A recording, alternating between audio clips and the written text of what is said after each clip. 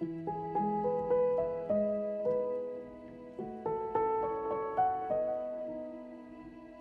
Railway Children by E. Nesbit.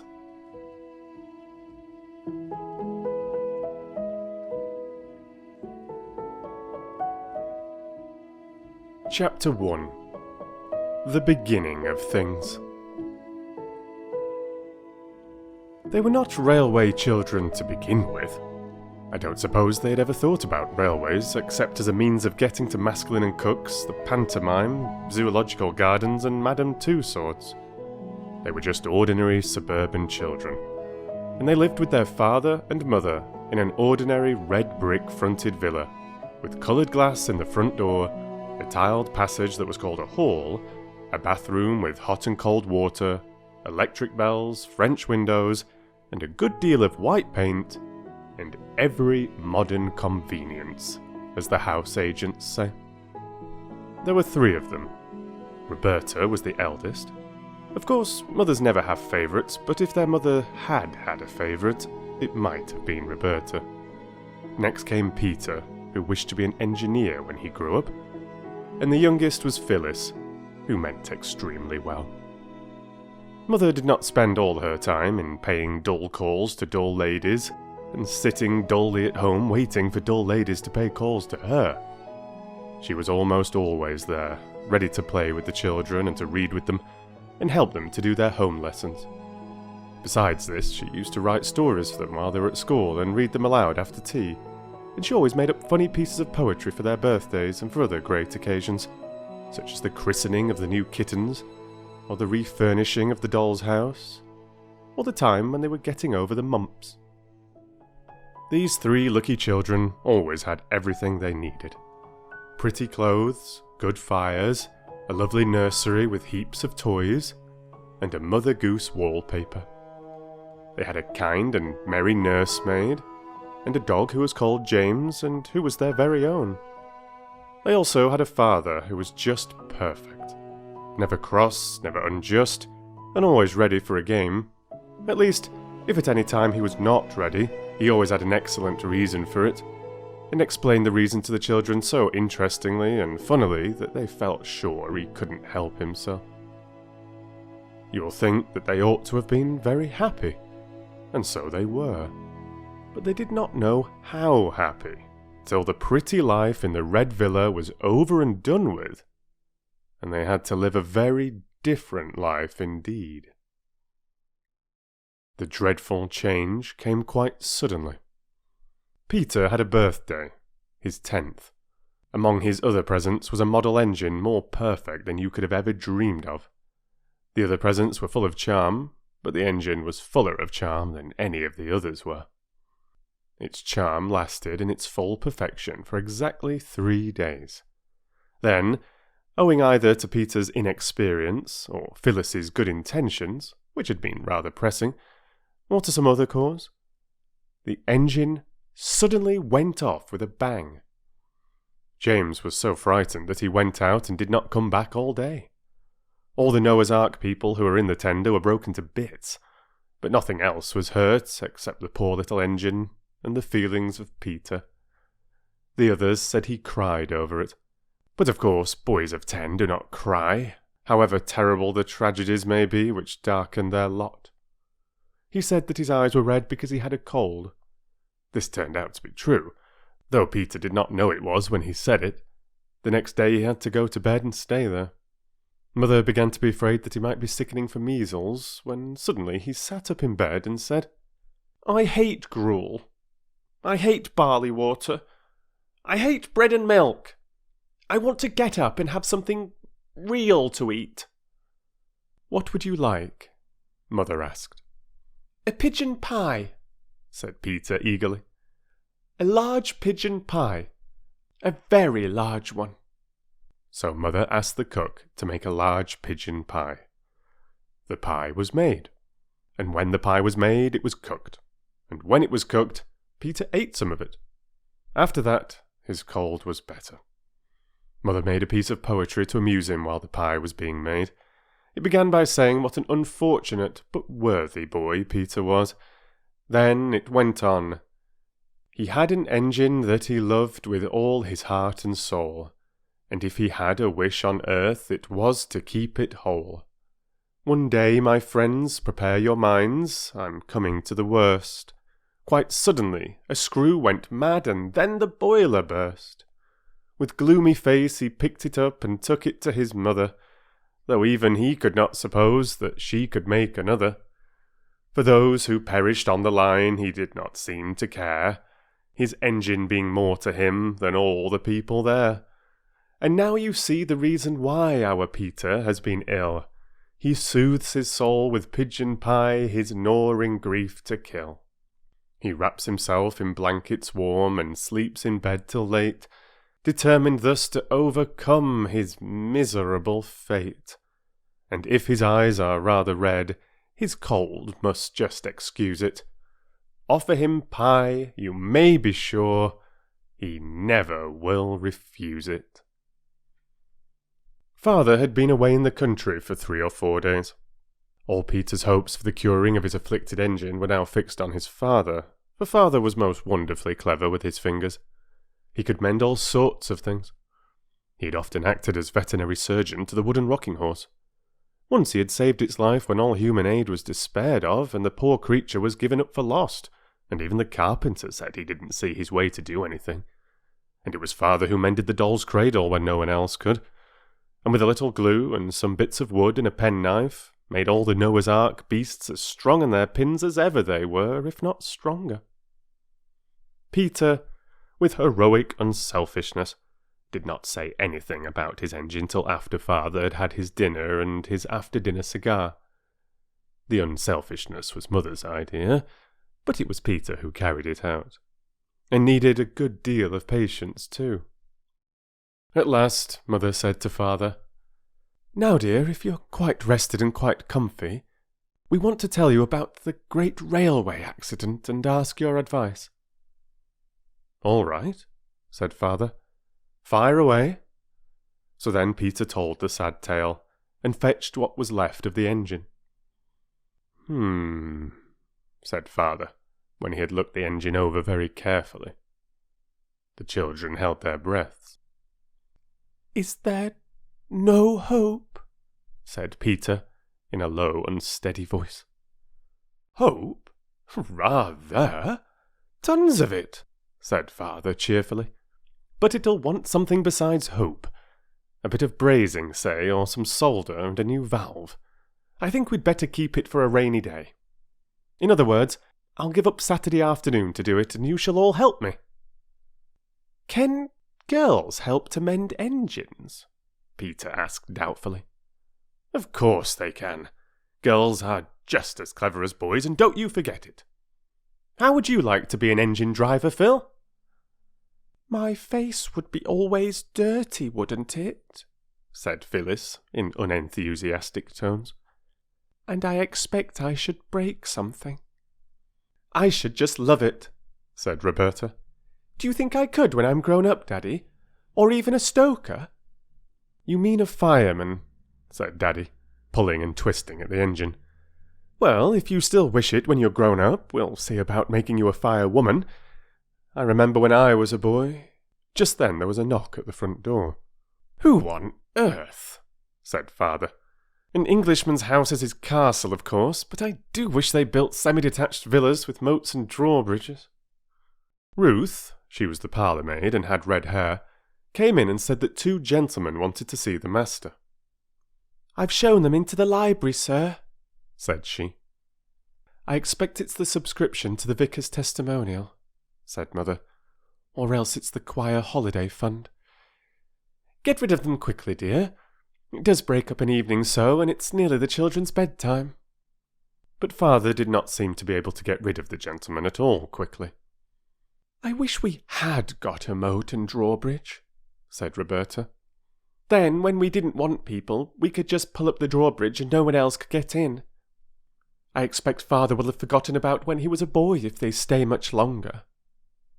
Mother tried to make the time pass by telling them a new fairy story about a princess with green eyes, but it was difficult because they could hear the voices of father and the gentleman in the library, and Father's voice sounded louder and different to the voice he generally used to people who came about testimonials and holiday funds. Then the library bell rang, and everyone heaved a breath of relief. "They're going now," said Phyllis. "He's rung to have them shown out." But instead of showing anybody out, Ruth showed herself in, and she looked queer, the children thought. "Please, mum," she said. "The master wants you to just step into the study. He looks like the dead, mum. I think he's had bad news. You'd best prepare yourself for the worst, ma'am. Perhaps it's death in the family, or a bank busted, or—" "That'll do, Ruth," said Mother gently. "You can go." Then Mother went into the library. There was more talking. Then the bell rang again, and Ruth fetched a cab. The children heard Boots go out and down the steps. The cab drove away, and the front door shut. Then Mother came in. Her dear face was as white as her lace collar, and her eyes looked very big and shining. Her mouth looked like just a line of pale red. Her lips were thin and not their proper shape at all. "It's bedtime," she said. "Ruth will put you to bed." "But you promised we should sit up late tonight because Father's come home," said Phyllis. "Father's been called away. On business," said Mother. "Come, darlings, go at once." They kissed her and went. Roberta lingered to give Mother an extra hug and to whisper, "It wasn't bad news, Mammy, was it? Is anyone dead? Or—" "Nobody's dead, no," said Mother, and she almost seemed to push Roberta away. "I can't tell you anything tonight, my pet. Go, dear. Go now." So Roberta went.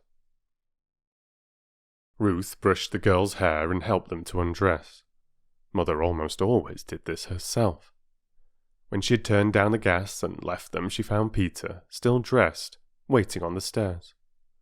"I say, Ruth, what's up?" he asked. "Don't ask me no questions, and I won't tell you no lies," the red-headed Ruth replied. "You'll know soon enough." Late that night, Mother came up and kissed all three children as they lay asleep. But Roberta was the only one whom the kiss woke, and she lay mousy still and said nothing. "If Mother doesn't want us to know she's been crying," she said to herself, as she heard through the dark the catching of her mother's breath, "we won't know it. That's all." When they came down to breakfast the next morning, Mother had already gone out. "To London," Ruth said, and left them to their breakfast. "There's something awful the matter," said Peter, breaking his egg. "Ruth told me last night we should know soon enough." "Did you ask her?" said Roberta with scorn. "Yes, I did," said Peter angrily. "If you could go to bed without caring whether Mother was worried or not, I couldn't. So there. I don't think we ought to ask the servants things Mother doesn't tell us," said Roberta. "That's right, Miss Goody-Goody," said Peter. "Preach away." "I'm not Goody," said Phyllis. "But I think Bobbie's right this time." "Of course, she always is, in her own opinion," said Peter. "Oh, don't!" cried Roberta, putting down her egg spoon. "Don't let's be horrid to each other. I'm sure some dire calamity is happening. Don't let's make it worse." "Who began, I should like to know," said Peter. Roberta made an effort and answered, "I did, I suppose. But—" "Well then," said Peter triumphantly. But before he went to school, he thumped his sister between the shoulders and told her to cheer up. The children came home to 1 o'clock dinner, but Mother was not there, and she was not there at tea time. It was nearly 7 before she came in, looking so ill and tired that the children felt they could not ask her any questions. She sank into an armchair. Phyllis took the long pins out of her hat, while Roberta took off her gloves, and Peter unfastened her walking shoes and fetched her soft velvety slippers for her. When she had had a cup of tea, and Roberta had put eau de cologne on her poor head that ached, Mother said, "Now, my darlings, I want to tell you something. Those men last night did bring very bad news, and Father will be away for some time. I'm very worried about it, and I want you all to help me, and not to make things harder for me." "As if we would," said Roberta, holding Mother's hand against her face. "You can help me very much," said Mother, "by being good and happy, and not quarrelling when I'm away." Roberta and Peter exchanged guilty glances. "For I shall have to be away a good deal." "We won't quarrel, indeed we won't," said everybody, and meant it too. "Then," Mother went on, "I want you not to ask me any questions about this trouble, and not to ask anybody else any questions." Peter cringed and shuffled his boots on the carpet. "You'll promise this too, won't you?" said Mother. "I did ask Ruth," said Peter suddenly. "I'm very sorry, but I did." "And what did she say?" "She said I should know soon enough." "It isn't necessary for you to know anything about it," said Mother. "It's about business, and you never do understand business, do you?" "No," said Roberta. "Is it something to do with government?" For Father was in a government office. "Yes," said Mother. "Now it's bedtime, my darlings. And don't you worry. It'll all come right in the end." "Then don't you worry either, Mother," said Phyllis. "And we'll all be as good as gold." Mother sighed and kissed them. "We'll begin being good the first thing tomorrow morning," said Peter as they went upstairs. "Why not now?" said Roberta. "There's nothing to be good about now, silly," said Peter. "We might begin to try to feel good," said Phyllis, "and not call names." "Who's calling names?" said Peter. "Bobbie knows right enough that when I say silly, it's just the same as if I said Bobbie." "Well," said Roberta. "No, I don't mean what you mean. I mean it's just what is it Father calls it? A germ of endearment. Good night." The girls folded up their clothes with more than usual neatness, which was the only way of being good that they could think of. "I say," said Phyllis, smoothing out her pinafore, "you used to say it was so dull. Nothing happening, liking books. Now something has happened." "I never wanted things to happen to make Mother unhappy," said Roberta. "Everything's perfectly horrid." Everything continued to be perfectly horrid for some weeks. Mother was nearly always out. Meals were dull and dirty. The between maid was sent away, and Aunt Emma came on a visit. Aunt Emma was much older than Mother. She was going abroad to be a governess. She was very busy getting her clothes ready, and they were very ugly, dingy clothes, and she had them always littering about, and the sewing machines seemed to whir on and on all day and most of the night. Aunt Emma believed in keeping children in their proper places, and they more than returned the compliment. Their idea of Aunt Emma's proper place was anywhere where they were not, so they saw very little of her. They preferred the company of the servants, who were more amusing. Cook, if in a good temper, could sing comic songs, and the housemaid, if she happened not to be offended with you, could imitate a hen that has laid an egg, a bottle of champagne being opened, and could mew like two cats fighting. The servants never told the children what the bad news was that the gentleman had brought to Father, but they kept hinting that they could tell a great deal if they chose, and this was not comfortable. One day, when Peter had made a booby trap over the bathroom door, and it had acted beautifully as Ruth passed through. That red-haired parlour-maid caught him and boxed his ears. "You'll come to a bad end," she said furiously. "You nasty little limb, you! If you don't mend your ways, you'll go where your precious father's gone, so I'll tell you straight." Roberta repeated this to her mother, and next day Ruth was sent away. Then came the time when Mother came home and went to bed and stayed there 2 days, and the doctor came. And the children crept wretchedly about the house and wondered if the world was coming to an end. Mother came down one morning to breakfast, very pale and with lines on her face that used not to be there. And she smiled as well as she could and said, "Now, my pets, everything is settled. We're going to leave this house and go and live in the country. Such a ducky, dear little white house. I know you'll love it." A whirling week of packing followed.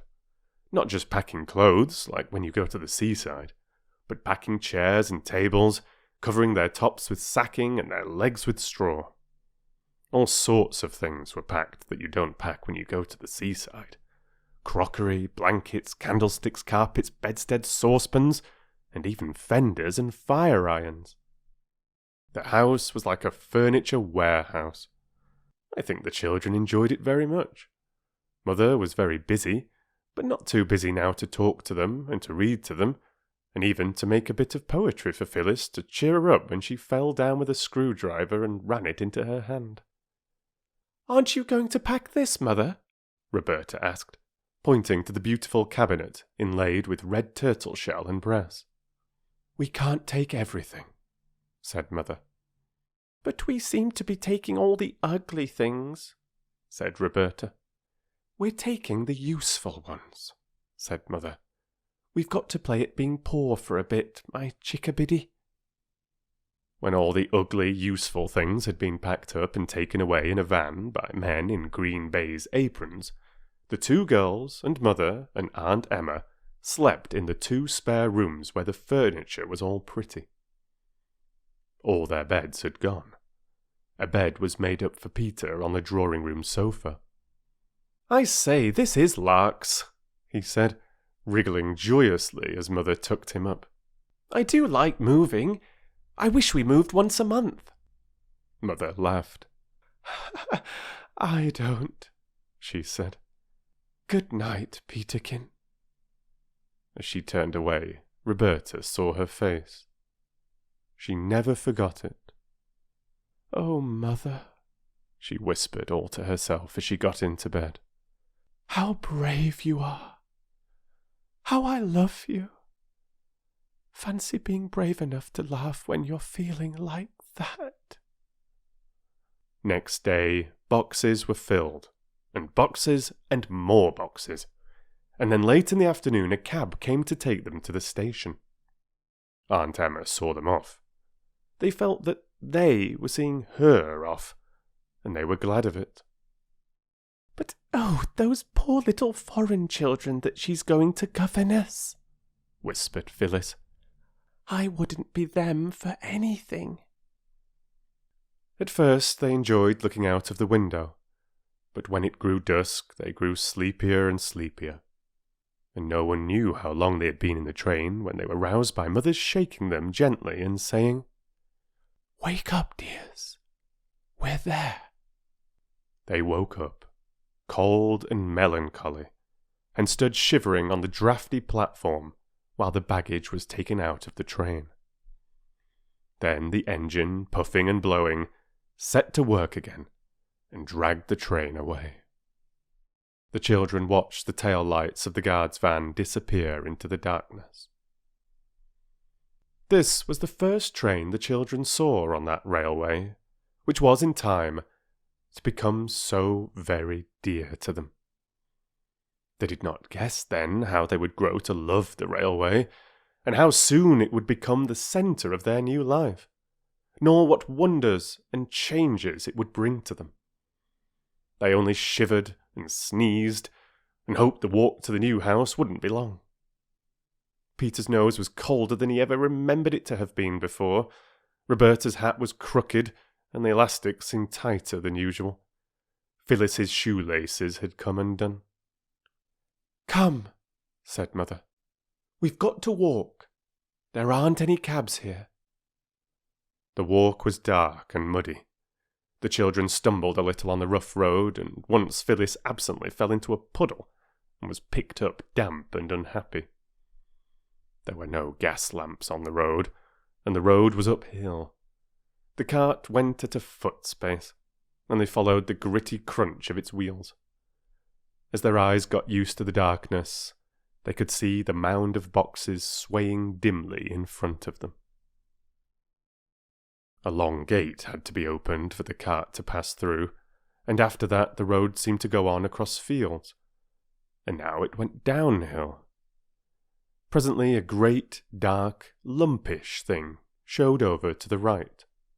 "There's the house," said Mother. "I wonder why she shut the shutters." "Who's she?" asked Roberta. "The woman I engaged to clean the place and put the furniture straight and get supper." There was a low wall and trees inside. "That's the garden," said Mother. "It looks more like a dripping pan full of black cabbages," said Peter. The cart went on along by the garden wall and round to the back of the house, and here it clattered into a cobble-stoned yard and stopped at the back door. There was no light in any of the windows. Everyone hammered at the door, but no one came. The man who drove the cart said he expected Mrs. Viney had gone home. "You see, your train was that late," said he. "But she's got the key," said Mother. "What are we to do?" "Oh, she'll have left that under the doorstep," said the cartman. "Folks do hereabouts." He took the lantern off his cart and stooped. "Aye, here it is, right enough," he said. He unlocked the door and went in, and set his lantern on the table. "Got here a candle?" said he. "I don't know where anything is." Mother spoke rather less cheerfully than usual.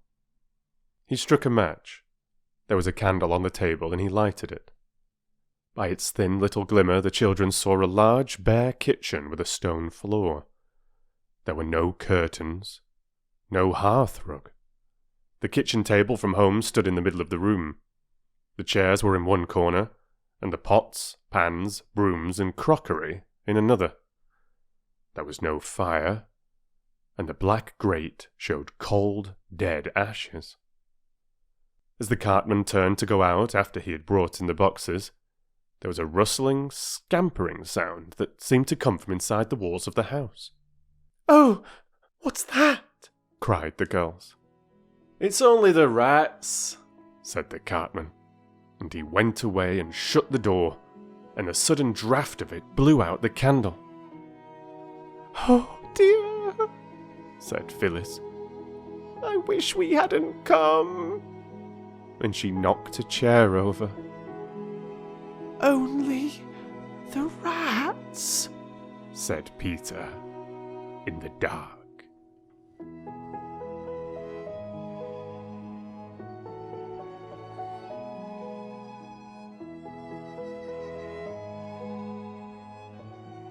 What a lovely first chapter that was. I hope you're enjoying it. Let's continue.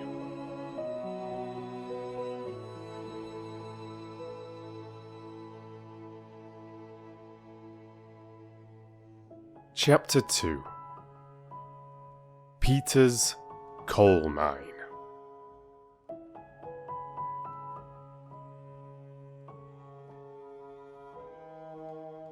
"What fun!" said Mother in the dark, feeling for the matches on the table. How frightened the poor mice were! I don't believe they were rats at all. She struck a match and relighted the candle, and everyone looked at each other by its winky, blinky light. "Well," she said, "you've often wanted something to happen, and now it has. This is quite an adventure, isn't it?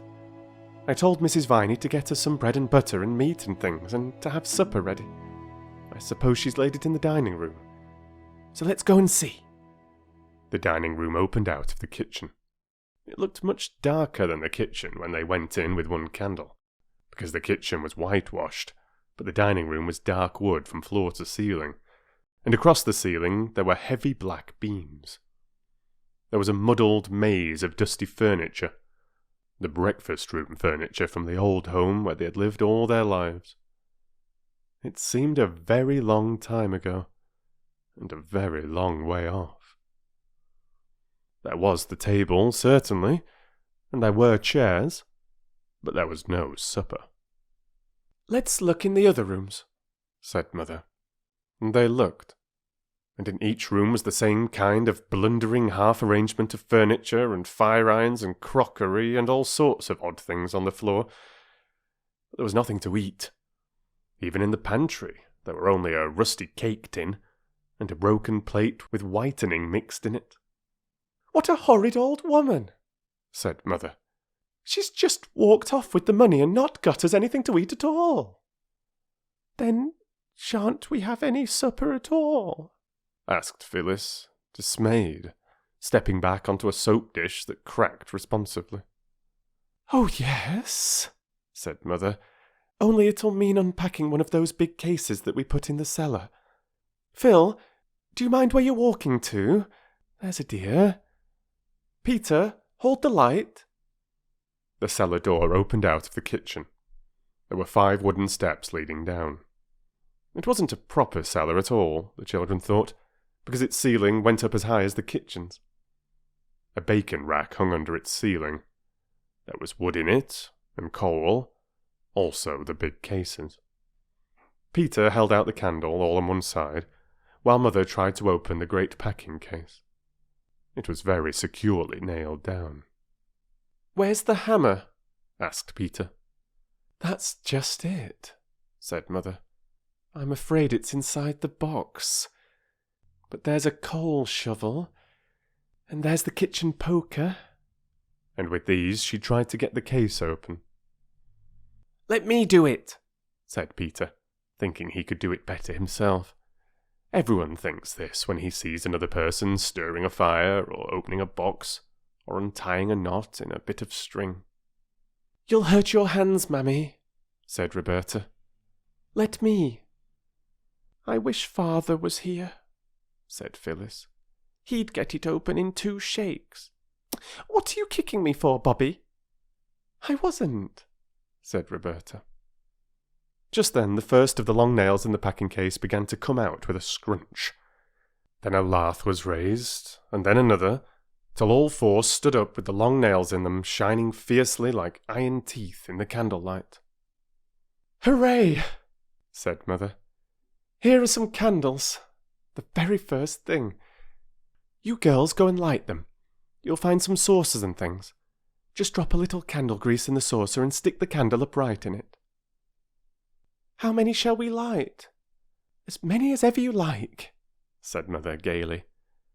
The great thing is to be cheerful. Nobody can be cheerful in the dark except owls and dormice. So the girls lighted candles. The head of the first match flew off and stuck to Phyllis's finger. But, as Roberta said, it was only a little burn, and she might have had to be a Roman martyr and be burned whole if she had happened to live in the days when those things were fashionable. Then, when the dining room was lighted by 14 candles, Roberta fetched coal and wood and lighted a fire. It's very cold for May, she said, feeling what a grown-up thing it was to say. The firelight and the candlelight made the dining room look very different, for now you could see that the dark walls were of wood, carved here and there into little wreaths and loops. The girls hastily tidied the room, which meant putting the chairs against the wall, and piling all the odds and ends into a corner and partly hiding them with a big leather armchair that Father used to sit in after dinner. Bravo! cried Mother, coming in with a tray full of things. This is something like. I'll just get a tablecloth and then... The tablecloth was in a box with a proper lock that was opened with a key and not with a shovel, and when the cloth was spread on the table, A real feast was laid out on it. Everyone was very, very tired, but everyone cheered up at the sight of the funny and delightful supper. There were biscuits, the Marie and the plain kind, sardines, preserved ginger, cooking raisins, and candied peel and marmalade. "What a good thing Aunt Emma packed up all the odds and ends out of the store cupboard," said Mother. "Now, Phil, don't put the marmalade spoon in among the sardines." "No, I won't, Mother," said Phyllis, and put it down among the Marie biscuits. "Let's drink Aunt Emma's health," said Roberta suddenly. "What should we have done if she hadn't packed up these things? Here's to Aunt Emma." And the toast was drunk in ginger wine and water out of willow-patterned teacups, because the glasses couldn't be found. They all felt that they had been a little hard on Aunt Emma. She wasn't a nice, cuddly person like Mother, but after all, it was she who had thought of packing up the odds and ends of things to eat. It was Aunt Emma, too, who had aired all the sheets ready, and the men who had moved the furniture had put the bedsteads together, so the beds were soon made. "Good night, chickies," said Mother. "I'm sure there aren't any rats, but I'll leave my door open, and then if a mouse comes you need only scream, and I'll come and tell it exactly what I think of it." Then she went to her own room. Roberta woke to hear the little travelling clock chime 2.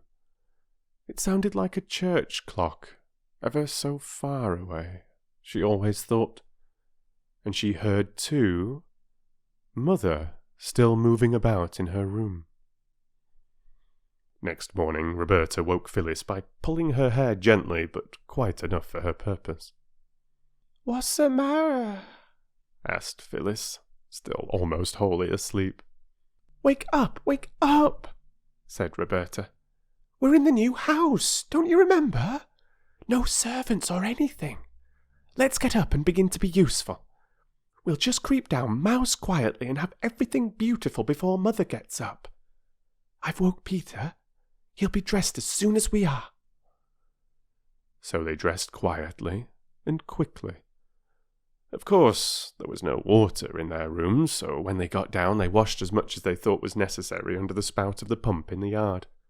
One pumped and the other washed. It was splashy, but interesting. "It's much more fun than basin washing," said Roberta. "How sparkly the weeds are between the stones, and the moss on the roof. Oh, and the flowers." The roof of the back kitchen sloped down quite low. It was made of thatch, and it had moss on it, and house leeks, and stonecrop, and wallflowers, and even a clump of purple flag flowers at the far corner. "This is far, far, far and away prettier than Edgecombe Villa," said Phyllis. "I wonder what the garden's like." "We mustn't think of the garden yet," said Roberta with earnest energy. "Let's go in and begin to work." They lighted the fire and put the kettle on, and they arranged the crockery for breakfast. They could not find all the right things, but a glass ashtray made an excellent salt cellar, and a newish baking tin seemed as if it would do to put bread on, if they had any. When there seemed to be nothing more that they could do, they went out again into the fresh, bright morning. "We'll go into the garden now," said Peter. But somehow they couldn't find the garden. They went round the house and round the house. The yard occupied the back, and across it were stables and outbuildings. On the other 3 sides the house stood simply in a field, without a yard of garden to divide it from the short, smooth turf, and yet they had certainly seen the garden wall the night before. It was a hilly country. Down below they could see the line of the railway, and the black, yawning mouth of a tunnel. The station was out of sight. There was a great bridge with tall arches running across one end of the valley. "Never mind the garden," said Peter. "Let's go down and look at the railway. There might be trains passing." "We can see them from here," said Roberta slowly. "Let's sit down a bit." So they all sat down on a great flat grey stone that had pushed itself up out of the grass.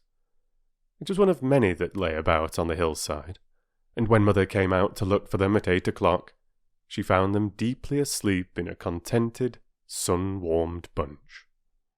They had made an excellent fire, and had set the kettle on it about 5:30, so that by 8 the fire had been out for some time, the water had all boiled away, and the bottom was burned out of the kettle. Also, they had not thought of washing the crockery before they set the table. "But it doesn't matter. The cups and saucers, I mean," said Mother, "because I found another room. I'd quite forgotten there was one. And it's magic. I've boiled the water for tea in a saucepan." The forgotten room opened out of the kitchen. In the agitation and half-darkness the night before, its door had been mistaken for a cupboard's. It was a little square room, and on its table, all nicely set out, was a joint of cold roast beef, with bread, butter, cheese, and a pie. "Pie for breakfast?" cried Peter. "How perfectly ripping!" "It isn't pigeon pie," said Mother. "It's only apple. Well, this is the supper we ought to have had last night. And there was a note from Mrs. Viney. Her son-in-law has broken his arm, and she had to get home early. She's coming this morning at 10. That was a wonderful breakfast. It is unusual to begin the day with cold apple pie, but the children all said they would rather have it than meat." "You see, it's more like dinner than breakfast to us," said Peter, passing his plate for more, "because we were up so early." The day passed in helping Mother to unpack and arrange things. 6 small legs quite ached with running about while their owners carried clothes and crockery and all sorts of things to their proper places. It was not till quite late in the afternoon that Mother said, "There, that'll do for today. I'll lie down for an hour, so as to be as fresh as a lark by supper time." Then they all looked at each other. Each of the 3 expressive countenances expressed the same thought. That thought was double, and consisted, like the bits of information on the Child's Guide to Knowledge, of a question and an answer. Question: where shall we go? Answer: to the railway. So to the railway they went, and as soon as they started for the railway, they saw where the garden had hidden itself. It was right behind the stables, and it had a high wall all round. "Oh, never mind about the garden now," cried Peter. "Mother told me this morning where it was. It'll keep till tomorrow. Let's go to the railway."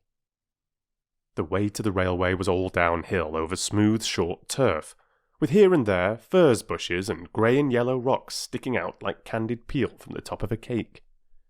The way ended in a steep run and a wooden fence, and there was the railway with the shining metals and the telegraph wires and posts and signals.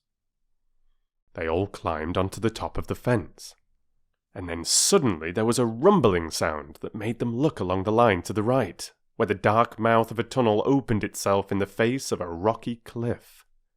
Next moment a train had rushed out of the tunnel with a shriek and a snort, and had slid noisily past them. They felt the rush of its passing, and the pebbles on the line jumped and rattled under it as it went by.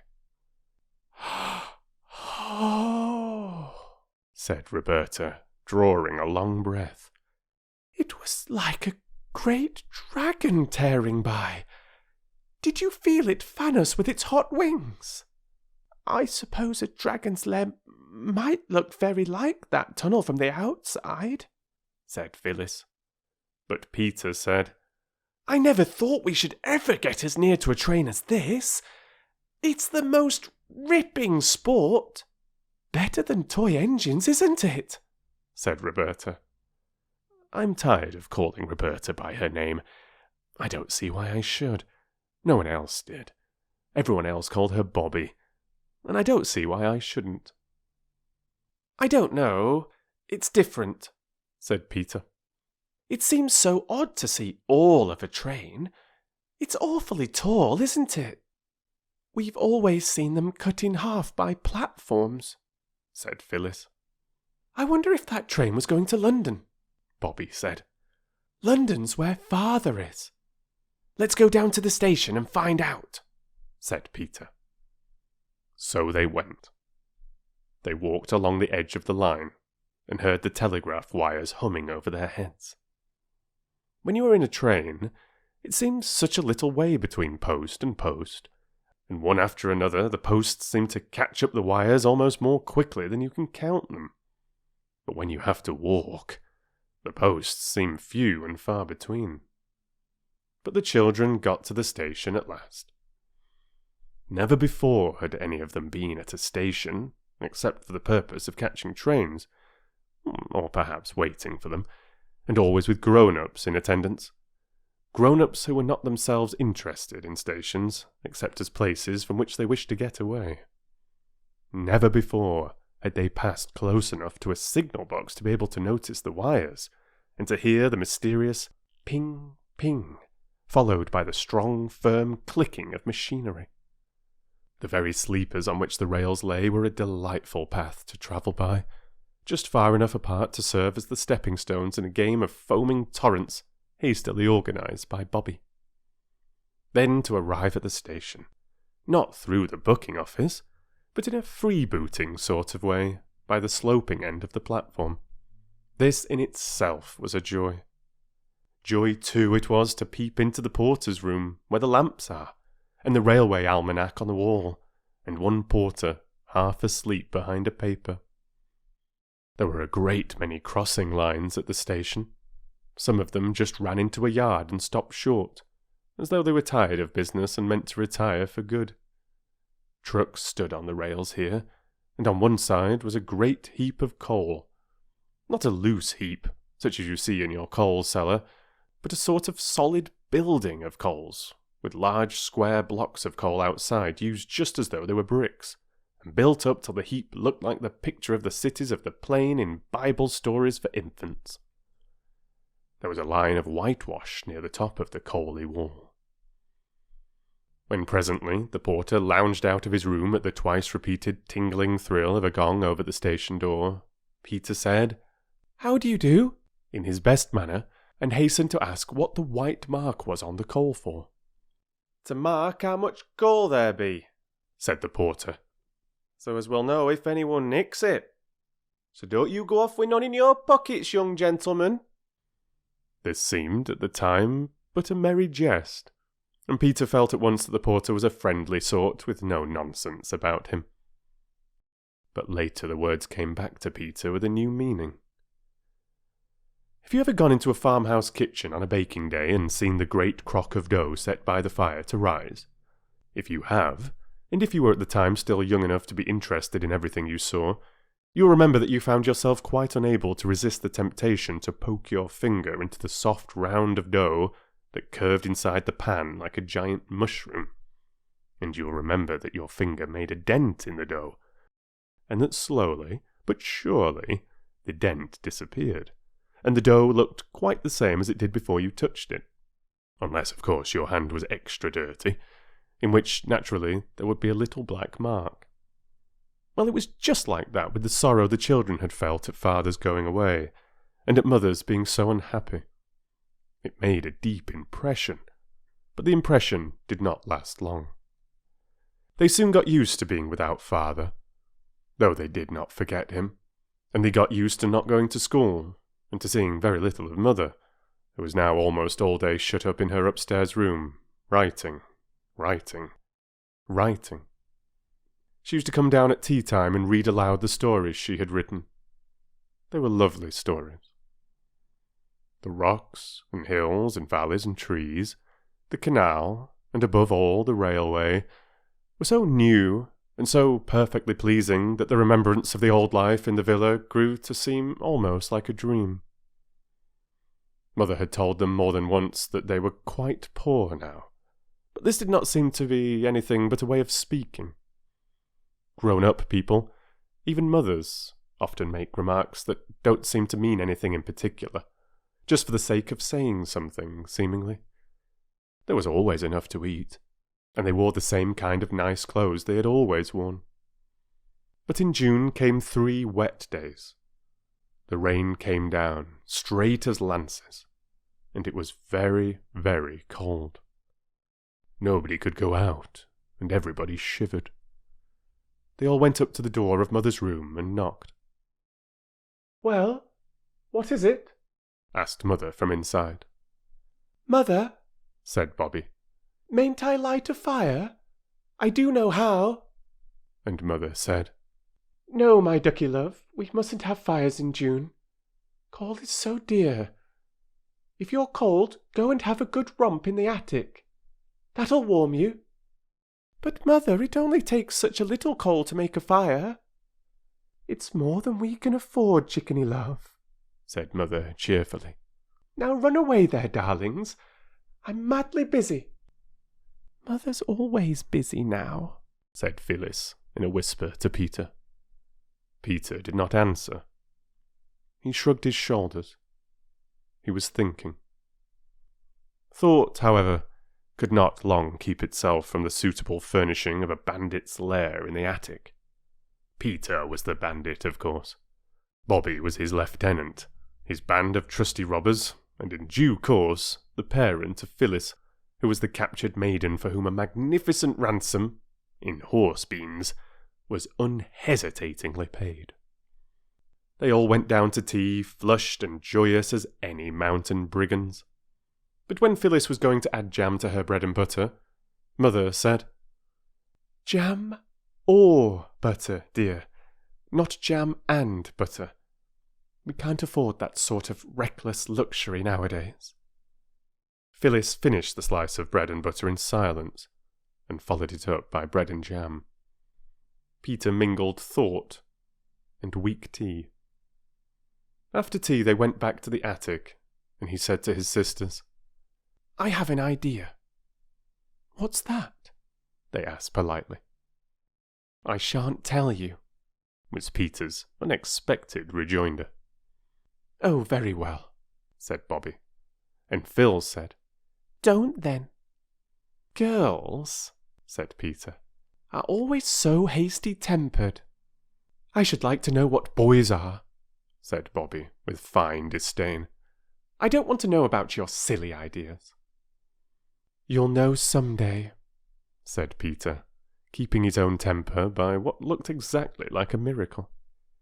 "If you hadn't been so keen on a row, I might have told you about it being only noble-heartedness that made me not tell you my idea. But now I shan't tell you anything at all about it. So there." And it was, indeed, some time before he could be induced to say anything, and when he did, it wasn't much. He said, "The only reason why I won't tell you my idea that I'm going to do is because it may be wrong, and I don't want to drag you into it." "Don't do it if it's wrong, Peter," said Bobbie. "Let me do it." But Phyllis said, "I should like to do wrong if you're going to." "No," said Peter, rather touched by this devotion. "It's a forlorn hope, and I'm going to lead it. All I ask is that if Mother asks where I am, you won't blab." "We haven't got anything to blab," said Bobbie indignantly. "Oh, yes, you have," said Peter, dropping horse beans through his fingers. "I've trusted you to the death. You know I'm going to do a lone adventure, and some people might think it wrong. I don't. And if Mother asks where I am, say I'm playing at mines." "What sort of mines?" "You just say mines." "You might tell us, Pete." "Well then, coal mines. But don't you let the word pass your lips on a pain of torture." "You needn't threaten," said Bobbie. "And I do think you might let us help." "If I find a coal mine, you shall help cart the coal," Peter condescended to promise. "Keep your secret if you like," said Phyllis. "Keep it if you can," said Bobbie. "I'll keep it right enough," said Peter. Between tea and supper there is an interval even in the most greedily regulated families. At this time Mother was usually writing, and Mrs. Viney had gone home. 2 nights after the dawning of Peter's idea, he beckoned the girls mysteriously at the twilight hour. "Come hither with me," he said, "and bring the Roman chariot." The Roman chariot was a very old perambulator that had spent years of retirement in the loft over the coach-house. The children had oiled its works till it glided noiseless as a pneumatic bicycle, and answered to the helm as it had probably done in its best days. "Follow your dauntless leader," said Peter, and led the way down the hill towards the station. Just above the station, many rocks have pushed their heads out through the turf as though they, like the children, were interested in the railway. In a little hollow between 3 rocks lay a heap of dried brambles and heather. Peter halted, turned over the brushwood with a well-scarred boot, and said, "Here's the first coal from the St. Peter's mine. We'll take it home in the chariot. Punctuality and dispatch. All orders carefully attended to. Any shaped lump cut to suit regular customers." The chariot was packed full of coal, and when it was packed it had to be unpacked again because it was so heavy that it couldn't be got up the hill by the 3 children, not even when Peter harnessed himself to the handle with his braces, and firmly grasping his waistband in one hand, pulled, while the girls pushed behind. 3 journeys had to be made before the coal from Peter's mine was added to the heap of Mother's coal in the cellar. Afterwards Peter went out alone, and came back very black and mysterious. "I've been to my coal mine," he said. "Tomorrow evening we'll bring home the black diamonds in the chariot." It was a week later that Mrs. Viney remarked to Mother how well this last lot of coal was holding out. The children hugged themselves and each other in complicated wriggles of silent laughter as they listened on the stairs. They'd all forgotten by now that there had ever been any doubt in Peter's mind as to whether coal mining was wrong. But there came a dreadful night when the station master put on a pair of old sand shoes that he had worn at the seaside in his summer holiday, and crept out very quietly to the yard where the Sodom and Gomorrah heap of coal was, with the white-washed line round it. He crept out there, and he waited like a cat by a mouse-hole. On the very top of the heap, something small and dark was scrabbling and rattling furtively among the coal. The station master concealed himself in the shadow of a brake van that had a little tin chimney and was labelled GN and SR 34576, return at once to White Heather Sidings. And in this concealment he lurked till the small thing on the top of the heap ceased to scrabble and rattle, came to the edge of the heap, cautiously let itself down, and lifted something after it. Then the arm of the station master was raised, the hand of the station master fell on a collar, and there was Peter, firmly held by the jacket, with an old carpenter's bag full of coal in his trembling clutch. "So I've caught you at last, have I, you young thief?" said the station master. "I'm not a thief," said Peter, as firmly as he could. "I'm a coal miner." "Tell that to the Marines," said the station master. "It would be just as true whoever I told it to," said Peter. "You're right there," said the man who held him. "Store your jaw, you young rip, and come along to the station." "Oh no!" cried in the darkness an agonized voice that was not Peter's. "Not the police station," said another voice from the darkness. "Not yet," said the station master. "The railway station first. Why, it's a regular gang. Any more of you?" "Only us," said Bobbie and Phyllis, coming out of the shadow of another truck labelled Staveley Colliery, and bearing on it the legend in white chalk, "Wanted in Number 1 Road." "What do you mean by spying on a fellow like this?" said Peter angrily. "Time someone did spy on you, I think," said the station master. "Come along to the station." "Oh, don't," said Bobbie. "Can't you decide now what you'll do to us? It's our fault just as much as Peter's. We helped to carry the coal away, and we knew where he got it." "No, you didn't," said Peter. Yes, we did, said Bobbie. We knew all the time. We only pretended we didn't, just to humour you. Peter's cup was full. He had mined for coal, he had struck coal, he had been caught, and now he learned that his sisters had humoured him. Don't hold me, he said. I won't run away. The station master loosed Peter's collar, struck a match, and looked at them by its flickering light. "Why," said he, "you're the children from the Three Chimneys up yonder. So nicely dressed, too. Tell me now, what made you do such a thing? Haven't you ever been to church or learned your catechism or anything? Not to know it's wicked to steal?" He spoke much more gently now, and Peter said, I didn't think it was stealing. I was almost sure it wasn't. I thought if I took it from the outside part of the heap, perhaps it would be, but in the middle I thought I could fairly count it only mining. It'll take thousands of years for you to burn up all that coal and to get to the middle parts. Not quite. But did you do it for lark or what? Not much lark carting that beastly heavy stuff up the hill, said Peter indignantly. Then why did you?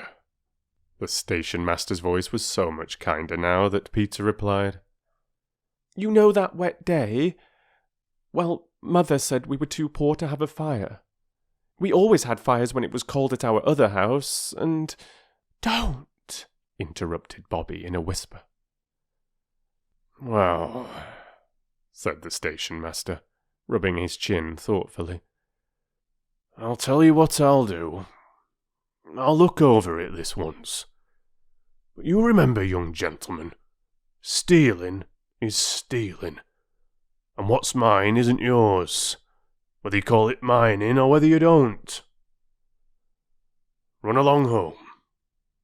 Do you mean you aren't going to do anything to us? Well, you are a brick, said Peter with enthusiasm.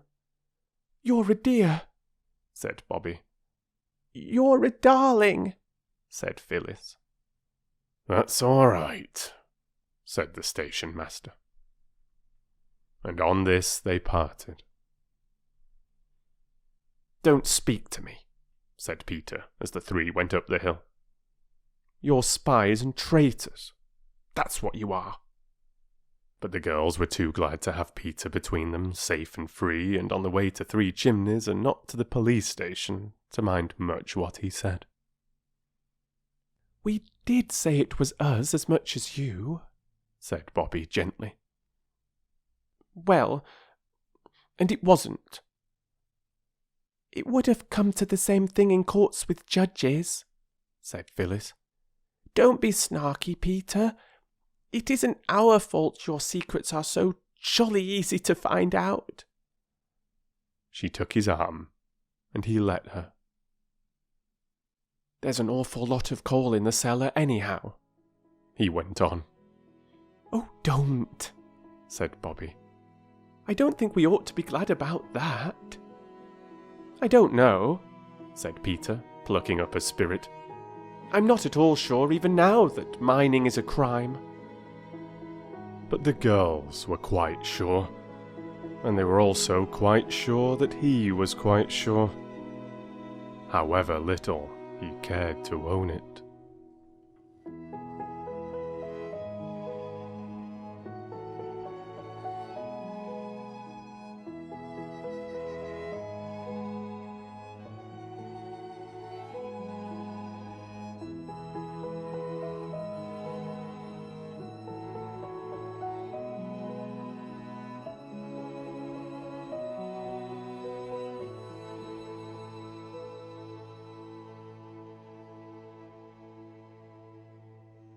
Chapter 3.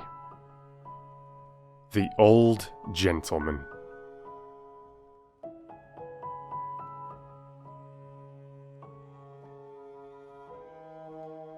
After the adventure of Peter's coal mine, it seemed well to the children to keep away from the station, but they did not, they could not, keep away from the railway.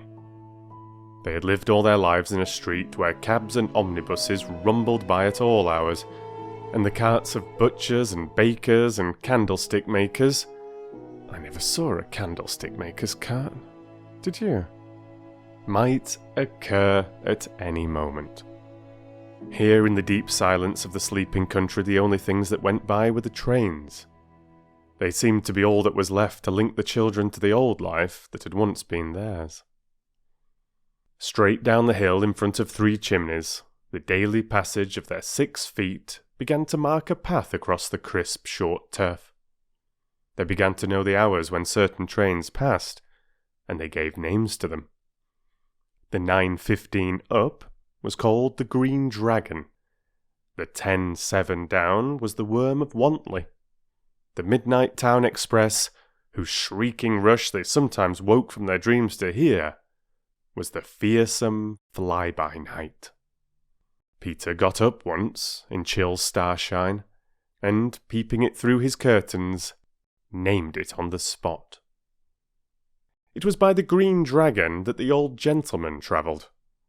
He was a very nice-looking old gentleman, and he looked as if he were nice too, which is not at all the same thing. He had a fresh-coloured, clean-shaven face and white hair, and he wore rather odd-shaped collars and a top hat that wasn't exactly the same kind as other people's. Of course, the children didn't see all this at first. In fact, the first thing they noticed about the old gentleman was his hand. It was one morning as they sat on the fence waiting for the Green Dragon, which was 3¼ minutes late by Peter's Waterbury watch that he had had given him on his last birthday. "The Green Dragon's going where Father is," said Phyllis. "If it were a really real dragon, we could stop it and ask it to take our love to Father." "Dragons don't carry people's love," said Peter. "They'd be above it." "Yes, they do, if you tame them thoroughly first. They fetch and carry like pet spaniels," said Phyllis. "And feed out of your hand." "I wonder why Father never writes to us." "Mother says he's been too busy," said Bobbie. "But he'll write soon, she says." "I say," Phyllis suggested, "let's all wave to the Green Dragon as it goes by. If it's a magic dragon, it'll understand and take our loves to Father. And if it isn't, 3 waves aren't much. We shall never miss them." So, when the Green Dragon tore shrieking out of the mouth of its dark lair, which was the tunnel, all 3 children stood on the railing and waved their pocket handkerchiefs without stopping to think whether they were clean handkerchiefs or the reverse. They were, as a matter of fact, very much the reverse. And out of a first-class carriage, a hand waved back. A quite clean hand. It held a newspaper. It was the old gentleman's hand. After this, it became the custom for waves to be exchanged between the children and the 9:15. And the children, especially the girls, liked to think that perhaps the old gentleman knew Father and would meet him in business, wherever that shady retreat might be, and tell him how his 3 children stood on a rail far away in the green country and waved their love to him every morning, wet or fine. For they were now able to go out in all sorts of weather, such as they would never have been allowed to go out in when they lived in their villa house. This was Aunt Emma's doing, and the children felt more and more that they had not been quite fair to this unattractive aunt, when they found how useful were the long gaiters and waterproof coats that they had laughed at her for buying for them. Mother, all this time, was very busy with her writing. She used to send off a good many long blue envelopes with stories in them, and large envelopes of different sizes and colours used to come to her. Sometimes she would sigh when she opened them and say, "Another story come home to roost. Oh dear, oh dear." And then the children would be very sorry. But sometimes she would wave the envelope in the air and say, "Hooray, hooray! Here's a sensible editor. He's taken my story, and this is the proof of it." At first, the children thought the proof meant the letter the sensible editor had written, but they presently got to know that the proof was long slips of paper with the story printed on them. Whenever an editor was sensible, there were buns for tea.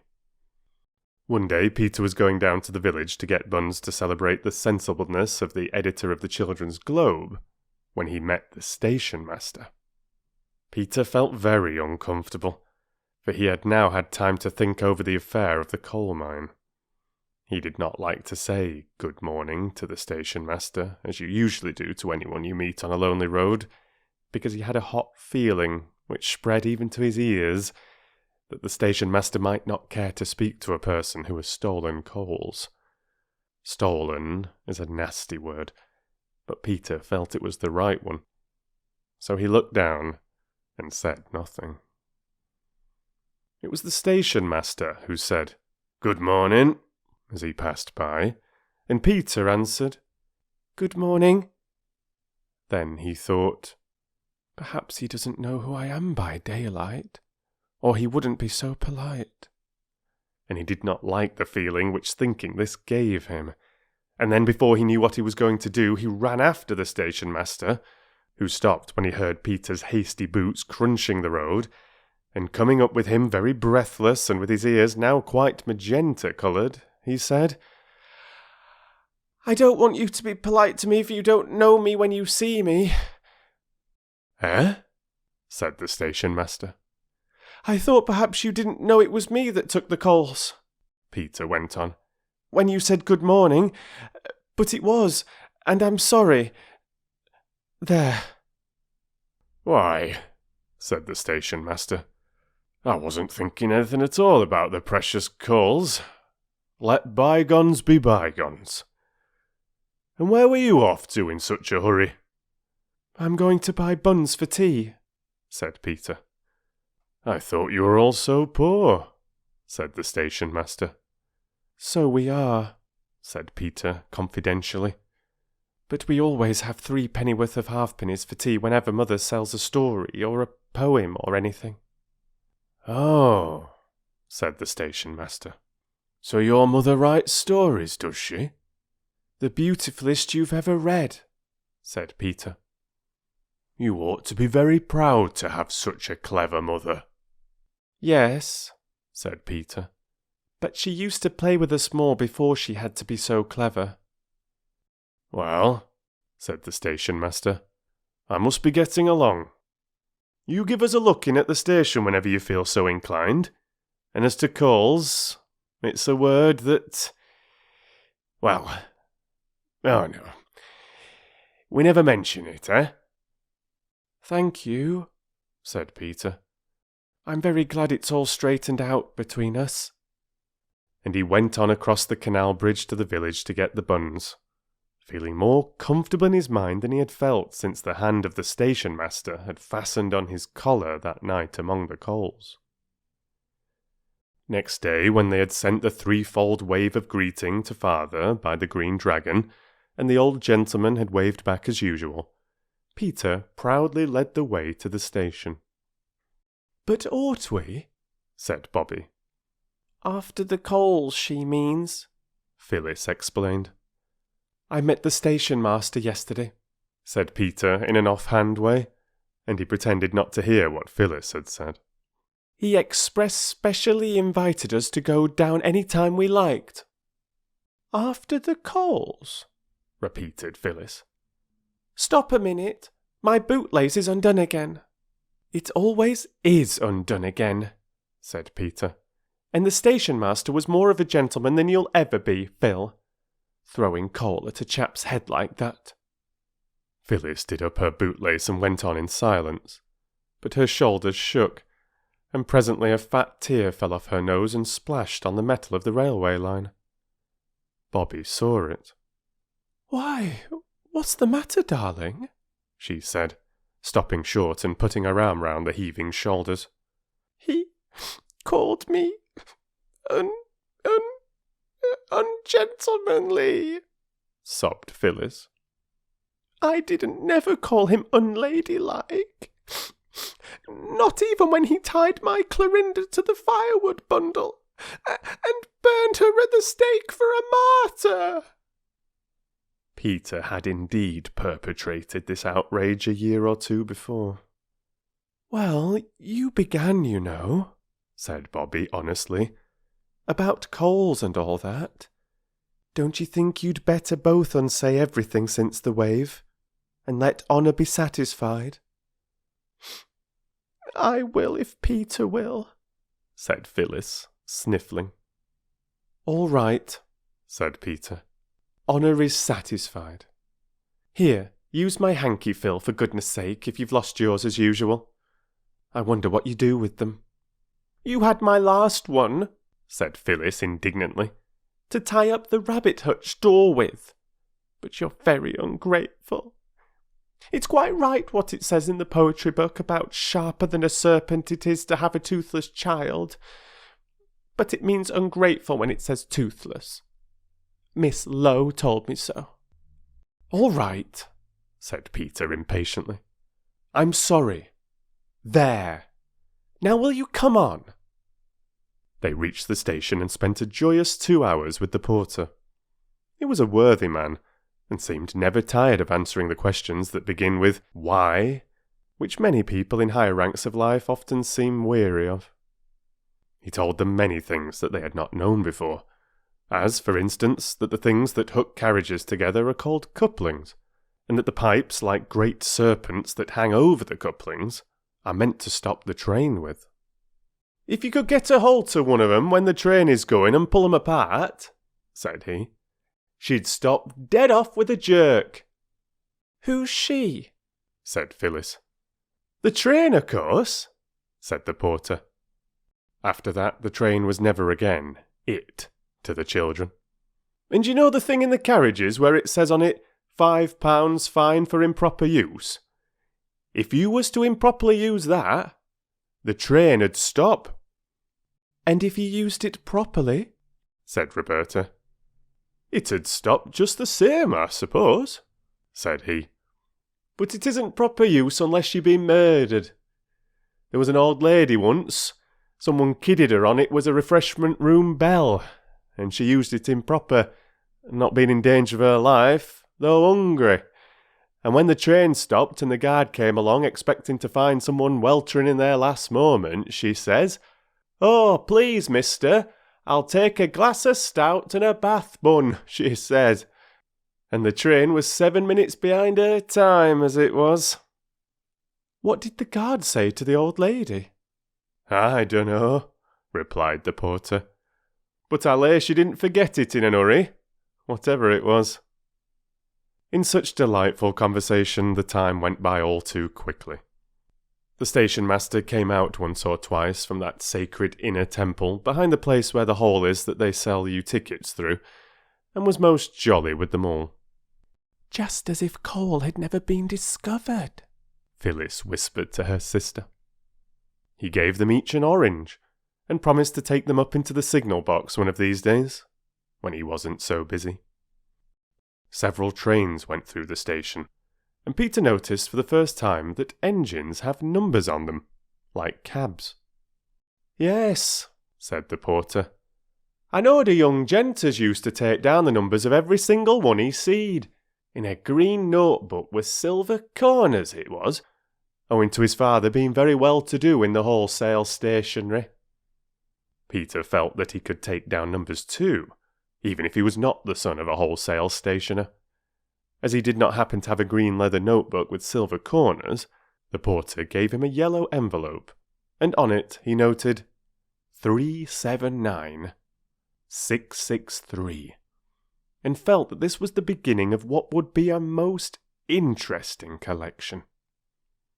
That night at tea, he asked Mother if she had a green leather notebook with silver corners. She had not, but when she heard what he wanted it for, she gave him a little black one. "It has a few pages torn out," she said, "but it will hold quite a lot of numbers, and when it's full I'll give you another. I'm so glad you like the railway. Only, please, you mustn't walk on the line." Not if we face the way the train's coming? Asked Peter, after a gloomy pause, in which glances of despair were exchanged. No, really not, said Mother. Then Phyllis said, Mother, didn't you ever walk on the railway lines when you were little? Mother was an honest and honourable mother, so she had to say yes. Well then, said Phyllis. But darlings, you don't know how fond I am of you. What should I do if you got hurt? Are you fonder of us than Granny was of you when you were little? Phyllis asked. Bobbie made signs to her to stop, but Phyllis never did see signs, no matter how plain they might be. Mother did not answer for a minute. She got up to put more water in the teapot. No one, she said at last, ever loved anyone more than my mother loved me. Then she was quiet again, and Bobbie kicked Phyllis hard under the table, because Bobbie understood a little bit the thoughts that were making Mother so quiet, the thoughts of the time when Mother was a little girl, and was all the world to her mother. It seemed so easy and natural to run to Mother when one is in trouble. Bobbie understood a little how people do not leave off running to their mothers when they are in trouble, even when they are grown up, and she thought she knew a little what it must be to be sad, and have no mother to run to any more. So she kicked Phyllis, who said, What are you kicking me like that for, Bob? And then Mother laughed a little and sighed, and said, Very well then. Only let me be sure you do know which way the trains come, and don't walk on the line near the tunnel, or near corners. Trains keep to the left like carriages, said Peter. So if we keep to the right, we're bound to see them coming. Very well, said Mother. And I dare say you think she ought not to have said it.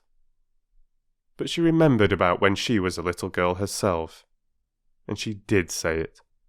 And neither her own children, nor you, nor any other children in the world could ever understand exactly what it cost her to do it. Only some few of you, like Bobbie, may understand a very little bit. It was the very next day that Mother had to stay in bed, because her head ached so. Her hands were burning hot, and she would not eat anything, and her throat was very sore. If I was you, ma'am, said Mrs. Viney, I should take and send for the doctor. There's a lot of catchy complaints a-going about just now. My sister's eldest, she took a chill and it went to her inside, 2 years ago come Christmas, and she's never been the same girl since. Mother wouldn't at first, but in the evening she felt so much worse that Peter was sent to the house in the village that had 3 laburnum trees by the gate, and on the gate a brass plate with W. Forrest, M.D. on it. W. Forrest, M.D. came at once. He talked to Peter on the way back. He seemed a most charming and sensible man, interested in railways and rabbits and really important things. When he had seen Mother, he said it was influenza. "Now, Lady Graveairs," he said in the hall to Bobbie, "I suppose you'll want to be head nurse." "Of course," said she. "Well then, I'll send down some medicine. Keep up a good fire. Have some strong beef tea made ready to give her as soon as the fever goes down. She can have grapes now, and beef essence, and soda water and milk, and you'd better get in a bottle of brandy. The best brandy. Cheap brandy is worse than poison." She asked him to write it all down, and he did. When Bobbie showed Mother the list he had written, Mother laughed. It was a laugh, Bobbie decided, though it was rather odd and feeble. "Nonsense," said Mother, laying in bed with eyes as bright as beads. "I can't afford all that rubbish. Tell Mrs. Viney to boil 2 pounds of scrag end of the neck for your dinners tomorrow, And I can have some of the broth. Yes, I should like some more water now, love. And will you get a basin and sponge my hands?" Roberta obeyed. When she had done everything she could to make Mother less uncomfortable, she went down to the others. Her cheeks were very red, her lips set tight, and her eyes almost as bright as Mother's. She told them what the doctor had said, and what Mother had said. "And now," said she, when she had told all, "there's no one but us to do anything, and we've got to do it. I've got the shilling for the mutton." "We can do without the beastly mutton," said Peter. "Bread and butter will support life. People have lived on less on desert islands many a time." "Of course," said his sister.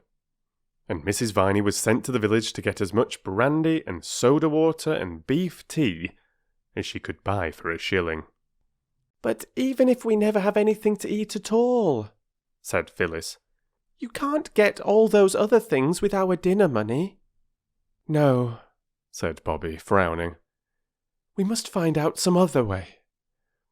Now think, everybody, just as hard as ever you can."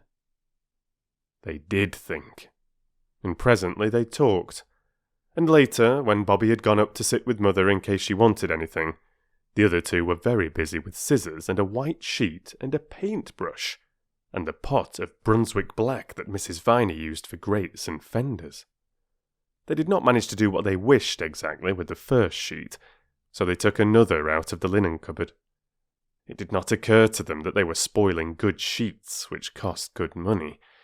They only knew that they were making a good... But what they were making comes later. Bobbie's bed had been moved into Mother's room, and several times in the night she got up to mend the fire, and to give her mother milk and soda water. Mother talked to herself a good deal, but it did not seem to mean anything. And once she woke up suddenly and called out, "Mamma! Mamma!" And Bobbie knew she was calling for Granny, and that she had forgotten that it was no use calling, because Granny was dead. In the early morning Bobbie heard her name and jumped out of bed and ran to Mother's bedside. Oh, yes, I think I was asleep," said Mother. "My poor little duck, how tired you'll be. I do hate to give you all this trouble." "Trouble?" said Bobbie. "Ah, don't cry, sweet," Mother said. "I shall be all right in a day or two." And Bobbie said yes, and tried to smile. When you are used to 10 hours of solid sleep, to get up 3 or 4 times in your sleep time makes you feel as though you had been up all night. Bobbie felt quite stupid, and her eyes were sore and stiff, but she tidied the room and arranged everything neatly before the doctor came. This was at 8:30. "Everything going on all right, little nurse?" he said at the front door. "Did you get the brandy?" "I've got the brandy," said Bobbie, "in a little flat bottle." I didn't see the grapes or the beef tea, though, said he. No, said Bobbie firmly. But you will tomorrow. And there's some beef stewing in the oven for beef tea. Who told you to do that? He asked. I noticed what Mother did when Phil had mumps. Right, said the doctor. Now you get your old woman to sit with your mother, and then you eat a good breakfast, and go straight to bed and sleep till dinner time. We can't afford to have the head nurse ill. He was really quite a nice doctor. When the 9:15 came out of the tunnel that morning, the old gentleman in the first-class carriage put down his newspaper and got ready to wave his hand to the 3 children on the fence. But this morning, there were not 3. There was only 1, and that was Peter. Peter was not on the railings either, as usual. He was standing in front of them in an attitude like that of a showman showing off the animals in a menagerie, or of the kind clergyman when he points with a wand at the scenes from Palestine, when there is a magic lantern, and he is explaining it. Peter was pointing too, and what he was pointing at was a large white sheet nailed against the fence. On the sheet there were thick black letters, more than a foot long. Some of them had run a little, because of Phyllis having put the Brunswick black on too eagerly, but the words were quite easy to read. And this was what the old gentleman, and several other people in the train, read in the large black letters on the white sheet. Look out at the station. A good many people did look out at the station, and were disappointed, for they saw nothing unusual. The old gentleman looked out too, and at first he too saw nothing more unusual than the gravelled platform, and the sunshine, and the wallflowers and forget-me-nots in the station borders. It was only just as the train was beginning to puff and pull itself together to start again that he saw Phyllis. She was quite out of breath with running. "Oh," she said. "I thought I'd missed you. My bootlaces would keep coming down, and I fell over them twice. Here, take it." She thrust a warm, dampish letter into his hand as the train moved. He leaned back in his corner and opened the letter. This is what he read. Dear Mr. We do not know your name. Mother is ill, and the doctor says to give her the things at the end of the letter, but she says she can't afford it, and to get mutton for us, and she will have the broth. We do not know anybody here but you, because father is away and we do not know the address. Father will pay you, or if he has lost all his money or anything, Peter will pay you when he is a man. We promise it on our honour. I owe you for all the things mother wants. Signed, Peter. Will you give the parcel to the station master because of us not knowing what train you come down by? Say it is for Peter that was sorry about the coals, and he will know all right. Roberta, Phyllis, Peter. Then came the list of the things the doctor had ordered. The old gentleman read it through once, and his eyebrows went up. He read it twice and smiled a little. When he had read it thrice, he put it in his pocket and went on reading the Times. At about 6 that evening there was a knock at the back door. The 3 children rushed to open it, and there stood the friendly porter, who had told them so many interesting things about railways. He dumped down a big hamper on the kitchen flags. "Old gent," he said. "He asked me to fetch it up straight away." "Thank you very much," said Peter. And then, as the porter lingered, he added, "I'm most awfully sorry I haven't got 2pence to give you like father does, but—" "You drop it if you please," said the porter indignantly. "I wasn't thinking about no 2pences. I only wanted to say I was sorry your mamma wasn't so well, and to ask how she finds herself this evening. And I fetched her along a bit of sweetbriar. Very sweet to smell it is." "2pence indeed," said he, and produced a bunch of sweetbriar from his hat. "Just like a conjurer," as Phyllis remarked afterwards. "Thank you very much," said Peter. "And I beg your pardon about the 2pence. "No offence," said the porter, untruly but politely, and went. Then the children undid the hamper. First there was straw, and then there were fine shavings, and then came all the things they had asked for, and plenty of them, and then a good many things they had not asked for. Among others, peaches and port wine and 2 chickens, a cardboard box of big red roses with long stalks, and a tall, thin, green bottle of lavender water, and 3 smaller, fatter bottles of eau de cologne. There was a letter, too. "Dear Roberta and Phyllis and Peter," it said, "here are the things you want. Your mother will want to know where they came from. Tell her they were sent by a friend who heard she was ill. When she is well again, you must tell her all about it, of course. And if she says you ought not to have asked for the things, tell her that I say you were quite right, and that I hope she will forgive me for taking the liberty of allowing myself a very great pleasure." The letter was signed G. P something that the children couldn't read. I think we were right, said Phyllis. Right? Of course we were right, said Bobbie. All the same, said Peter, with his hands in his pockets. I don't exactly look forward to telling Mother the whole truth about it. We're not to do it till she's well, said Bobbie. And when she's well, we shall be so happy we shan't mind a fuss like that. Oh, just look at the roses. I must take them up to her. And the sweetbriar, said Phyllis, sniffing it loudly. Don't forget the sweetbriar.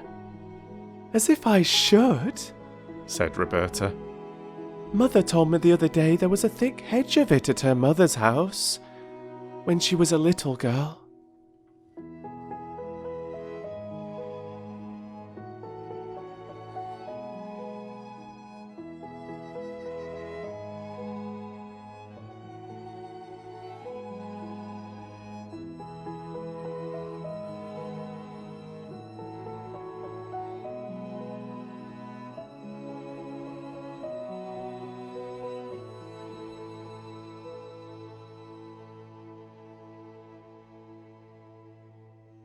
Chapter 4.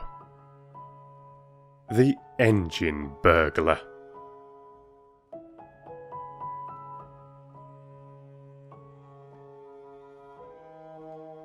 What was left of the second sheet, and the Brunswick black, came in very nicely to make a banner bearing the legend, "She is nearly well, thank you." And this was displayed to the Green Dragon about a fortnight after the arrival of the wonderful hamper. The old gentleman saw it, and waved a cheerful response from the train. And when this had been done, the children saw that now was the time when they must tell Mother what they had done when she was ill. And it did not seem nearly so easy as they thought it would be. But it had to be done. And it was done. Mother was extremely angry. She was seldom angry, and now she was angrier than they had ever known her. This was horrible, but it was much worse when she suddenly began to cry. Crying is catching, I believe, like measles and whooping cough. At any rate, everyone at once found itself taking part in a crying party. Mother stopped first. She dried her eyes and then said, I'm sorry I was so angry, darlings, because I know you didn't understand. We didn't mean to be naughty, Mammy, sobbed Bobbie, and Peter and Phyllis sniffed. Now, listen, said Mother. It's quite true that we're poor, but we have enough to live on. You mustn't go telling everyone about our affairs. It's not right. And you must never, never, never ask strangers to give you things. Now always remember that, won't you? They all hugged her and rubbed their damp cheeks against her and promised that they would. And I'll write a letter to your old gentleman, and I shall tell him that I didn't approve. Oh, of course I shall thank him too for his kindness. It's you I don't approve of, my darlings. Not the old gentleman. He was as kind as ever he could be. And you can give the letter to the station master to give him, and we won't say any more about it. Afterwards, when the children were alone, Bobbie said, Isn't Mother splendid? You catch any other grown-up saying they were sorry they had been angry? Yes, said Peter. She is splendid, but it's rather awful when she's angry. She's like avenging and bright in the song, said Phyllis. I should like to look at her if it wasn't so awful. She looks so beautiful when she's really downright furious. They took the letter down to the station master. I thought you said you hadn't got any friends except in London, said he.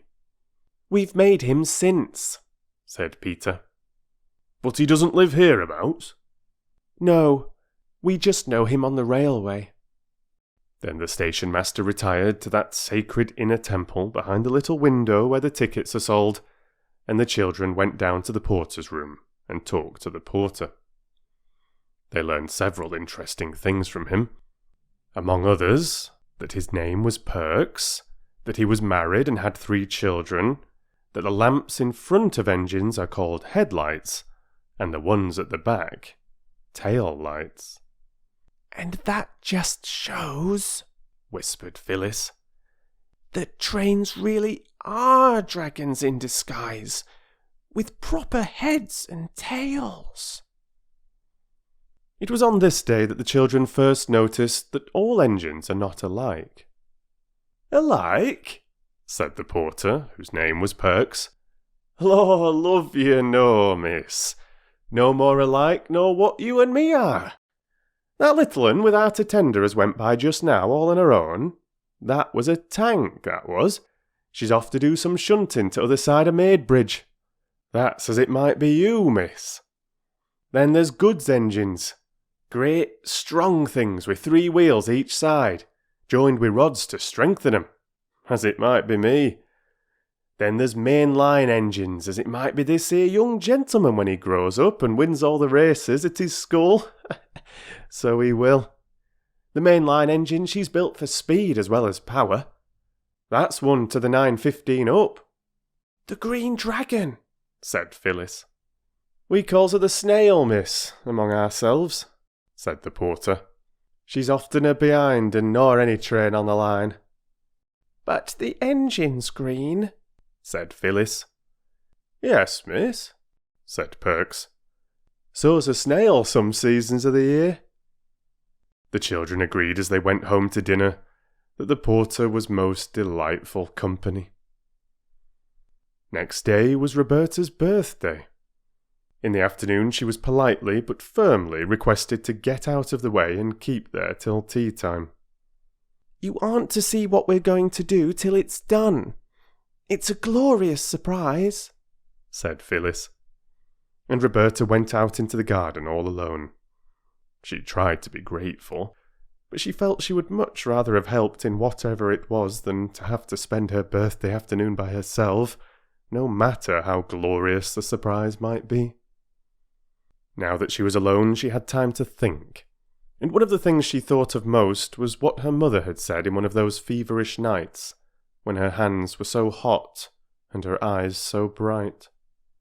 The words were, "Oh, what a doctor's bill there'll be for this." She walked round and round the garden among the rose bushes that hadn't any roses yet, only buds, and the lilac bushes, and syringas, and American currants, and the more she thought of the doctor's bill, the less she liked the thought of it. And presently she made up her mind. She went out through the side door of the garden and climbed up the steep field to where the road runs along by the canal. She walked along until she came to the bridge that crosses the canal and leads to the village, and here she waited. It was very pleasant in the sunshine to lean one's elbows on the warm stone of the bridge and look down at the blue water of the canal. Bobbie had never seen any other canal, except the Regent's Canal, and the water of that is not at all a pretty colour. And she had never seen any river at all except the Thames, which also would be all the better if its face was washed. Perhaps the children would have loved the canal as much as the railway, but for 2 things. One was that they had found the railway first, on that first wonderful morning when the house and the country and the moors and rocks and great hills were all new to them. They had not found the canal till some days later.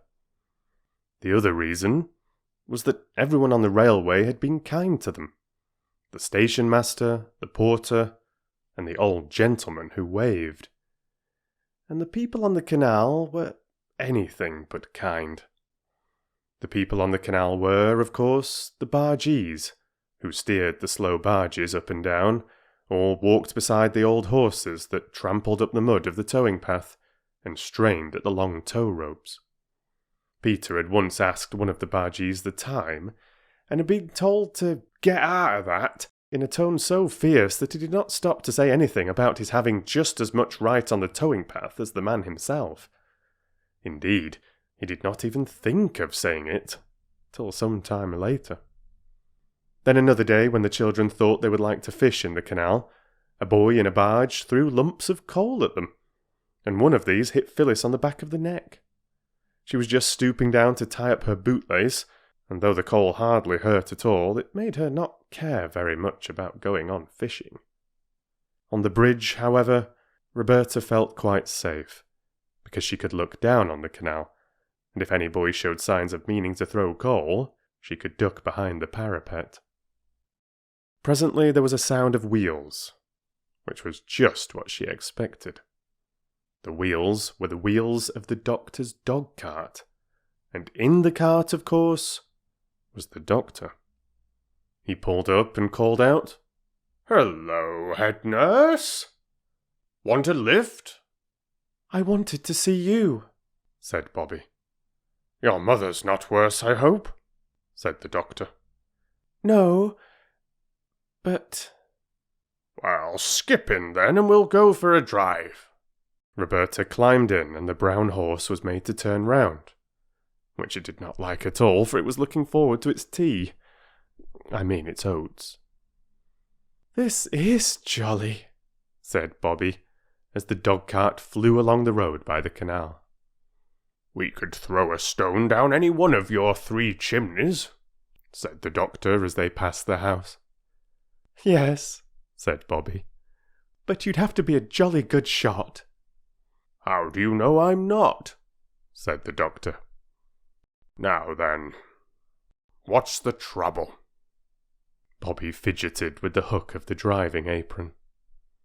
"Come, out with it," said the doctor. "It's rather hard, you see," said Bobbie. "to out with it, because of what Mother said." "What did Mother say?" "She said I wasn't to go telling everyone that we're poor. But you aren't everyone, are you?" "Not at all," said the doctor cheerfully. "Well?" "Well, I know doctors are very extravagant. I mean expensive. And Mrs. Viney told me that her doctoring only cost her 2pence a week because she belonged to a club." "Yes?" "You see, she told me what a good doctor you were, and I asked her how she could afford you because she's much poorer than we are. I've been in her house, and I know. And then she told me about the club, and I thought I'd ask you, and... Oh, I don't want Mother to be worried. Can't we be in the club too, the same as Mrs. Viney?" The doctor was silent. He was rather poor himself, and he had been pleased at getting a new family to attend, so I think his feelings at that minute were rather mixed. "You aren't cross with me, are you?" said Bobbie in a very small voice. The doctor roused himself. "Cross? How could I be? You're a very sensible little woman. Now look here, don't you worry. I'll make it all right with your mother, even if I have to make a special brand new club all for her. Look here. This is where the aqueduct begins." "What's an What's its name?" asked Bobbie. "A water bridge," said the doctor. "Look." The road rose to a bridge over the canal. To the left was a steep rocky cliff with trees and shrubs growing in the cracks of the rock, and the canal here left off running along the top of the hill and started to run on a bridge of its own. A great bridge with tall arches that went right across the valley. Bobbie drew a long breath. "It is grand, isn't it?" she said. "It's like pictures in the history of Rome." "Right," said the doctor. "That's just exactly what it is like. The Romans were dead nuts on aqueducts. It's a splendid piece of engineering." "I thought engineering was making engines." "Ah, there are different sorts of engineering. Making road and bridges and tunnels is one kind, and making fortifications is another. Well, we must be turning back. And remember, you aren't to worry about doctor's bills, or you'll be ill yourself. And then I'll send you in a bill as long as the aqueduct."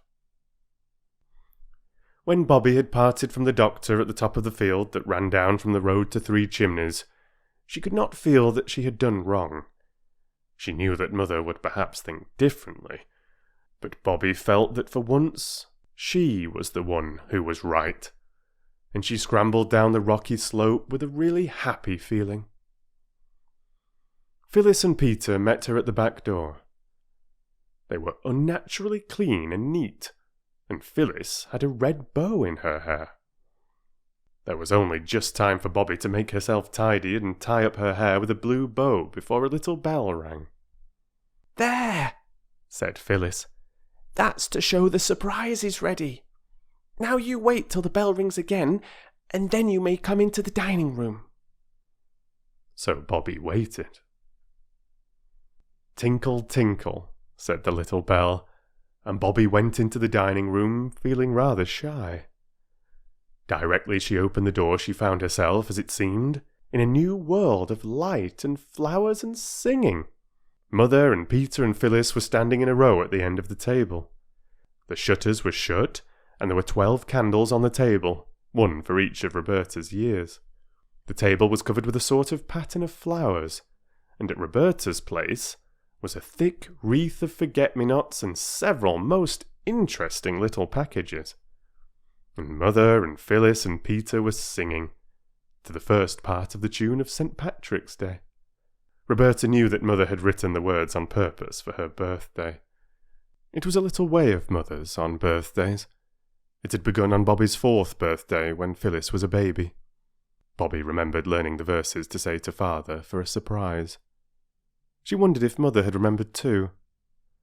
The 4-year-old verse had been, "Daddy dear, I'm only 4, and I'd rather not be more.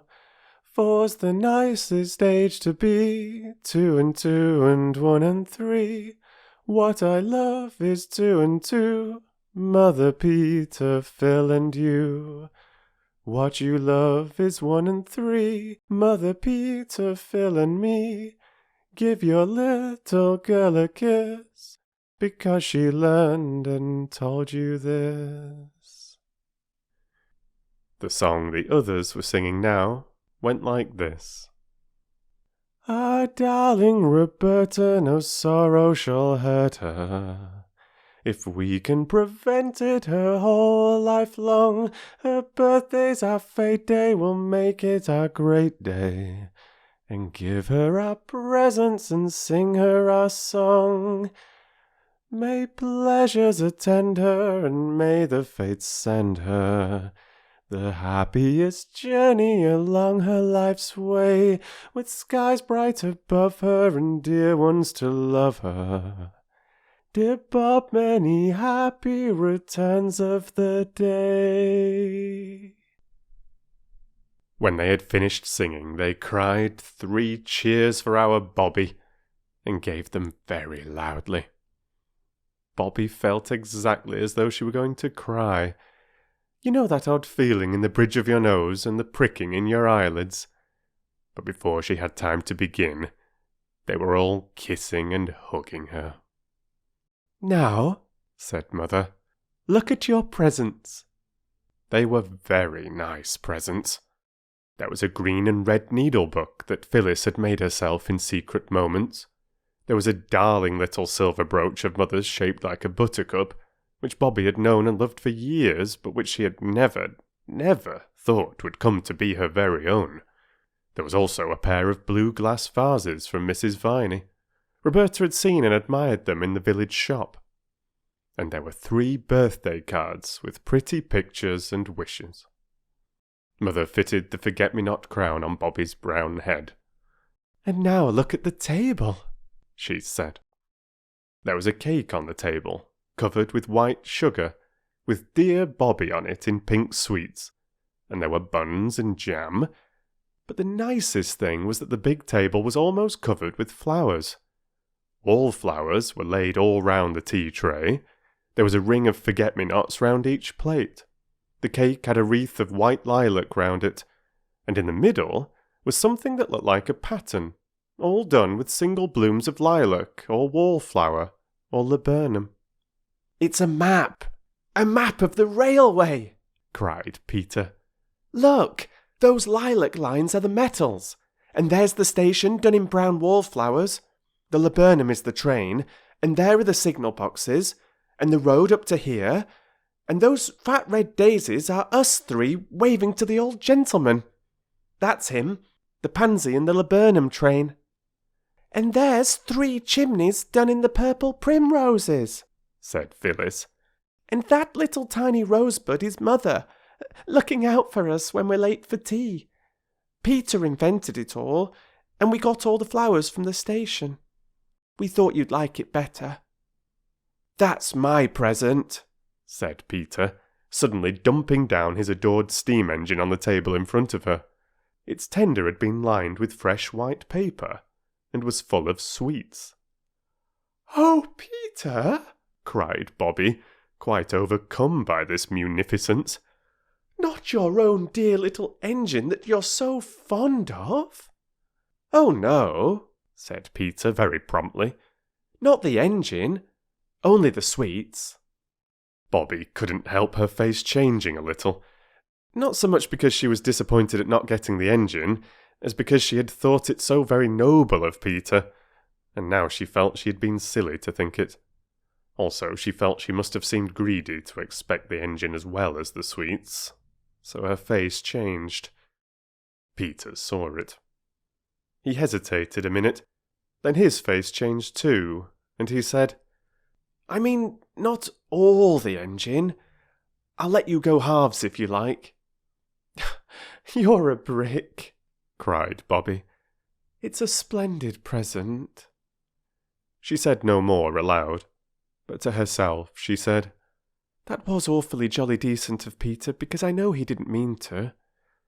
Well, the broken half shall be my half of the engine, and I'll get it mended and give it back to Peter for his birthday." "Yes, Mother dear, I should like to cut the cake," she added, and tea began.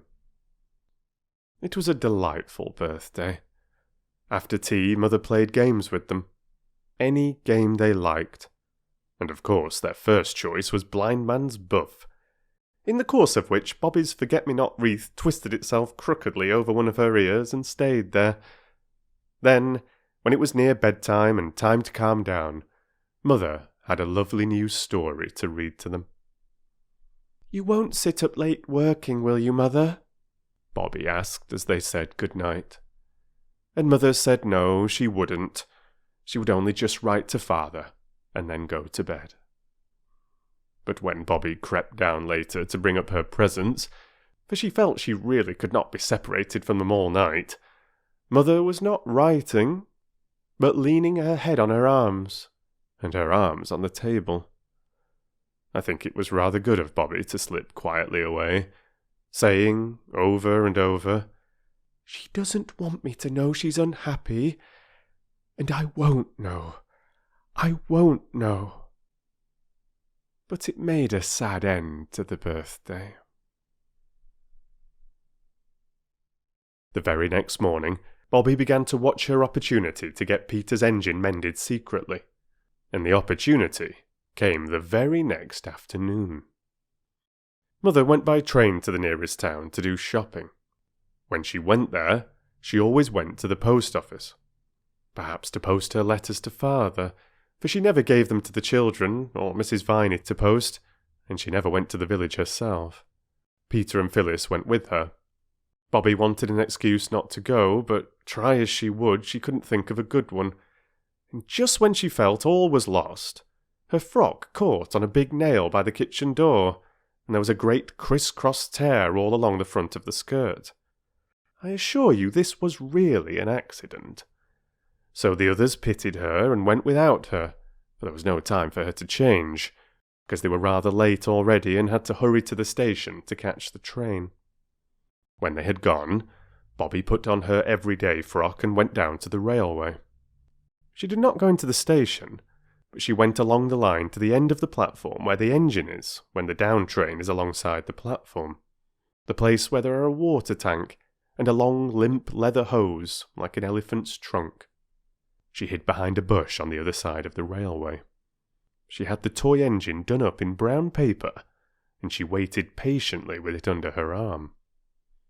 Then, when the next train came in and stopped, Bobbie went across the metals of the up line and stood beside the engine. She had never been so close to an engine before. It looked much larger and harder than she had expected, and it made her feel very small indeed, and somehow very soft, as if she could very, very easily be hurt rather badly. "I know what silkworms feel like now," said Bobbie to herself. The engine driver and firemen did not see her. They were leaning out of the other side, telling the porter a tale about a dog and a leg of mutton. "If you please," said Roberta, but the engine was blowing off steam, and no one heard her. "If you please, Mr. Engineer." She spoke a little louder, but the engine happened to speak at the same moment, and of course Roberta's soft little voice hadn't a chance.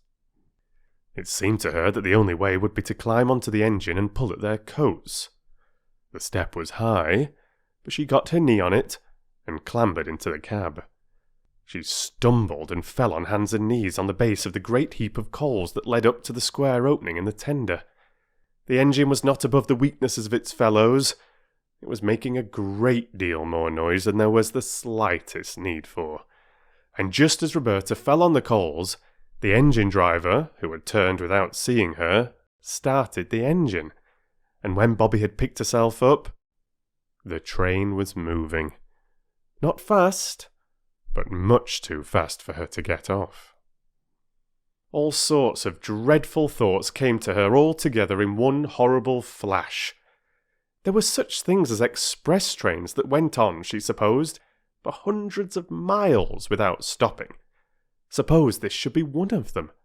How would she get home again? She had no money to pay for the return journey. "And I've no business here. I'm an engine-burglar. That's what I am," she thought. "I shouldn't wonder if they could lock me up for this." And the train was going faster and faster. There was something in her throat that made it impossible for her to speak. She tried twice. The men had their backs to her. They were doing something to things that looked like taps.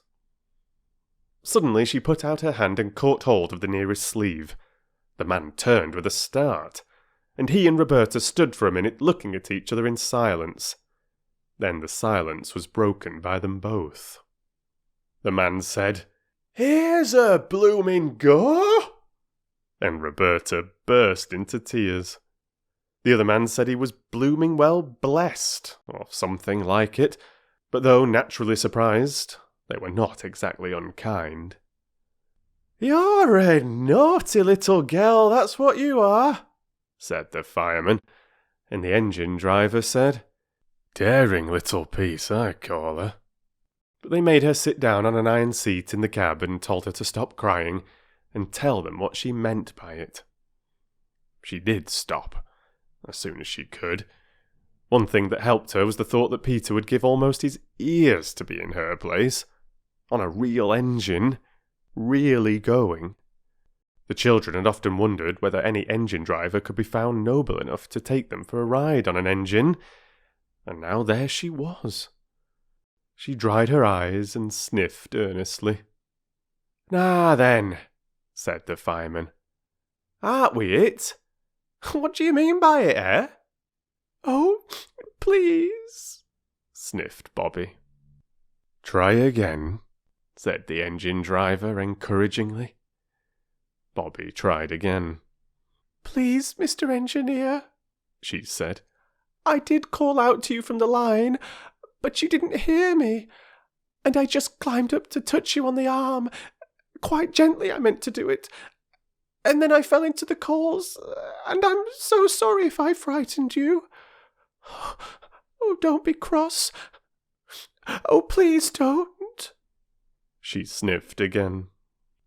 We ain't so much cross, said the fireman.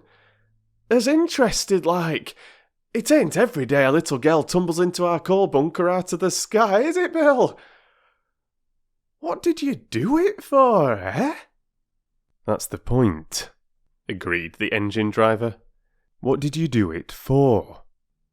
Bobbie found that she had not quite stopped crying. The engine driver patted her on the back and said, Here, cheer up, mate. 'Tain't so bad as all that here, I'll be bound. I wanted, said Bobbie, much cheered to find herself addressed as mate. I only wanted to ask you if you'd be so kind as to mend this. She picked up the brown paper parcel from among the coals and undid the string with hot, red fingers that trembled. Her feet and legs felt the scorch of the engine fire, but her shoulders felt the wild, chill rush of the air. The engine lurched and shook and rattled, and as they shot under a bridge, the engine seemed to shout in her ears. The firemen shovelled on coals. Bobbie unrolled the brown paper and disclosed the toy engine.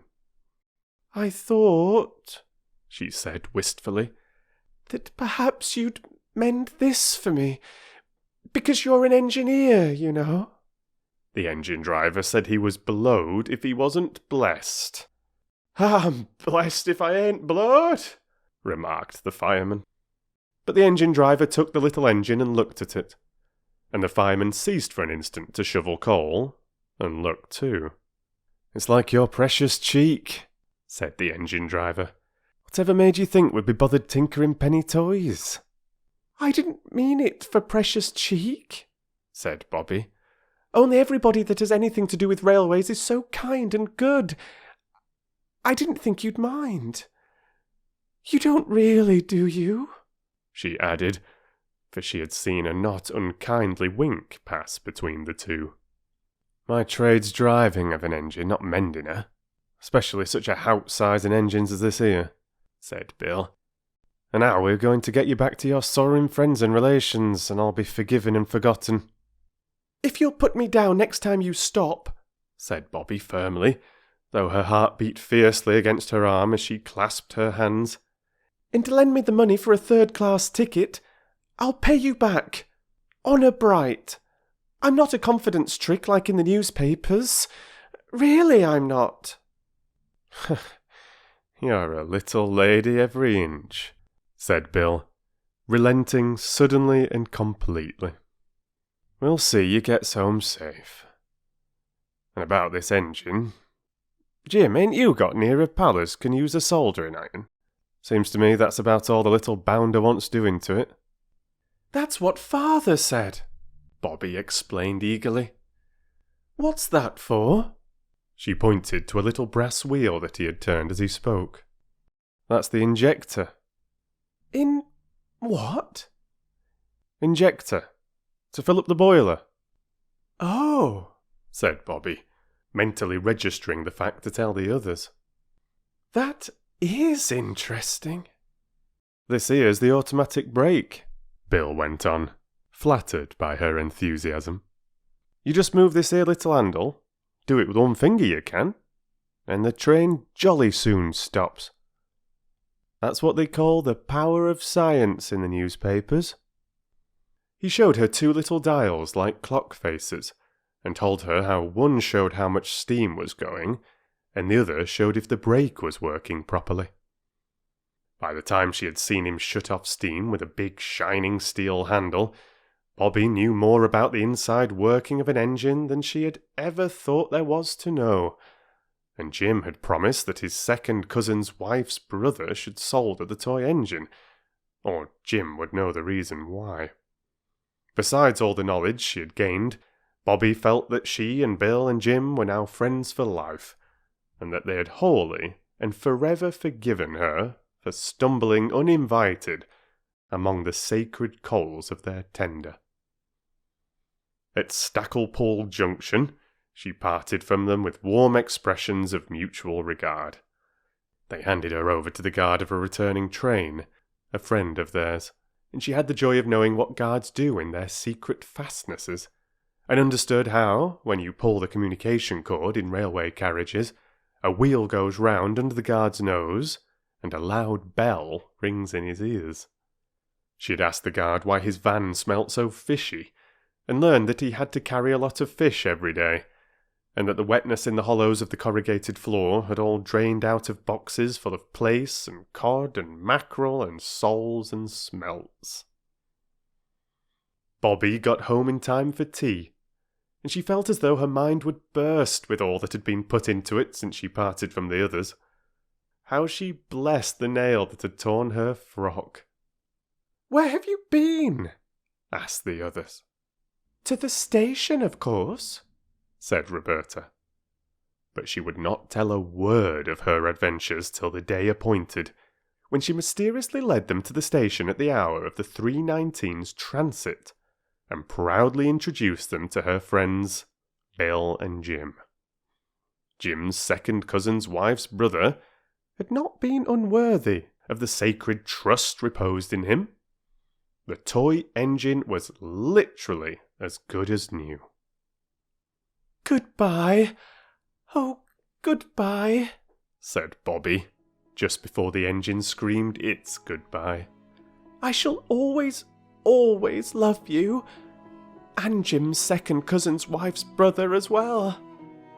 And as the three children went home up the hill, Peter hugging the engine, now quite its own self again, Bobbie told, with joyous leaps of the heart, the story of how she had been an engine burglar.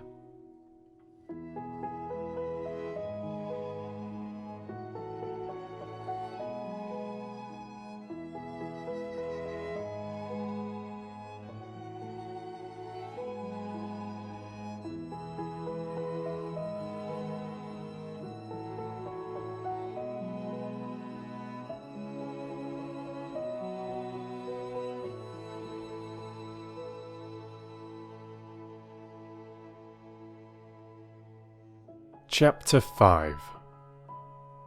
Prisoners and Captives.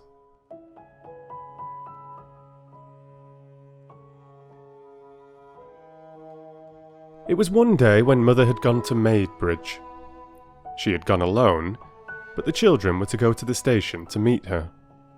And loving the station as they did, it was only natural that they should be there a good hour before there was any chance of Mother's train arriving, even if the train were punctual, which was most unlikely.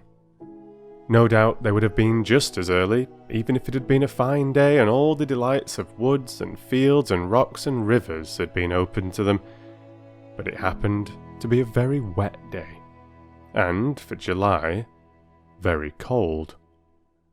There was a wild wind that drove flocks of dark purple clouds across the sky, like herds of dream elephants, as Phyllis said, and the rain stung sharply, so that the way to the station was finished at a run. Then the rain fell faster and harder, and beat slantwise against the windows of the booking office and of the chill place that had General Waiting Room on its door. "It's like being in a besieged castle," Phyllis said. "Look at the arrows of the foes striking against the battlements." "It's much more like a great garden squirt," said Peter. They decided to wait on the upside, for the down platform looked very wet indeed, and the rain was driving right into the little bleak shelter where down passengers have to wait for their trains. The hour would be full of incident and of interest, for there would be 2 up trains and 1 down to look at before the one that should bring Mother back. "Perhaps it'll have stopped raining by then," said Bobbie. "Anyhow, I'm glad I brought Mother's waterproof and umbrella." They went into the desert spot labelled General Waiting Room, and the time passed pleasantly enough in a game of advertisements. You know the game, of course. It's something like Dumb Crambo. The players take it in turns to go out, and then come back and look as like some advertisement as they can, and the others have to guess what advertisement it is meant to be. Bobbie came in and sat down under Mother's umbrella and made a sharp face, and everyone knew she was the fox who sits under the umbrella in the advertisement. Phyllis tried to make a magic carpet of Mother's waterproof, but it would not stand out stiff and raft-like as a magic carpet should, and nobody could guess it. Everyone thought Peter was carrying things a little too far when he blacked his face all over with coal dust and struck a spidery attitude and said he was the blot that advertises somebody's blue-black writing fluid. It was Phyllis's turn again, and she was trying to look like the Sphinx that advertises what's-his-name's personally conducted tours up the Nile, when the sharp ting of the signal announced the up train. The children rushed out to see it pass. On its engine were the particular driver and fireman who were now numbered among the children's dearest friends. Courtesies passed between them. Jim asked after the toy engine, and Bobbie pressed on his acceptance a moist, greasy package of toffee that she had made herself. Charmed by this attention, the engine driver consented to consider her request that some day he would take Peter for a ride on the engine. "Stand back, mates!" cried the engine driver suddenly. "And off she goes!" And sure enough, off the train went.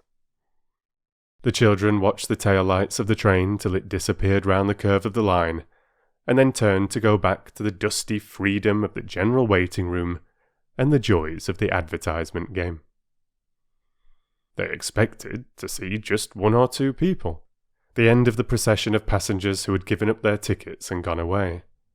Instead, the platform round the door of the station had a dark blot round it, and the dark blot was a crowd of people. "Oh!" cried Peter with a thrill of joyous excitement. "Something's happened! Come on!" They ran down the platform. When they got to the crowd, they could of course see nothing but the damp backs and elbows of the people on the crowds outside. Everybody was talking at once. It was evident that something had happened. "It's my belief he's nothing worse than a natural," said a farmerish-looking person. Peter saw his red, clean-shaven face as he spoke. "If you ask me, I should say it was a police court case," said a young man with a black bag. "Not it. The infirmary, more like." Then the voice of the station master was heard, firm and official. "Now then, move along there. I'll attend to this, if you please." But the crowd did not move. And then came a voice that thrilled the children through and through, for it spoke in a foreign language. And what is more, it was a language that they had never heard. They had heard French spoken and German. Aunt Emma knew German and used to sing a song about bedeuten and zeiten and bin and sin. Nor was it Latin. Peter had been in Latin for 4 terms. It was some comfort, anyhow, to find that none of the crowd understood the foreign language any better than the children did. "What's that he's saying?" asked the farmer heavily. "Sounds like French to me," said the station master, who had once been to Boulogne for the day. "It isn't French!" cried Peter. "What is it then?" asked more than one voice. The crowd fell back a little to see who had spoken, and Peter pressed forward, so that when the crowd closed up again, he was in the front rank. "I don't know what it is," said Peter, "but it isn't French. I know that." Then he saw what it was that the crowd had for its centre. It was a man. The man, Peter did not doubt, who had spoken in that strange tongue. A man with long hair and wild eyes, with shabby clothes of a cut Peter had not seen before. A man whose hands and lips trembled, and who spoke again as his eyes fell on Peter. "No, it's not French," said Peter. "Try him with French if you know so much about it," said the farmer man. "Parlez-vous français?"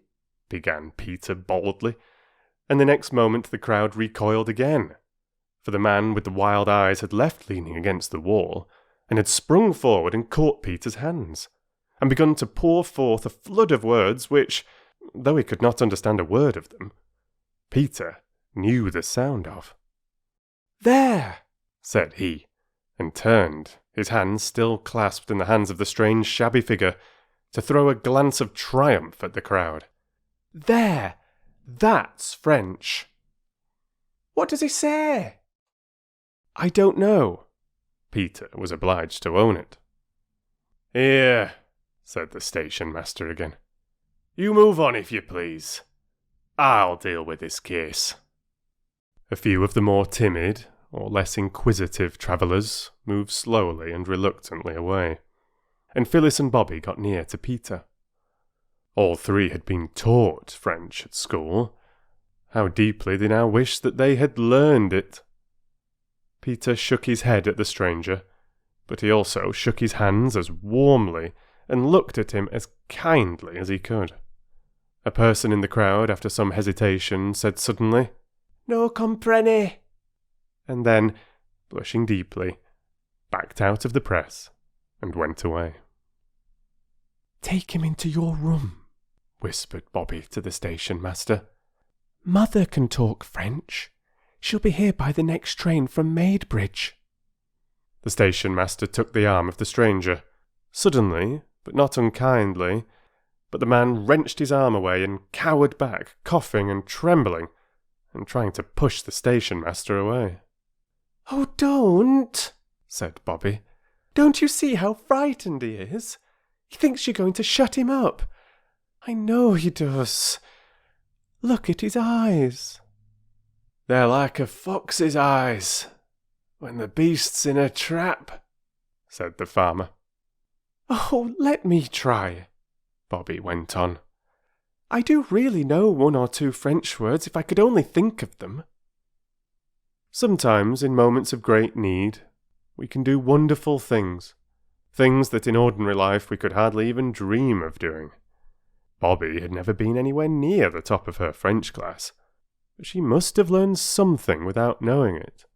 For now, looking at those wild, hunted eyes, she actually remembered, and what is more, spoke some French words. She said, "Vous attendrez? Ma mère parle français. Nous... What's the French for being kind?" Nobody knew. "Bon is good," said Phyllis. "Nous êtes bon pour vous." I do not know whether the man understood her words, but he understood the touch of the hand she thrust into his, and the kindness of the other hand that stroked his shabby sleeve. She pulled him gently towards the inmost sanctuary of the station master. The other children followed, and the station master shut the door in the face of the crowd, which stood a little while in the booking office, talking and looking at the fast-closed yellow door, and then, by ones and twos, went its way, grumbling. Inside the station master's room, Bobbie still held the stranger's hand and stroked his sleeve. "Here's a go," said the station master. "No ticket. Doesn't even know where he wants to go. I'm not sure now, but what I ought to send for the police." "Oh, don't!" all the children pleaded at once, and suddenly Bobbie got between the others and the stranger, for she had seen that he was crying. By a most unusual piece of good fortune, she had her handkerchief in her pocket. By a still more uncommon accident, the handkerchief was moderately clean. Standing in front of the stranger, she got out the handkerchief and passed it to him so that the others did not see. "Wait till Mother comes," Phyllis was saying. "She does speak French beautifully. You'd just love to hear her." "I'm sure he hasn't done anything like you're sent to prison for," said Peter. "Looks like without visible means to me," said the station master. "Well, I don't mind giving him the benefit of the doubt till your mamma comes. I should like to know what nation's got the credit of him. That I should." Then Peter had an idea. He pulled an envelope out of his pocket and showed that it was half full of foreign stamps. "Look here," he said. "Let's show him these." Bobbie looked and saw that the stranger had dried his eyes with her handkerchief, so she said, "All right." They showed him an Italian stamp and pointed from him to it and back again, and made signs of questions with their eyebrows. He shook his head. Then they showed him a Norwegian stamp, the common blue kind it was, and again he signed no. Then they showed him a Spanish one, and at that he took the envelope from Peter's hand and searched among the stamps with a hand that trembled. The hand that he reached out at last, with a gesture as of one answering a question, contained a Russian stamp. "He's Russian!" cried Peter. "Or else he's like the man who was. In Kipling, you know." The train from Maidbridge was signalled. "I'll stay with him till you bring Mother in," said Bobbie. "You're not afraid, missy?" "Oh, no," said Bobbie, looking at the stranger as she might have looked at a strange dog of doubtful temper. "You wouldn't hurt me, would you?" She smiled at him, and he smiled back, a queer, crooked smile, and then he coughed again, and the heavy rattling swish of the incoming train swept past, and the station master and Peter and Phyllis went out to meet it. Bobbie was still holding the stranger's hand when they came back with Mother. The Russian rose and bowed very ceremoniously. Then Mother spoke in French, and he replied, haltingly at first, but presently in longer and longer sentences. The children, watching his face and Mother's, knew that he was telling her things that made her angry and pitying, and sorry and indignant all at once. "Well, ma'am, what's it all about?" The station master could not resist his curiosity any longer. "Oh," said Mother. "It's all right. He's a Russian and he's lost his ticket, and I'm afraid he's very ill. If you don't mind, I'll take him home with me now. He's really quite worn out. I'll run down and tell you all about him tomorrow." "I hope you won't find you're taking home a frozen viper," said the station master doubtfully. "Oh, no," Mother said brightly, and she smiled. "I'm quite sure I'm not. Why, he's a great man in his own country. Writes books. Beautiful books. I've read some of them. But I'll tell you all about it tomorrow." She spoke again in French to the Russian, and everyone could see the surprise and pleasure and gratitude in his eyes. He got up and politely bowed to the station master, and offered his arm most ceremoniously to Mother. She took it, but anybody could have seen that she was helping him along, and not he her. "You girls run home and light a fire in the sitting room," Mother said, "and Peter had better go for the doctor." But it was Bobbie who went for the doctor. "I hate to tell you," she said breathlessly when she came upon him in his shirt-sleeves, weeding his pansy bed, "but Mother's got a very shabby Russian, and I'm sure he'll have to belong to your club. I'm certain he hasn't got any money. We found him at the station." "Found him? Was he lost then?" asked the doctor, reaching for his coat. "Yes," said Bobbie unexpectedly. "That's just what he was. He's been telling Mother the sad sweet story of his life in French, and she said you would be kind enough to come directly if you're at home. He has a dreadful cough, and he's been crying." The doctor smiled. "Oh, don't," said Bobbie. "Please don't. You wouldn't if you'd seen him. I never saw a man cry before. You don't know what it's like." Dr. Forrest wished then that he hadn't smiled. When Bobbie and the doctor got to Three Chimneys, the Russian was sitting in the armchair that had been Father's, stretching his feet to the blaze of a bright wood fire and sipping the tea Mother had made for him. The man seems worn out, mind and body, was what the doctor said. The cough's bad, but there's nothing that can't be cured. He ought to go straight to bed, though, and let him have a fire at night. I'll make one in my room. It's the only one with a fireplace, said Mother. She did, and presently the doctor helped the stranger to bed. There was a big black trunk in Mother's room that none of the children had ever seen unlocked. Now, when she had lighted the fire, she unlocked it and took some clothes out. Men's clothes, and set them to air by the newly lighted fire.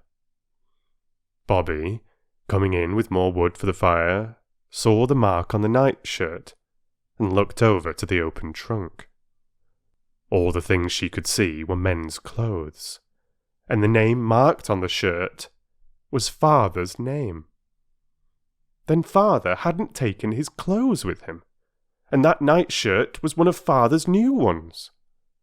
Bobbie remembered its being made just before Peter's birthday. Why hadn't Father taken his clothes? Bobbie slipped from the room. As she went, she heard the key turned in the lock of the trunk. Her heart was beating horribly. Why hadn't Father taken his clothes? When Mother came out of the room, Bobbie flung tightly clasping arms round her waist and whispered, Mother, Daddy isn't dead, is he? My darling, no. What made you think of anything so horrible? I don't know, said Bobbie, angry with herself, but still clinging to that resolution of hers not to see anything that Mother didn't mean her to see. Mother gave her a hurried hug. Daddy was quite well when I heard from him last, she said, and he'll come back to us some day. Don't fancy such horrible things, darling. Later on, when the Russian stranger had been made comfortable for the night, Mother came into the girls' room. She was to sleep there in Phyllis's bed, and Phyllis was to have a mattress on the floor, a most amusing adventure for Phyllis. Directly Mother came in, 2 white figures started up, and 2 eager voices called, Now, Mother, tell us all about the Russian gentleman. A white shape hopped into the room. It was Peter, dragging his quilt behind him like the tail of a white peacock. We have been patient, he said, and I had to bite my tongue not to go to sleep, and I just nearly went to sleep and I bit too hard, and it hurts ever so. Do tell us. Make a nice long story of it. I can't make a long story of it tonight, said Mother. I'm very tired. Bobbie knew by her voice that Mother had been crying, but the others didn't know. Well, make it as long as you can, said Phil, and Bobbie got her arms round Mother's waist and snuggled close to her. Well, it's a story long enough to make a whole book of. He's a writer. He's written beautiful books. In Russia at the time of the Tsar, one dared not say anything about the rich people doing wrong, or about the things that ought to be done to make poor people better and happier. If one did, one was sent to prison. But they can't, said Peter. People only go to prison when they've done wrong. Or when the judges think they've done wrong, said Mother. Yes, that's so in England, but in Russia it was different. And he wrote a beautiful book about poor people and how to help them. I've read it. There's nothing in it but goodness and kindness. And they sent him to prison for it. He was 3 years in a horrible dungeon, with hardly any light, and all damp and dreadful. In prison all alone for 3 years. Mother's voice trembled a little, and stopped suddenly. But, Mother, said Peter, That can't be true now. It sounds like something out of a history book. The Inquisition or something." "It was true," said Mother. "It's all horribly true." "Well, then they took him out and sent him to Siberia, a convict chained to other convicts, wicked men who'd done all sorts of crimes. A long chain of them. And they walked and walked and walked for days and weeks till he thought they'd never stop walking. And overseers went behind them with whips. Yes, whips. To beat them if they got tired. And some of them went lame and some fell down, and when they couldn't get up and go on, they beat them and then left them to die. Oh, it's all too terrible. And at last he got to the mines, and he was condemned to stay there for life. For life. Just for writing a good, noble, splendid book. How did he get away? When the war came, some of the Russian prisoners were allowed to volunteer as soldiers, and he volunteered. But he deserted at the first chance he got, and... "But that's very cowardly, isn't it?" said Peter. "To desert, especially when it's war. Do you think he owed anything to a country that had done that to him? If he did, he owed more to his wife and children. He didn't know what had become of them." "Oh!" cried Bobbie. "He had them to think about and be miserable about too, then, all the time he was in prison?" "Yes, he had them to think about and be miserable about all the time he was in prison. For anything he knew, they might have been sent to prison too. They did those things in Russia. But while he was in the mines, some friends managed to get a message to him that his wife and children had escaped and come to England. So when he deserted, he came here to look for them." "Had he got their address?" said practical Peter. "No, just England. He was going to London, and he thought he had to change at our station, and then he found he'd lost his ticket and his purse."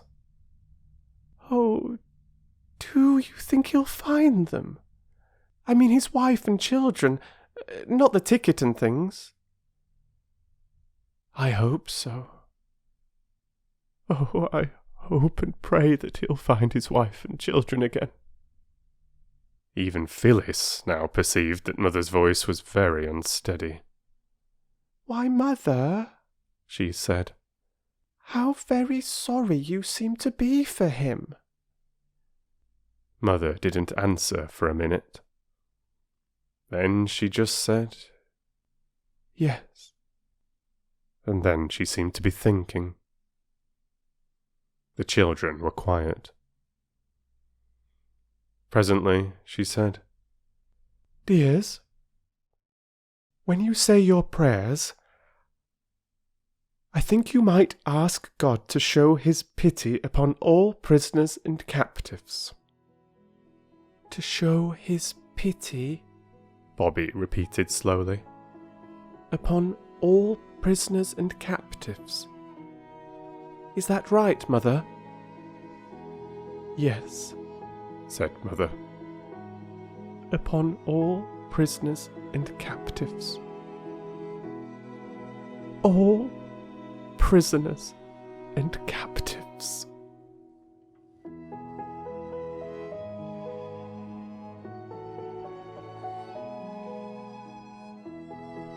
Oh, an emotional end to the chapter. Let's continue and see what the next chapter has got in store.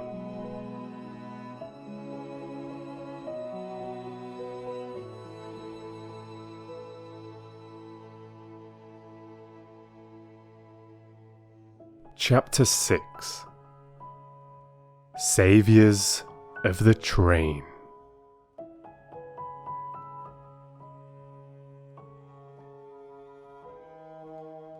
The Russian gentleman was better the next day, and the day after that better still. And on the third day, he was well enough to come into the garden. A basket chair was put for him, and he sat there, dressed in clothes of father's, which were too big for him. But when Mother had hemmed up the ends of the sleeves and the trousers, the clothes did well enough. He was a kind face now that it was no longer tired and frightened, and he smiled at the children whenever he saw them. They wished very much that he could speak English. Mother wrote several letters to people she thought might know whereabouts in England a Russian gentleman's wife and family might possibly be. Not to the people she used to know before she came to live at Three Chimneys. She never wrote to any of them. But strange people, members of Parliament and editors of papers and secretaries of societies. And she did not do much of her story writing, only corrected proofs as she sat in the sun near the Russian, and talked to him every now and then.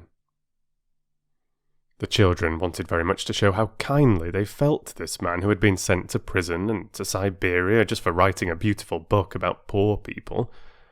They could smile at him, of course. They could, and they did. But if you smile too constantly, the smile is apt to get fixed like the smile of the hyena, and then it no longer looks friendly but simply silly.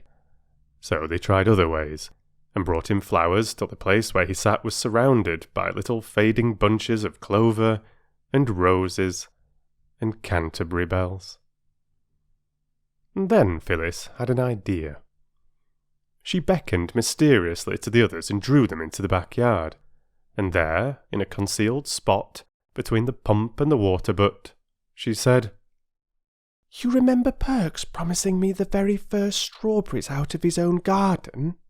Perks, you will recollect, was the porter. "Well, I should think they're ripe now. Let's go down and see." Mother had been down, as she had promised, to tell the station master the story of the Russian prisoner, but even the charms of the railway had been unable to tear the children away from the neighbourhood of the interesting stranger. So they had not been to the station for 3 days. They went now, and to their surprise and distress, were very coldly received by Perks. "Highly honoured, I'm sure," he said, when they peeped in at the door of the porter's room, and he went on reading his newspaper. There was an uncomfortable silence. "Oh dear," said Bobbie with a sigh.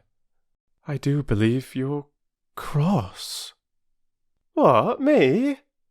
"Not me," said Perks loftily. "It ain't nothing to me." "What ain't nothing to you?" said Peter, too anxious and alarmed to change the form of words. "Nothing ain't nothing. What happens either here or elsewhere," said Perks. "If you likes to have your secrets, have 'em and welcome. That's what I say." The secret chamber of each heart was rapidly examined during the pause that followed. 3 heads were shaken. "We haven't got any secrets from you," said Bobbie at last. "Maybe you have and maybe you haven't," said Perks. "'Tain't nothing to me. And I wish you all a very good afternoon." He held up the paper between him and them, and went on reading. "Oh, don't," said Phyllis in despair. "This is truly dreadful. Whatever it is, do tell us. We didn't mean to do whatever it was." No answer. The paper was refolded, and Perks began on another column. "Look here," said Peter suddenly. "It's not fair. Even people who do crimes aren't punished without being told what it's for, as once they were in Russia." "I don't know nothing about Russia." "Oh, yes, you do. When Mother came down on purpose to tell you and Mr. Gills all about our Russian." "Can't you fancy it?" said Perks indignantly. "Don't you see him asking of me to step into his room and take a chair, and listen to what her ladyship has to say?" "Do you mean to say you've not heard?" "Not so much as a breath." I did go so far as to put a question, and he shuts me up like a rat trap. 'Affairs of state, Perks,' says he. Huh, but I did think one of you would have nipped down to tell me. Your ear's sharp enough when you want to get anything out of old Perks." Phyllis flushed purple as she thought of the strawberries. "Information about locomotives, or signals, or the likes," said Perks. "We didn't know you didn't know. We thought Mother had told you. We wanted to tell you, only we thought it would be stale news." The three spoke all at once. Perks said it was all very well, and still held up the paper. Then Phyllis suddenly snatched it away and threw her arms round his neck. "Oh, let's kiss and be friends," she said. "We'll say we're sorry first, if you like, but we didn't really know that you didn't know." "We are so sorry," said the others. And Perks, at last, consented to accept their apologies. Then they got him to come out and sit in the sun on the green railway bank, where the grass was quite hot to touch. And there, sometimes speaking one at a time and sometimes all together, they told the porter the story of the Russian prisoner. "Well, I must say," said Perks, but he did not say it, whatever it was. "Yes, it's pretty awful, isn't it?" said Peter. "And I don't wonder you were curious about who the Russian was." "I wasn't curious, not so much as interested," said the porter. "Well, I do think Mr. Gills might have told you about it. It was horrid of him." "I don't keep no down on him for that, missy," said the porter. "'Cause why?" "I see his reasons. He won't want to give away his own side with a tale like that here. It ain't human nature. A man's got to stand up for his own side whatever they does. That's what it means by party politics. I should have done the same myself if that long-haired chap had been a Jap." "But the Japs didn't do cruel, wicked things like that," said Bobbie. "Perhaps not," said Perks cautiously. "Still, you can't be sure with foreigners. My own belief is they're all tarred with the same brush." "Then why were you on the side of the Japs?" Peter asked. "Well, you see, you must take one side or the other. Same as with Liberals and Conservatives. The great thing is to take your side and then stick to it, whatever happens." A signal sounded. "There's the 3:14 up," said Perks. "You lie low till she's through, and then we'll go up along to my place and see if there's any of them strawberries ripe what I told you about." "If there are any ripe, and you do give them to me," said Phyllis, "you won't mind if I give them to the poor Russian, will you?" Perks narrowed his eyes, and then raised his eyebrows. "So it was them strawberries you come down for this afternoon, eh?" said he. This was an awkward moment for Phyllis. To say yes would seem rude and greedy and unkind to Perks, but she knew if she said no, she would not be pleased with herself afterwards. So, "Yes," she said. "It was." "Well done," said the porter. "Speak the truth and shame the—" "But we'd have come down the very next day if we'd have known you hadn't heard the story," Phyllis added hastily. "I believe you, missy," said Perks, and sprang across the line 6 feet in front of the advancing train.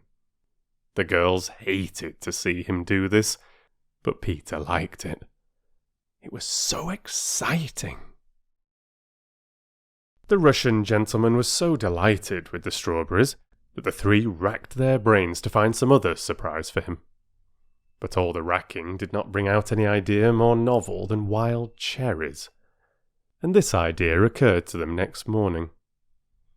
They had seen the blossom on the trees in the spring, and they knew where to look for wild cherries now that cherry time was here. The trees grew all up and along the rocky face of the cliff, out of which the mouth of the tunnel opened.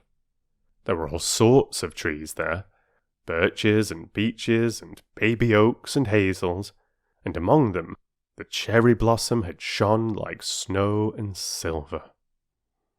The mouth of the tunnel was some way from Three Chimneys.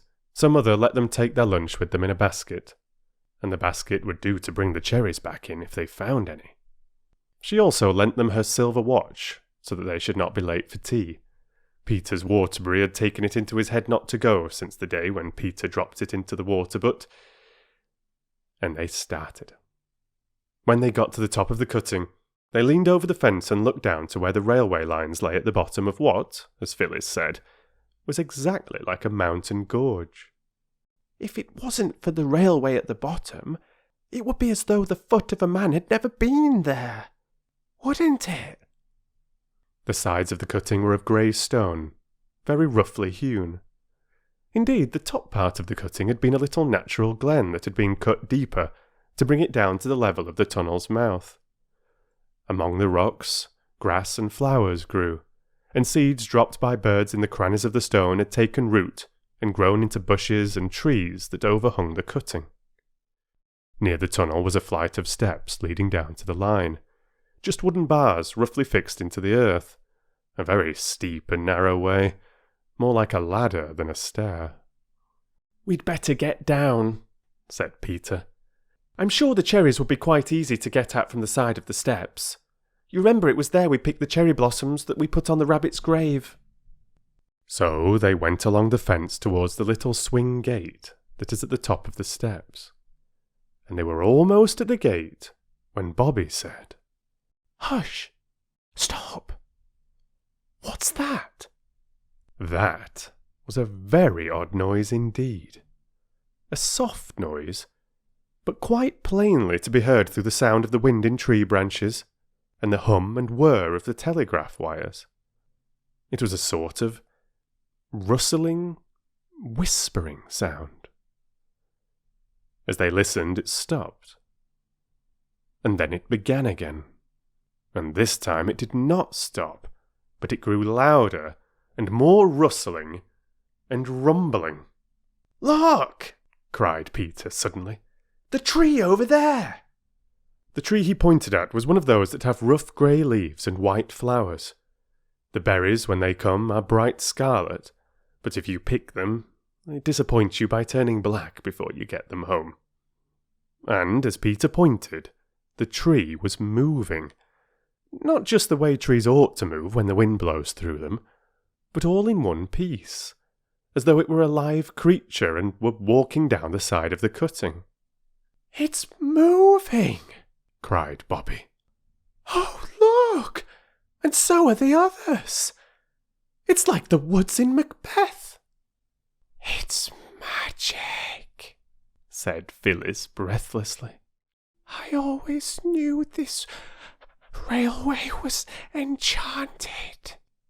It really did seem a little like magic, for all the trees for about 20 yards of the opposite bank seemed to be slowly walking down towards the railway line, the tree with the grey leaves bringing up the rear like some old shepherd driving a flock of green sheep.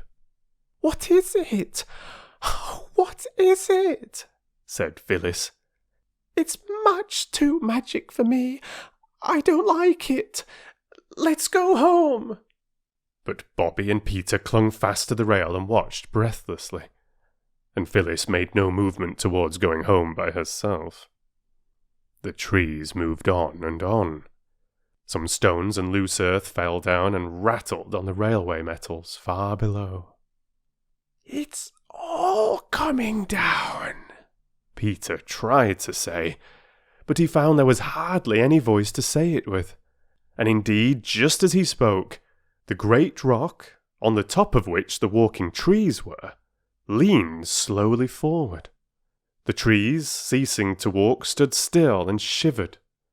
Leaning with the rock, they seemed to hesitate a moment, and then rock and trees and grass and bushes, with a rushing sound, slipped right away from the face of the cutting and fell on the line with a blundering crash that could have been heard half a mile off. A cloud of dust rose up. said Peter in awestruck tones. Isn't it exactly like when coals come in? If there wasn't any roof to the cellar, and you could see down. Look what a great mound it's made, said Bobbie. Yes, said Peter slowly. He was still leaning on the fence. Yes, he said again, still more slowly. Then he stood upright. The 11:29 down hasn't gone by yet. We must let them know at the station, or there'll be a most frightful accident. Let's run, said Bobbie, and began. But Peter cried, Come back, and looked at Mother's watch. He was very prompt and businesslike, and his face looked whiter than they'd ever seen it. No time, he said. It's 2 miles away and it's past 11. Couldn't we, suggested Phyllis breathlessly. Couldn't we climb up a telegraph post and do something to the wires? We don't know how, said Peter. They do it in war, said Phyllis. I know, I've heard of it. They only cut them, silly, said Peter. And that doesn't do any good. And we couldn't cut them even if we got up, and we couldn't get up. If we had anything red, we could get down on the line and wave it. But the train wouldn't see us till it got round the corner, and then it could see the mound just as well as us, said Phyllis. Better, because it's much bigger than us. If only we had something red, Peter repeated. We could go round the corner and wave to the train. We might wave anyway. They'd only think it was just us as usual. We've waved so often before. Anyway, let's get down. They got down the steep stairs. Bobbie was pale and shivering. Peter's face looked thinner than usual. Phyllis was red-faced and damp with anxiety. Oh, how hot I am, she said. And I thought it was going to be cold. I wish we hadn't put on our... She stopped short, and then ended in quite a different tone. Our flannel petticoats. Bobbie turned at the bottom of the stairs. Oh, yes, she cried. They're red. Let's take them off. They did, and with the petticoats rolled up under their arms, ran along the railway, skirting the newly fallen mound of stones and rock and earth, and bent, crushed, twisted trees. They ran at their best pace. Peter led, but the girls were not far behind. They reached the corner that hid the mound from the straight line of railway that ran 1/2 mile without curve or corner. Now, said Peter, taking hold of the largest flannel petticoat. You're not, Phyllis faltered. You're not going to tear them? Shut up, said Peter, with brief sternness. Oh, yes, said Bobbie. Tear them into little bits if you like. Don't you see, Phil? If we can't stop the train, there'll be a real-life accident, with people killed. Horrible. Here, Peter, you'll never tear it through the band. She took the red flannel petticoat from him and tore it off an inch from the band. Then she tore the other in the same way. There, said Peter, tearing his in turn. He divided each petticoat into 3 pieces. Now we've got 6 flags. He looked at the watch again. And we've got 7 minutes. We must have flagstaffs. The knives given to boys are, for some odd reason, seldom of the kind of steel that keeps sharp. The young saplings had to be broken off. 2 came up by the roots. The leaves were stripped from them. We must cut holes in the flags and run the sticks through the holes, said Peter. And the holes were cut. The knife was sharp enough to cut flannel with. 2 of the flags were set up in heaps of loose stones between the sleepers of the down line. Then Phyllis and Roberta took each flag and stood ready to wave it as soon as the train came in sight. "I shall have the other two myself," said Peter, "because it was my idea to wave something red." "They're our petticoats, though," Phyllis was beginning, but Bobbie interrupted. "Oh, what does it matter who waves what if we can only save the train?" Perhaps Peter had not rightly calculated the number of minutes it would take the 11:29 to get from the station to the place where they were, or perhaps the train was late. Anyway, it seemed a very long time that they waited. Phyllis grew impatient. "I expect the watch is wrong and the train's gone by," said she. Peter relaxed the heroic attitude he had chosen to show off his two flags, and Bobbie began to feel sick with suspense. It seemed to her that they had been standing there for hours and hours, holding those silly little red flannel flags that no one would ever notice. The train wouldn't care. It would go rushing by them and tear round the corner and go crashing into that awful mound. And everyone would be killed.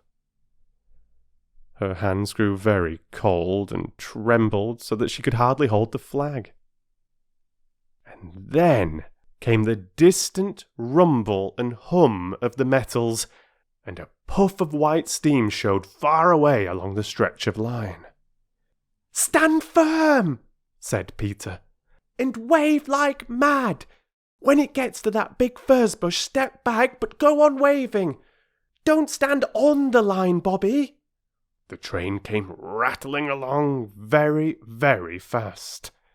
"They don't see us! They won't see us! It's all no good!" cried Bobbie.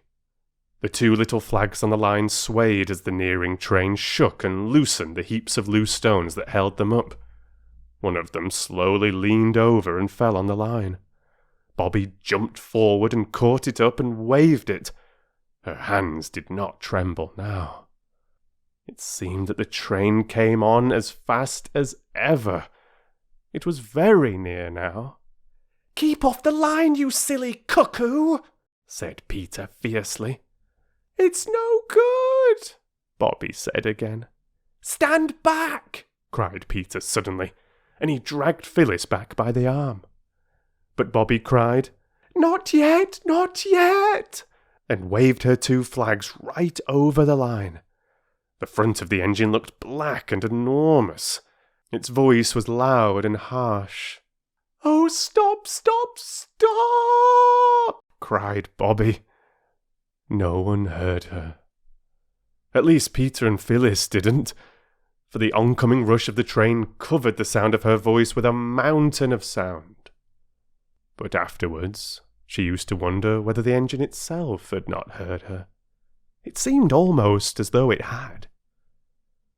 For it slackened swiftly, slackened and stopped, not 20 yards from the place where Bobbie's two flags waved over the line. She saw the great black engine stop dead, but somehow she could not stop waving the flags. And when the driver and the firemen had got off the engine and Peter and Phyllis had gone to meet them and pour out their excited tale of the awful mound just round the corner, Bobbie still waved the flags, but more and more feebly and jerkily. When the others turned towards her, she was lying across the line, with her hands flung forward and still gripping the sticks of the little red flannel flags. The engine driver picked her up, carried her to the train, and laid her on the cushions of a first-class carriage. "Gone right off in a faint," he said. "Poor little woman. And no wonder. I'll just have a look at this here mind of yours, and then we'll run you back to the station and get her seen to." It was horrible to see Bobbie lying so white and quiet, with her lips blue and parted. "I believe that's what people look like when they're dead," whispered Phyllis. "Don't," said Peter sharply. They sat by Bobbie on the blue cushions, and the train ran back. Before it reached their station, Bobbie had sighed and opened her eyes, and rolled herself over and begun to cry. This cheered the others wonderfully. They had seen her cry before, but they had never seen her faint, nor anyone else for the matter of that. They had not known what to do when she was fainting, but now she was only crying, they could thump her on the back and tell her not to, just as they always did. And presently, when she stopped crying, they were able to laugh at her for being such a coward as to faint. When the station was reached, the three were the heroes of an agitated meeting on the platform. The praises they got for their prompt action, their common sense, their ingenuity, were enough to have turned anybody's head. Phyllis enjoyed herself thoroughly. She had never been a real heroine before, and the feeling was delicious. Peter's ears got very red, yet he too enjoyed himself. Only Bobbie wished they all wouldn't. She wanted to get away. "You'll hear from the company about this, I expect," said the station master. Bobbie wished she might never hear of it again. She pulled at Peter's jacket. "Oh, come away, come away. I want to go home," she said. So they went.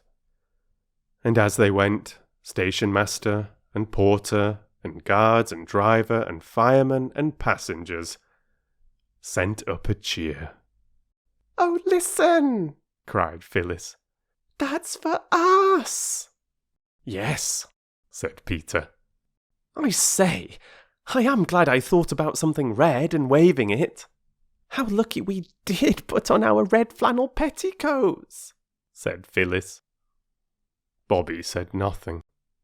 She was thinking of the horrible mound and the trustful train rushing towards it. "And it was us that saved them," said Peter. "How dreadful if they had all been killed," said Phyllis. "Wouldn't it, Bobbie?" "We never got any cherries after all," said Bobbie. The others thought her rather heartless.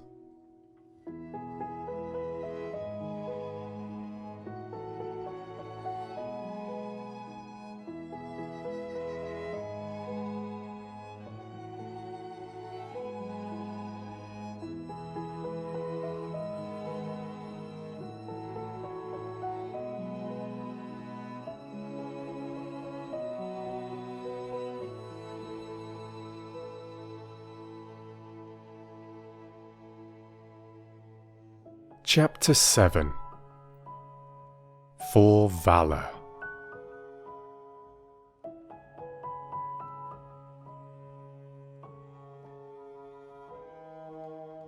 I hope you don't mind me telling you a good deal about Roberta.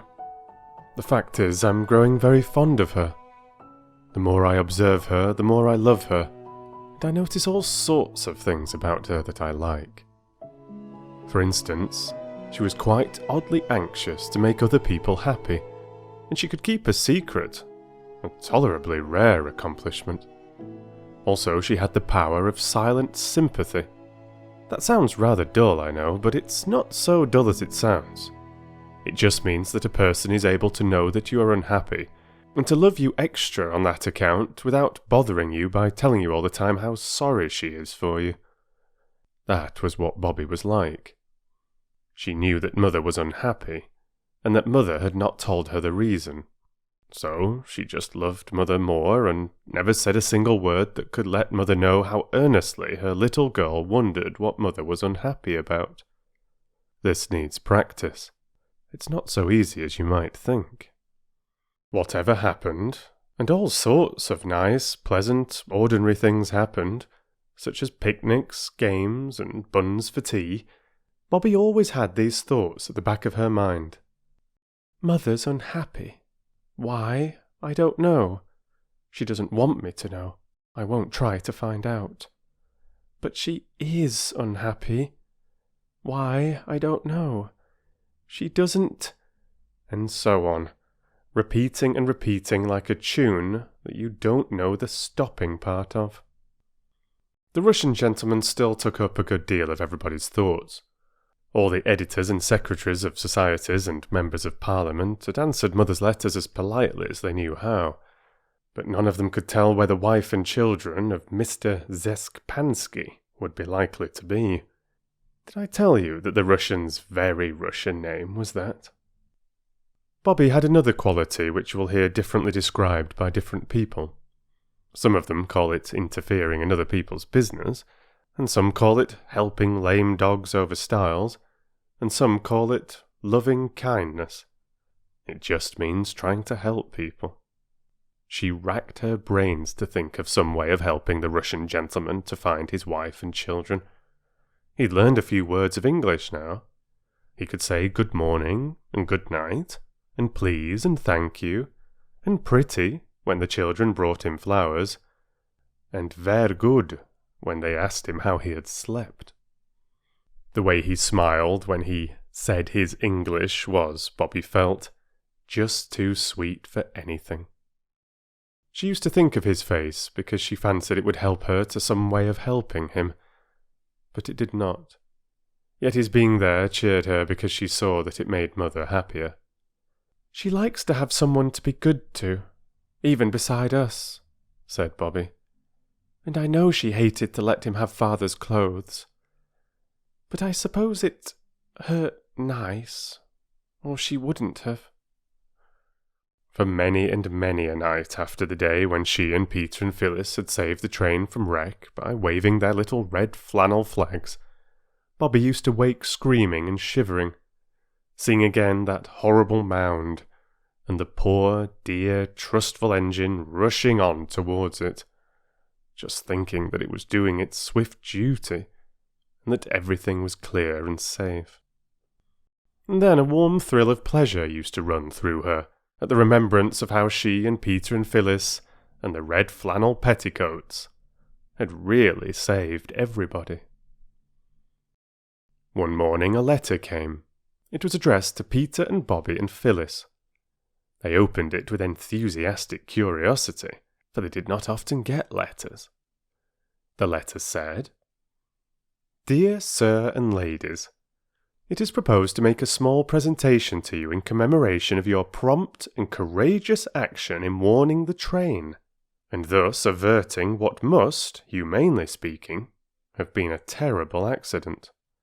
The presentation will take place at the station at 3 o'clock on the 30th instant, if this time and place will be convenient to you. Yours faithfully, Jabez Inglewood, Secretary, Great Northern and Southern Railway Company. There never had been a prouder moment in the lives of the three children. They rushed to Mother with the letter, and she also felt proud and said so, and this made the children happier than ever. But if the presentation is money, you must say, Thank you, but we'd rather not take it, said Mother. I'll wash your Indian muslins at once, she added. You must look tidy on an occasion like this. Phil and I can wash them, said Bobbie. If you'll iron them, Mother. Washing is rather fun. I wonder whether you've ever done it. This particular washing took place in the back kitchen, which had a stone floor and a very big stone sink under its window. Let's put the bath on the sink, said Phyllis.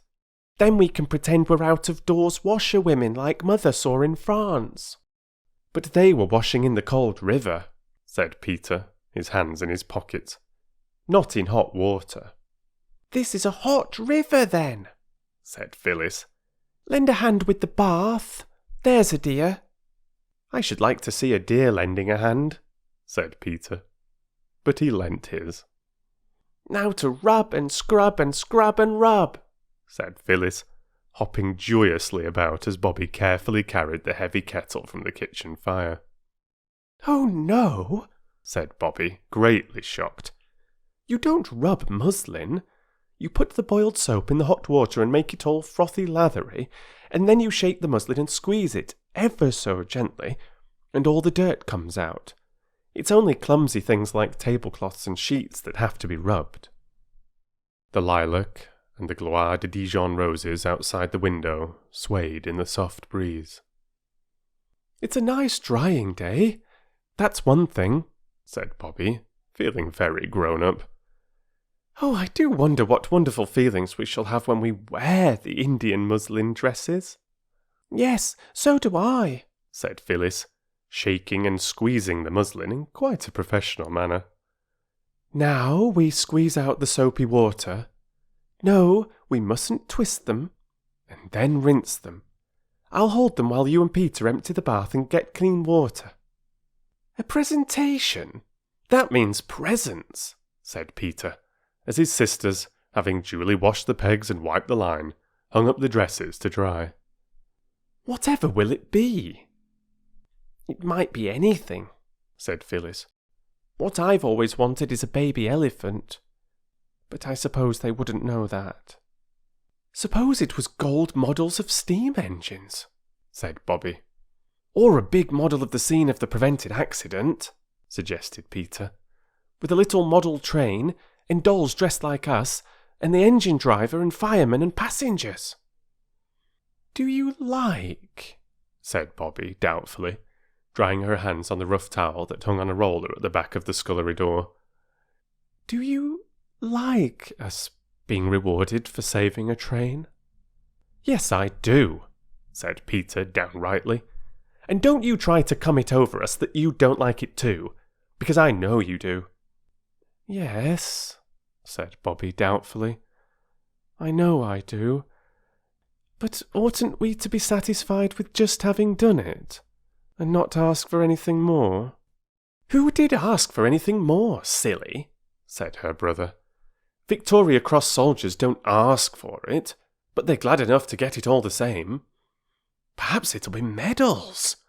Then, when I'm very old indeed, I shall show them to my grandchildren and say, 'We only did our duty,' and they'll be awfully proud of me." "You have to be married," warned Phyllis, "or you don't have any grandchildren." "I suppose I shall have to be married some day," said Peter. "But it would be an awful bother having her round all the time. I'd like to marry a lady who had trances, and only woke up once or twice a year." "Just to say you were the light of her life and then go to sleep again?" "Yes, that wouldn't be bad," said Bobbie. "When I get married," said Phyllis, "I shall want him to want me to be awake all the time, so that I can hear him say how nice I am." "I think it would be nice," said Bobbie, "to marry someone very poor, and then you'd do all the work and he'd love you most frightfully, and see the blue wood smoke curling up among the trees from the domestic hearth as he came home from work every night. I say, we've got to answer that letter and say that the time and place will be convenient to us. There's the soap, Peter. We're both as clean as clean. That pink box of writing paper you had on your birthday, Phil." It took some time to arrange what should be said. Mother had gone back to her writing, and several sheets of pink paper with scalloped gilt edges and green four-leaved shamrocks in the corner were spoiled before the three had decided what to say. Then each made a copy and signed it with its own name. The threefold letter ran, "Dear Mr. Jabez Inglewood, thank you very much. We did not want to be rewarded, but only to save the train. But we are glad you think so, and thank you very much. The time and place you say will be quite convenient to us. Thank you very much. Your affectionate little friend." Then came the name, and after it, "P.S. Thank you very much." "Washing is much easier than ironing," said Bobbie, taking the clean dry dresses off the line. "I do love to see things come clean. Oh, I don't know how we shall wait till it's time to know what presentation they're going to present." When at last, it seemed a very long time after, it was the day, The three children went down to the station at the proper time, and everything that happened was so odd that it seemed like a dream. The station master came out to meet them, in his best clothes, as Peter noticed at once, and led them into the waiting room where once they had played the advertisement game. It looked quite different now. A carpet had been put down, and there were pots of roses on the mantelpiece and on the window ledges, green branches stuck up, like holly and laurel are at Christmas, over the framed advertisement of Cook's Tours and the beauties of Devon and the Paris-Lyon Railway. There were quite a number of people there besides the porter, 2 or 3 ladies in smart dresses, and quite a crowd of gentlemen in high hats and frock coats, besides everybody who belonged to the station. They recognised several people who had been in the train on the red flannel petticoat day. Best of all, their own old gentleman was there, and his coat and hat and collar seemed more than ever different from anyone else's. He shook hands with them, and then everybody sat down on chairs, and a gentleman in spectacles, they found out afterwards that he was the district superintendent, began quite a long speech, very clever indeed. I'm not going to write the speech down, first because you would think it dull, and secondly because it made all the children blush so and get so hot about the ears that I'm quite anxious to get away from this part of the subject, and thirdly because the gentleman took so many words to say what he had to say that I really haven't time to write them down. He said all sorts of nice things about the children's bravery and presence of mind, and when he had done he sat down, and everybody who was there clapped and said, "Hear, hear." And then the old gentleman got up and said things too. It was very like a prize-giving. And then he called the children one by their names, and gave each of them a beautiful gold watch and chain. And inside the watches were engraved after the name of the watch's new owner, "From the directors of the Northern and Southern Railway, in grateful recognition of the courageous and prompt action which averted an accident in 1905. The watches were the most beautiful you can possibly imagine, and each one had a blue leather case to live in when it was at home. "You must make a speech now and thank everyone for their kindness," whispered the station master in Peter's ear and pushed him forward. "Begin, ladies and gentlemen," he added.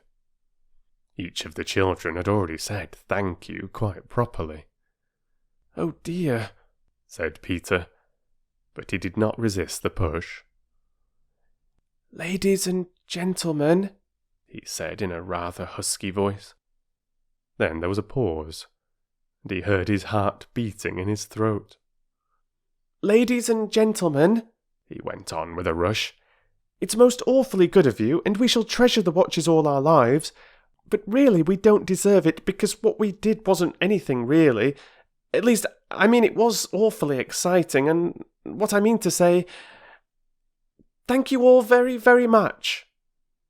The people clapped Peter more than they had done the district superintendent, and then everybody shook hands with them, and as soon as politeness would let them, they got away and tore up the hill to Three Chimneys with their watches in their hands. It was a wonderful day, the kind of day that very seldom happens to anybody, and most of us not at all. "I did want to talk to the old gentleman about something else," said Bobbie, "but it was so public, like being in church." "What did you want to say?" asked Phyllis. "I'll tell you when I've thought about it more," said Bobbie. So, when she had thought a little more, she wrote a letter. "My dearest old gentleman," it said, "I want most awfully to ask you something. If you could get out of the train and go by the next, it would do. I do not want you to give me anything. Mother says we ought not to. And besides, we do not want any things, only to talk to you about a prisoner and captive. Your loving little friend, Bobbie." She got the station master to give the letter to the old gentleman, and next day she asked Peter and Phyllis to come down to the station with her at the time when the train that brought the old gentleman from town would be passing through. She explained her idea to them, and they approved thoroughly. They had all washed their hands and faces and brushed their hair, and were looking as tidy as they knew how. But Phyllis, always unlucky, had upset a jug of lemonade down the front of her dress. There was no time to change, and the wind happening to blow from the coal yard, her frock was soon powdered with grey, which stuck to the sticky lemonade stains and made her look, as Peter said, like any little gutter child. It was decided that she should keep behind the others as much as possible. "Perhaps the old gentleman won't notice," said Bobbie. "The aged are often weak in the eyes." There was no sign of weakness, however, in the eyes or in any other part of the old gentleman, as he stepped from the train and looked up and down the platform. The three children, now that it came to the point, suddenly felt that rush of deep shyness which makes your ears red and hot, your hands warm and wet, and the tip of your nose pink and shiny. "Oh," said Phyllis, "my heart's thumping like a steam engine. Right under my sash, too." "Nonsense," said Peter. "People's hearts aren't under their sashes." "I don't care. Mine is," said Phyllis. "If you're going to talk like a poetry book," said Peter, "my heart's in my mouth." "My heart's in my boots, if you come to that," said Roberta. "But do come on. He'll think we're idiots." "He won't be far wrong," said Peter gloomily, and they went forward to meet the old gentleman. "Hello," he said, shaking hands with all of them in turn.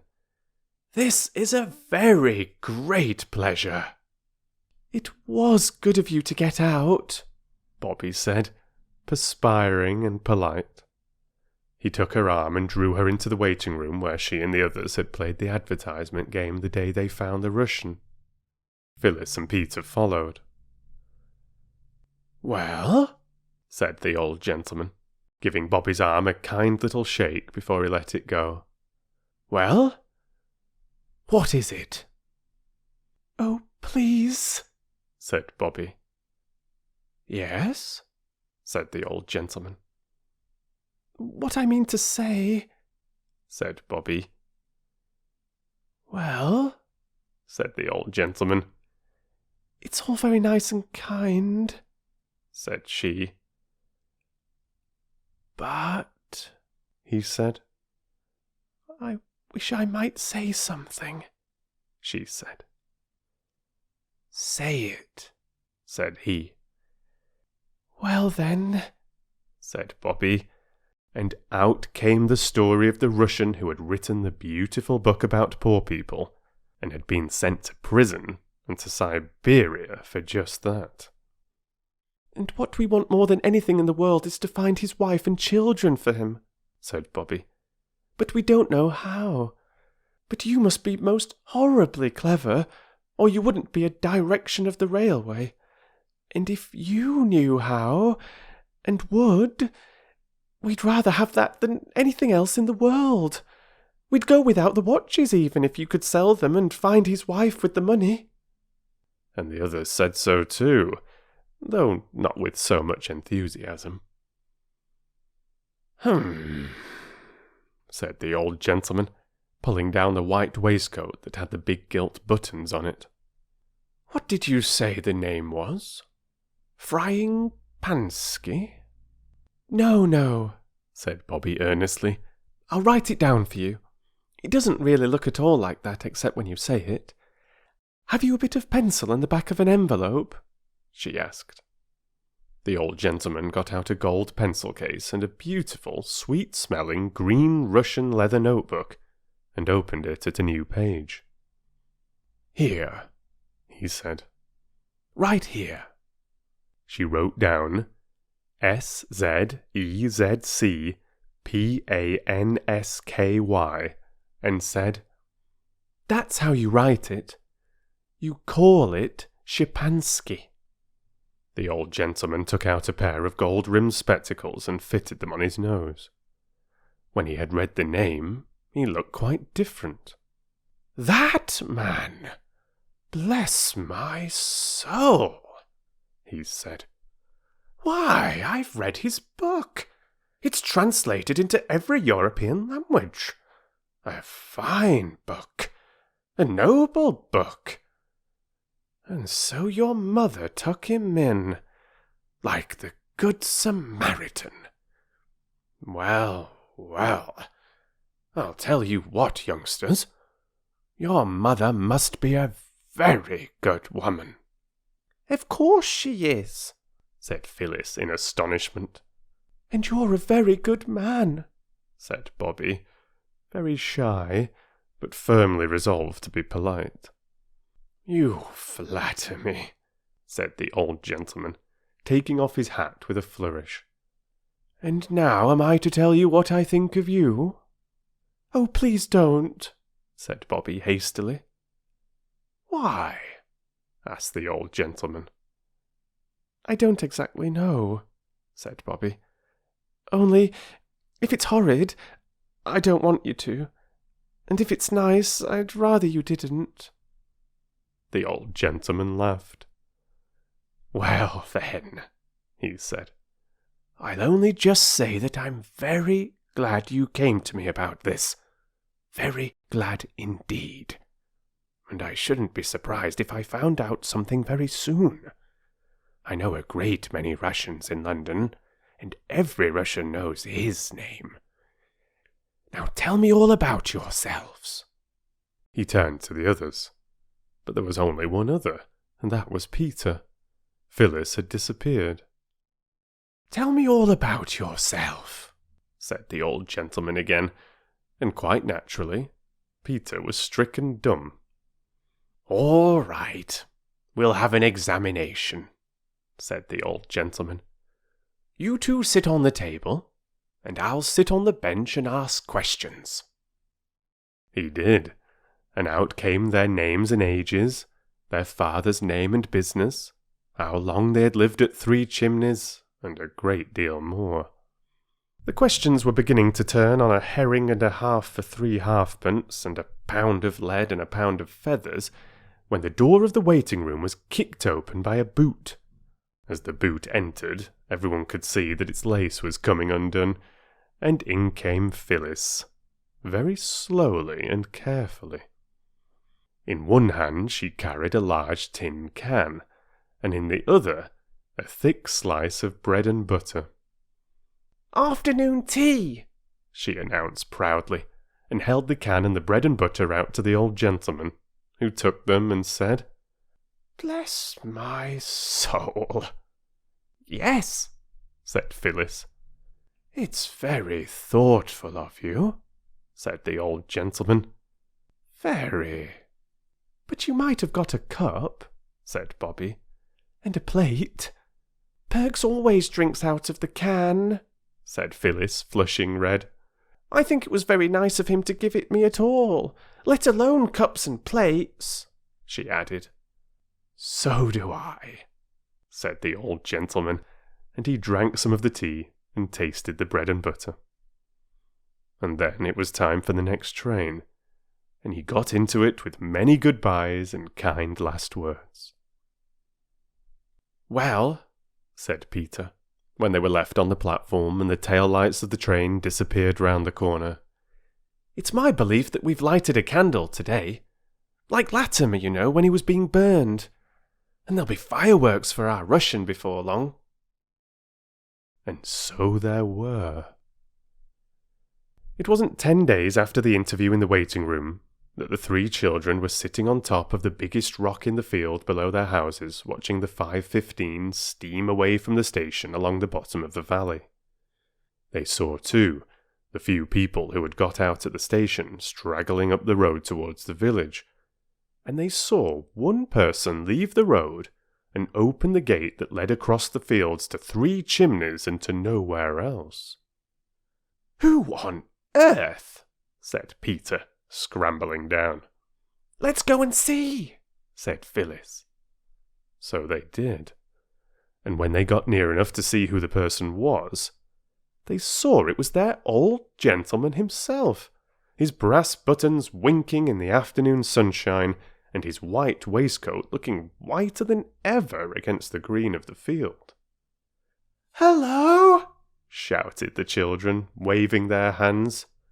"Hello!" shouted the old gentleman, waving his hat.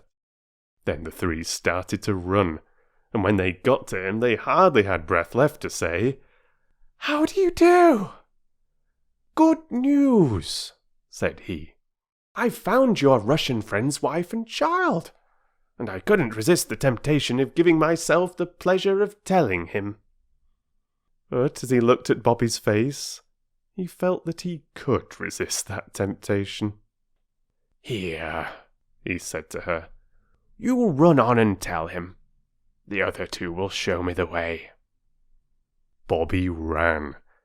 But when she had breathlessly panted out the news to the Russian and Mother sitting in the quiet garden, when Mother's face had lighted up so beautifully, and she had said 6 quick French words to the exile, Bobbie wished that she had not carried the news. For the Russian sprang up with a cry that made Bobbie's heart leap and then tremble, a cry of love and longing such as she had never heard. Then he took Mother's hand and kissed it gently and reverently, and then he sank down in his chair and covered his face with his hands and sobbed. Bobbie crept away. She did not want to see the others just then. But she was as gay as anybody when the endless French talking was over, when Peter had torn down to the village for buns and cakes, and the girls had got tea ready and taken it out into the garden. The old gentleman was most merry and delightful. He seemed to be able to talk in French and English almost at the same time, and Mother did nearly as well. It was a delightful time. Mother seemed as if she could not make enough fuss about the old gentleman, and she said yes at once when he asked if he might present some goodies to his little friends. The word was new to the children, but they guessed that it meant sweets, for the 3 large pink and green boxes, tied with green ribbon, which he took out of his bag, held unheard of layers of beautiful chocolates. The Russian's few belongings were packed, and they all saw him off at the station. Then Mother turned to the old gentleman and said, "I don't know how to thank you for everything. It has been a real pleasure to me to see you, but we live very quietly. I'm so sorry that I can't ask you to come and see us again." The children thought this very hard. When they had made a friend, and such a friend, they would dearly have liked him to come and see them again. What the old gentleman thought they couldn't tell. He only said, "I consider myself very fortunate, madam, to have been received once at your house." "Ah," said Mother, "I know I must seem surly and ungrateful, but you could never seem anything but a most charming and gracious lady," said the old gentleman, with another of his bows. And as they turned to go up the hill, Bobbie saw her mother's face. "How tired you look, Mammy," she said. "Lean on me." "It's my place to give Mother my arm," said Peter. "I'm the head man of the family when Father's away." Mother took an arm of each. "How awfully nice," said Phyllis, skipping joyfully. "To think of the dear Russian embracing his long-lost wife. The baby must have grown a lot since he saw it." "Yes," said Mother. "I wonder whether Father will think I've grown," Phyllis went on, skipping still more gaily. "I have grown already, haven't I, Mother?" "Yes," said Mother. "Oh, yes." And Bobbie and Peter felt her hands tighten on their arms. "Poor old Mammy, you are tired," said Peter. Bobbie said, "Come on, Phil, I'll race you to the gate." And she started the race, though she hated doing it. You know why Bobbie did that. Mother only thought that Bobbie was tired of walking slowly. Even mothers, who love you better than anyone else ever will, don't always understand.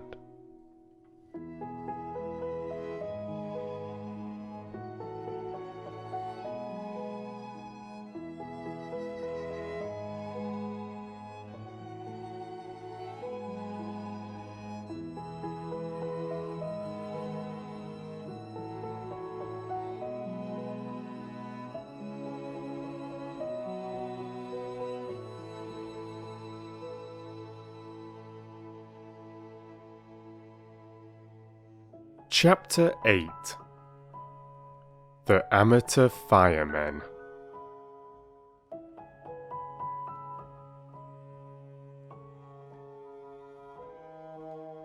"That's a likely little brooch you've got on, miss," said Perks the porter.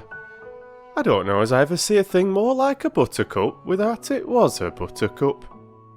"Yes," said Bobbie, glad and flushed by this approval. "I always thought it was more like a buttercup almost than even a real one, and I never thought it would come to be mine, my very own. And then Mother gave it to me for my birthday." "Oh, have you had a birthday?" said Perks, and he seemed quite surprised, as though a birthday were a thing only granted to a favoured few. "Yes," said Bobbie. "When's your birthday, Mr. Perks?" The children were taking tea with Mr. Perks in the porter's room, among the lamps and the railway almanacs. They had brought their own cups and some jam turnovers. Mr. Perks made tea in a beer can as usual, and everyone felt very happy and confidential. "My birthday," said Perks, tipping some more dark brown tea out of the can into Peter's cup. "I give up keeping of my birthday afore you was born." "But you must have been born some time, you know," said Phyllis thoughtfully. "Even if it was 20 years ago, or 30, or 60, or 70. "Not so long as that, missy," Perks grinned as he answered. "If you really want to know, it was 32 years ago come the 15th of this month." "Then why don't you keep it?" asked Phyllis. "I've got something else to keep besides birthdays," said Perks briefly. "Oh, what?" asked Phyllis eagerly. "Not secrets?" "No," said Perks. "The kids and the missus." It was this talk that set the children thinking and presently talking. Perks was, on the whole, the dearest friend they had made. Not so grand as the station master, but more approachable. Less powerful than the old gentleman, but more confidential. "It seems horrid that nobody keeps his birthday," said Bobbie. "Couldn't we do something?" "Let's go up to the canal bridge and talk it over," said Peter. "I got a new gut line from the postman this morning. He gave it me for a bunch of roses that I gave him for his sweetheart. She's ill." "Then I do think you might have given her the roses for nothing," said Bobbie indignantly. "No," said Peter disagreeably, and put his hands in his pockets. "He did, of course," said Phyllis in haste. "Directly we heard she was ill, we got the roses ready and waited by the gate. It was when you were making the brekker toast. And when he'd said thank you for the roses so many times, much more than he need have, he pulled out the line and gave it to Peter. It wasn't exchange. It was the grateful heart." "Oh, I beg your pardon, Peter," said Bobbie. "I am so sorry." "Don't mention it," said Peter grandly. "I knew you would be."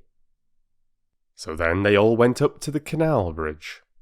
The idea was to fish from the bridge, but the line was not quite long enough. "Never mind," said Bobbie. "Let's just stay here and look at things. Everything's so beautiful." It was. The sun was setting in red splendour over the grey and purple hills, and the canal lay smooth and shiny in the shadow. No ripple broke its surface. It was like a grey satin ribbon between the dusky green silk of the meadows that were on each side of its banks. "It's all right," said Peter, "but somehow I can always see how pretty things are much better when I've something to do. Let's get down onto the towpath and fish from there." Phyllis and Bobbie remembered how the boys on the canal boats had thrown coal at them, and they said so. "Oh, nonsense," said Peter. "There aren't any boys here now. If there were, I'd fight them."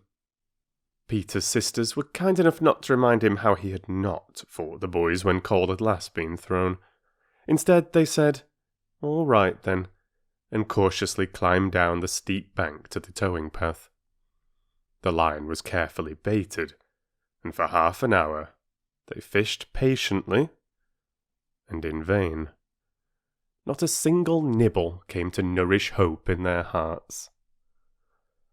All eyes were intent on the sluggish waters that earnestly pretended they had never harboured a single minnow, when a loud, rough shout made them start. "Aye!" said the shout in most disagreeable tones. "Get out of that, can't you?" An old white horse coming along the towing path was within 6 yards of them.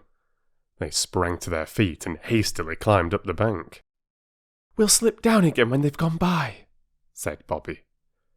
But alas, the barge, after the manner of barges, stopped under the bridge.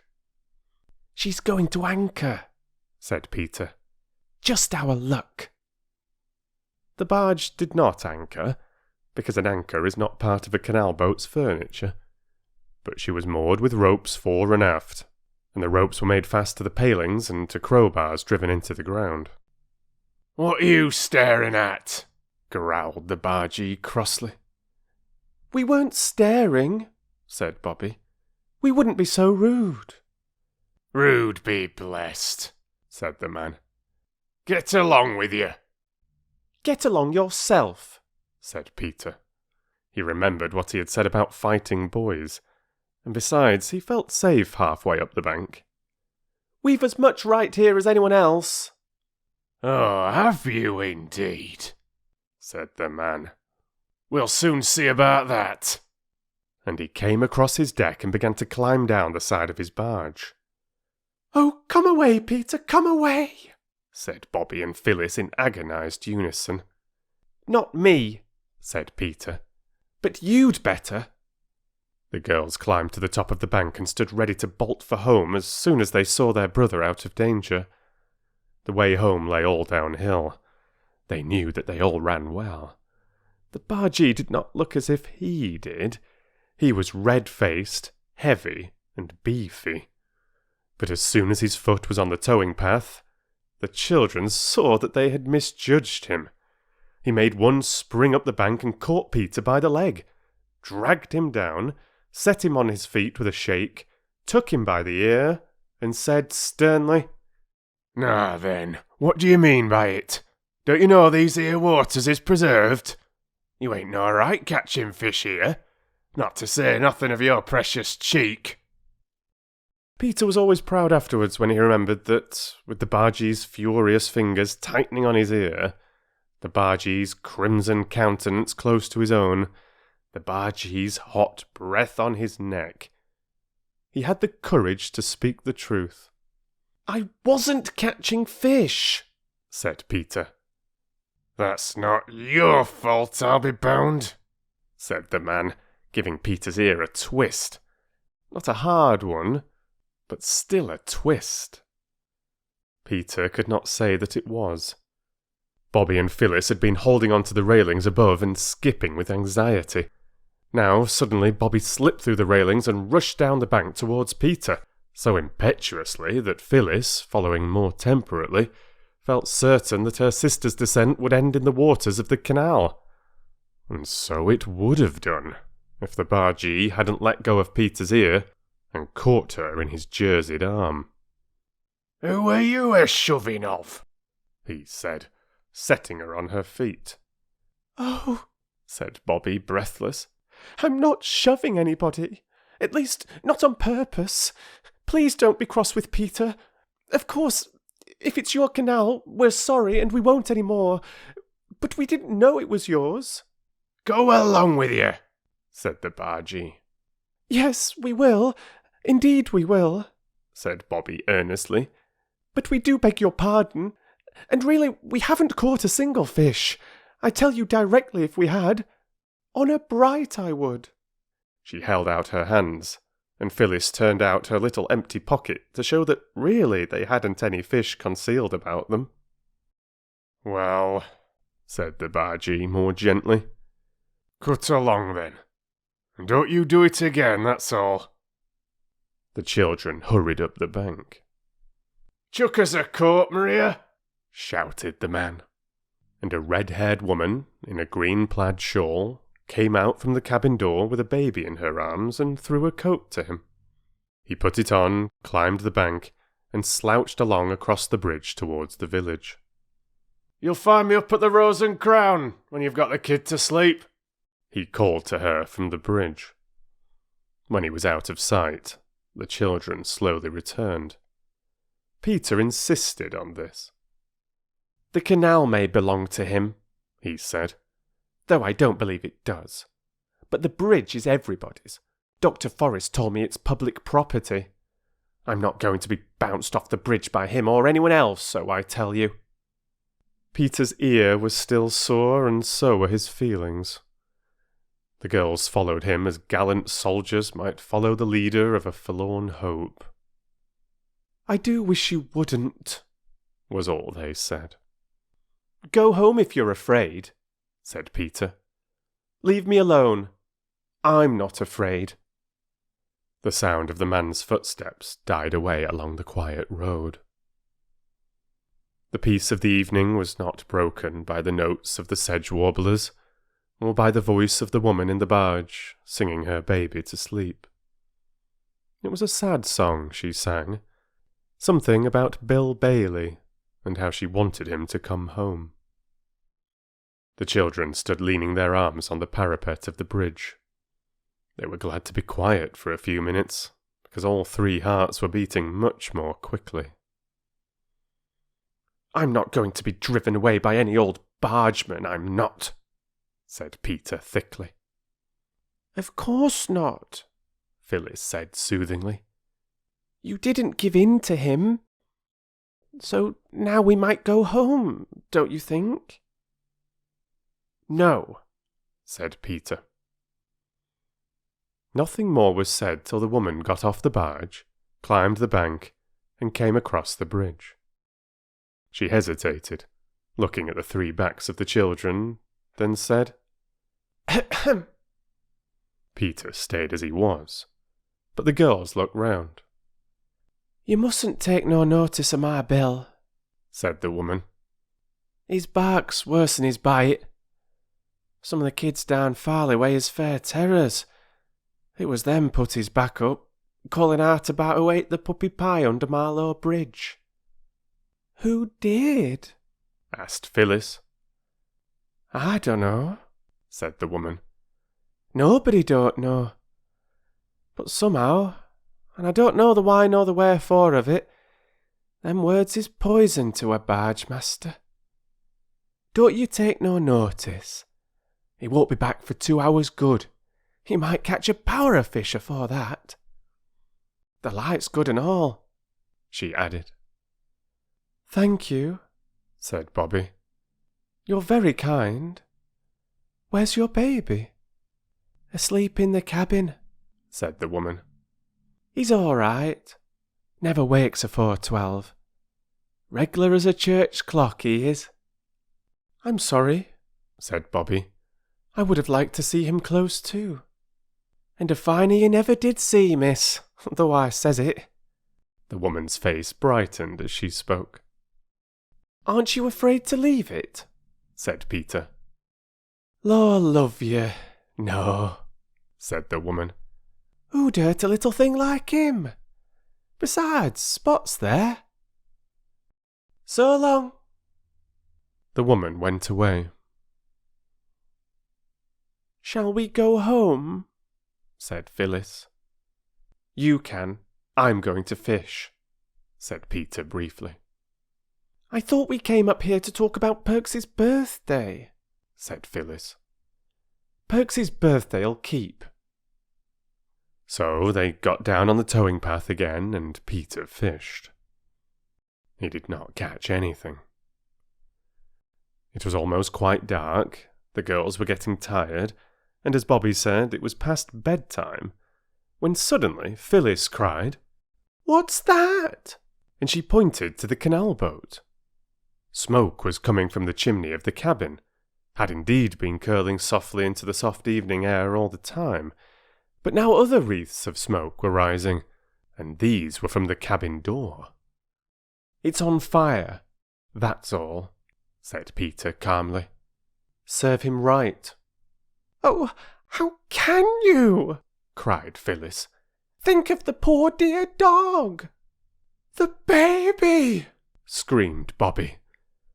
In an instant, all three made for the barge. Her mooring ropes were slack, and the little breeze, hardly strong enough to be felt, had yet been strong enough to drift her stern against the bank. Bobbie was first, then came Peter, and it was Peter who slipped and fell. He went into the canal up to his neck, and his feet could not feel the bottom, but his arm was on the edge of the barge. Phyllis caught at his hair. It hurt, but it helped him to get out. Next minute he had leaped onto the barge, Phyllis following. Not you! He shouted to Bobbie. Me! Because I'm wet! He caught up with Bobbie at the cabin door and flung her aside, very roughly indeed. If they had been playing, such roughness would have made Bobbie weep with tears of rage and pain. Now, though he flung her on the edge of the hold so that her knee and her elbow were grazed and bruised, she only cried, No, not you! Me! And struggled up again. But not quickly enough. Peter had already gone down 2 of the cabin steps into the cloud of thick smoke. He stopped, remembered all he had ever heard of fires, pulled his soaked handkerchief out of his breast pocket and tied it over his mouth. As he pulled it out, he said, It's all right, hardly any fire at all. And this, though he thought it was a lie, was rather good of Peter. It meant to keep Bobbie from rushing after him into danger. Of course it didn't. The cabin glowed red. A paraffin lamp was burning calmly in an orange mist. Hi, said Peter, lifting the handkerchief from his mouth for a moment. Hi, baby. Where are you? He choked.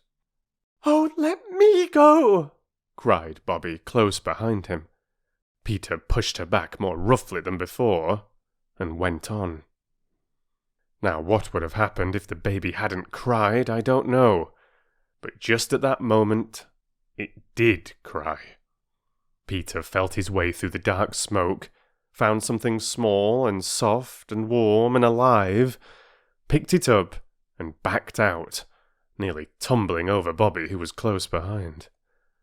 A dog snapped at his leg, tried to bark, choked. I've got the kid, said Peter, tearing off the handkerchief and staggering onto the deck. Bobbie caught at the place where the bark came from, and her hands met on the fat back of a smooth-haired dog. It turned and fastened its teeth on her hand, but very gently, as much as to say, I'm bound to bark and bite if strangers come into my master's cabin, but I know you mean well, so I won't really bite. Bobbie dropped the dog. All right, old man. Good dog, said she. Here, give me the baby, Peter. You're so wet you'll give it cold. Peter was only too glad to hand over the strange little bundle that squirmed and whimpered in his arms. Now, said Bobbie quickly, you run straight to the Rose and Crown and tell them. Phil and I will stay here with the precious. Hush then, a dear, a duck, a darling. Go now, Peter. Run. I can't run in these things, said Peter firmly. They're as heavy as lead. I'll walk. Then I'll run, said Bobbie. Get on the bank, Phil. and I'll hand you the deer." The baby was carefully handed. Phyllis sat down on the bank and tried to hush the baby.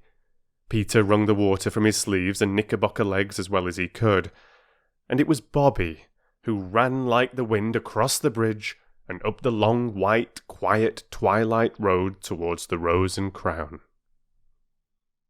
There is a nice old-fashioned room at the Rose and Crown, where bargees and their wives sit of an evening drinking their supper beer and toasting their supper cheese at a glowing basketful of coals that sticks out into the room under a great hooded chimney, and is warmer and prettier and more comforting than any other fireplace I ever saw. There was a pleasant party of barge people round the fire. You might not have thought it pleasant, but they did, for they were all friends or acquaintances, and they liked the same sort of things and talked the same sort of talk. This is the real secret of pleasant society. The bargee Bill, whom the children had found so disagreeable, was considered excellent company by his mates. He was telling a tale of his own wrongs, always a thrilling subject. It was his barge he was speaking about. "And he sent down word, paint her inside out, not naming no colour, d'ye see. So I gets a lot of green paint and I paints her stem to stern. I tell you, she looked A1. Then he comes along and he says, 'What you paint her all one colour for?' he says. And I says I, 'Cause I thought she looked first rate,' says I. And I think so still.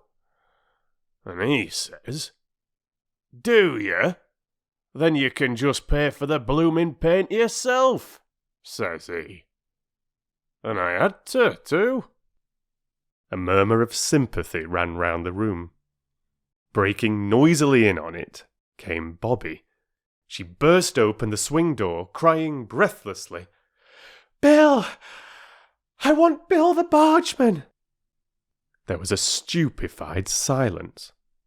Pots of beer were held in mid-air, paralysed on their way to thirsty mouths. "Oh," said Bobbie, seeing the bargewoman and making for her. "Your barge cabin's on fire! Go quickly!" The woman started to her feet and put a big red hand to her waist on the left side, where your heart seems to be when you are frightened or miserable. "Reginald Horace!" she cried in a terrible voice. "My Reginald Horace!" "All right," said Bobbie. "If you mean the baby, got him out safe. Dog too." She had no breath for more except, "Go on. It's all a light." Then she sank on the alehouse bench and tried to get that breath of relief after running which people call the second wind. But she felt as though she would never breathe again. Bill the bargee rose slowly and heavily, but his wife was 100 yards up the road before he had quite understood what was the matter. Phyllis, shivering by the canal side, had hardly heard the quick approaching feet before the woman had flung herself on the railing, rolled down the bank, and snatched the baby from her. "Don't," said Phyllis reproachfully. "I just got him to sleep." Bill came up later, talking in a language with which the children were wholly unfamiliar. He leaped onto the barge and dipped up pails of water. Peter helped him, and they put out the fire. Phyllis, the bargewoman, and the baby, and presently Bobbie too, cuddled together in a heap on the bank. "Lord help me if it was me left anything as could catch a light," said the woman again and again.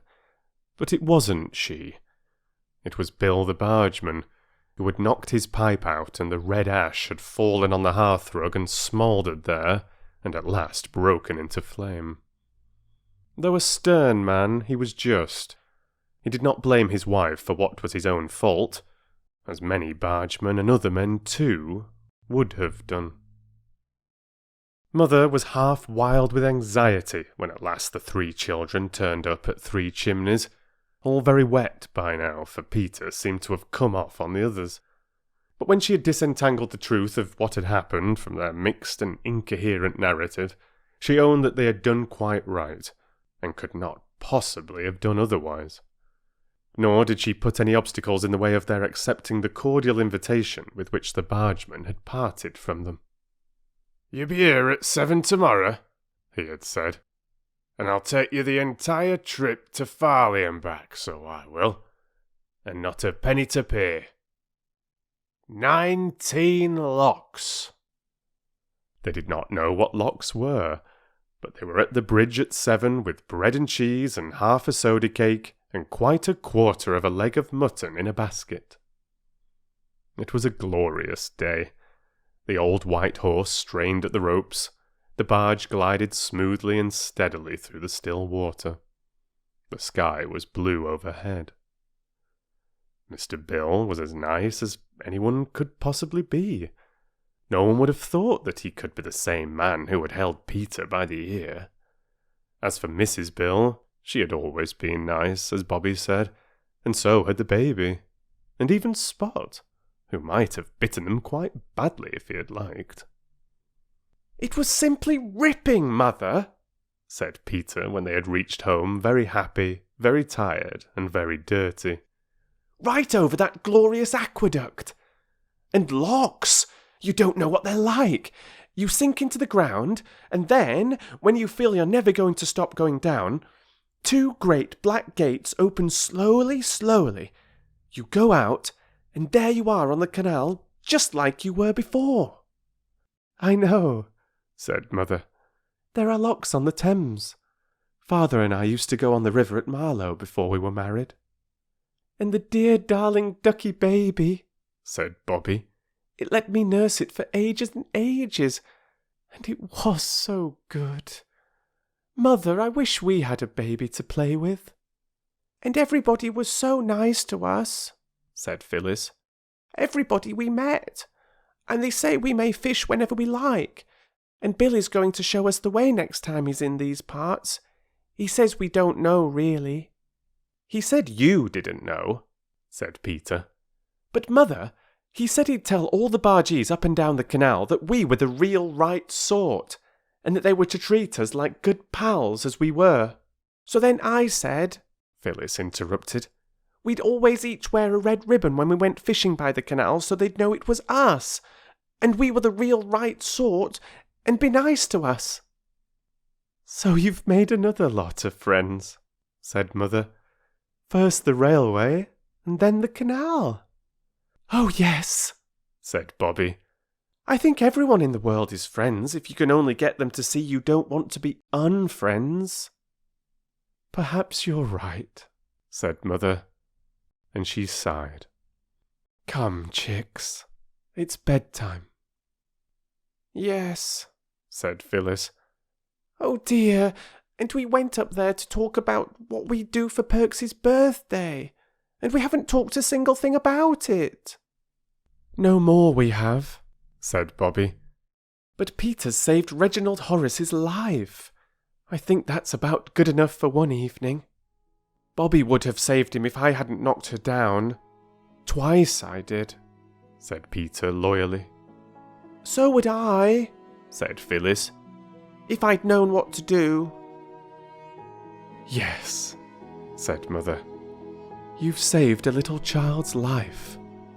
I do think that's enough for one evening. Oh, my darlings, thank God you're all safe."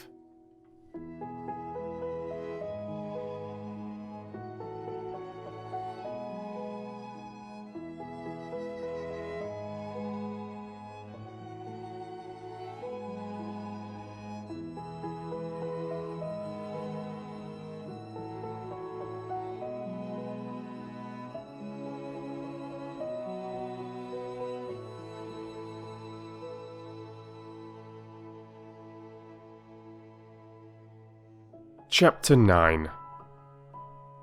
The Pride of Perks.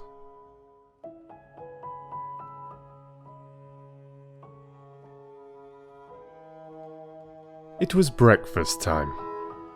Mother's face was very bright as she poured the milk and ladled out the porridge. "I've sold another story, chickies," she said. "The one about the King of the Mussels. so there'll be buns for tea. You can go and get them as soon as they're baked. About 11, isn't it?" Peter, Phyllis and Bobbie exchanged glances with each other. 6 glances in all. Then Bobbie said, "Mother, would you mind if we didn't have the buns for tea tonight, but on the 15th? That's next Thursday." "I don't mind when you have them, dear," said Mother. "But why?" "Because it's Perks's birthday," said Bobbie. "He's 32, and he says he doesn't keep his birthday anymore, because he's got other things to keep. Not rabbits or secrets, but the kids and the missus." "You mean his wife and children?" said Mother. "Yes," said Phyllis. "It's the same thing, isn't it? And we thought we'd make a nice birthday for him. He's been so awfully jolly decent to us, you know, Mother," said Peter. "And we agreed that next Bun Day we'd ask you if we could." "But suppose there hadn't been a Bun Day before the 15th?" said Mother. "Oh, then we meant to ask you to let us antipate it, and go without when the Bun Day came." "Anticipate," said Mother. "I see. Certainly. It would be nice to put his name on the buns with pink sugar, wouldn't it?" "Perks," said Peter. "It's not a pretty name." "His other name's Albert," said Phyllis. "I asked him once." "We might put AP," said Mother. "I'll show you how when the day comes." This was all very well as far as it went, but even 14 halfpenny buns with AP on them in pink sugar do not of themselves make a very grand celebration. "There are always flowers, of course," said Bobbie later, when a really earnest council was being held on the subject in the hayloft, where the broken chaff-cutting machine was, and the row of holes to drop hay through into the hay racks over the mangers of the stables below. "He's got lots of flowers of his own," said Peter. "But it's always nice to have them given you," said Bobbie, "however many you've got of your own. We can use flowers for trimmings to the birthday. But there must be something to trim besides buns." "Let's all be quiet and think," said Phyllis. "No one's to speak until it's thought of something." So they were all quiet, and so very still, that a brown rat thought that there was no one in the loft and came out very boldly. When Bobbie sneezed, the rat was quite shocked and hurried away, for he saw that a hayloft where such things could happen was no place for a respectable middle-aged rat that liked a quiet life. "Hooray!" cried Peter suddenly. "I've got it!" He jumped up and kicked at the loose hay. "What?" said the others eagerly. "Why, Perks is so nice to everybody. There must be lots of people in the village who'd like to help to make him a birthday. Let's go round and ask everybody." "Mother said we weren't to ask people for things," said Bobbie doubtfully. "For ourselves, she meant, silly, not for other people. I'll ask the old gentleman too, you see if I don't," said Peter. "Let's ask Mother first," said Bobbie. "Oh, what's the use of bothering Mother about every little thing?" said Peter. "Especially when she's busy. Come on, let's go down to the village now and begin." So they went. The old lady at the post office said she didn't see why Perks should have a birthday any more than anyone else. "No," said Bobbie. "I should like everyone to have one. Only we know when his is." "Mine's tomorrow," said the old lady.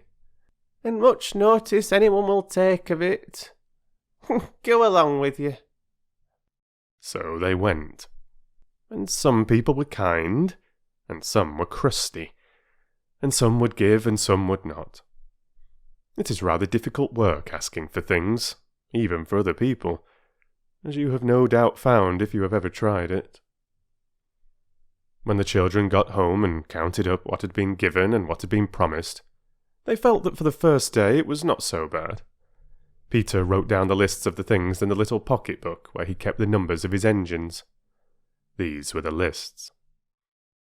Given: a tobacco pipe from the sweet shop, half a pound of tea from the grocer's, a woolen scarf, slightly faded, from the draper's, which was the other side of the grocer's, a stuffed squirrel from the doctor. Promised: a piece of meat from the butcher, 6 fresh eggs from the woman who lived in the old turnpike cottage, a piece of honeycomb and 6 bootlaces from the cobbler, and an iron shovel from the blacksmith's. Very early next morning, Bobbie got up and woke Phyllis. This had been agreed on between them. They had not told Peter because they thought he would think it silly, but they told him afterwards, when it had turned out all right. They cut a big bunch of roses and put it in a basket with the needle-book that Phyllis had made for Bobbie on her birthday, and a very pretty blue necktie of Phyllis's. Then they wrote on a paper, "For Mrs. Ransom, with our best love, because it is her birthday." And they put the paper in the basket, and they took it to the post office, and went in and put it on the counter, and ran away before the old woman at the post office had time to get into her shop. When they got home, Peter had grown confidential over helping Mother to get the breakfast, and had told her their plans. "There's no harm in it," said Mother, "but it depends how you do it. I only hope he won't be offended and think it's charity. Poor people are very proud, you know." "It isn't because he's poor," said Phyllis. "It's because we're fond of him." "I'll find some things that Phyllis has outgrown," said Mother, "if you're quite sure you can give them to him without his being offended. I should like to do some little thing for him because he's been so kind to you. I can't do much because we're poor ourselves." "What are you writing, Bobbie?" "Nothing particular," said Bobbie, who had suddenly begun to scribble. "I'm sure he'd like the things, Mother." The morning of the 15th was spent very happily in getting the buns and watching Mother make AP on them with pink sugar. You know how it's done, of course. You beat up whites of eggs and mix powdered sugar with them, and put in a few drops of cochineal. And then you make a cone of clean white paper with a little hole at the pointed end, and put the pink egg sugar in at the big end. It runs slowly out at the pointed end, and you write the letters with it just as though it were a great fat pen full of pink sugar ink. The buns looked beautiful with AP on every one, and when they were put in a cool oven to set the sugar, the children went up to the village to collect the honey and the shovel and the other promised things. The old lady at the post office was standing on her doorstep. The children said good morning politely as they passed. "Here, stop a bit," she said. So they stopped. "Those roses," said she. "Did you like them?" said Phyllis. "They were as fresh. I made the needle-book, but it was Bobbie's present." She skipped joyously as she spoke. "Here's your basket," said the post office woman. She went in and brought out the basket. It was full of fat, red gooseberries. "I dare say Perks's children would like them," said she. "You are an old dear," said Phyllis, throwing her arms around the old lady's fat waist. "Perks will be pleased." "He won't be half so pleased as I was with your needle-book and the tie and the pretty flowers and all," said the old lady, patting Phyllis's shoulder. "You're good little souls, that you are. Look here, I've got a pram round the back in the wood lodge.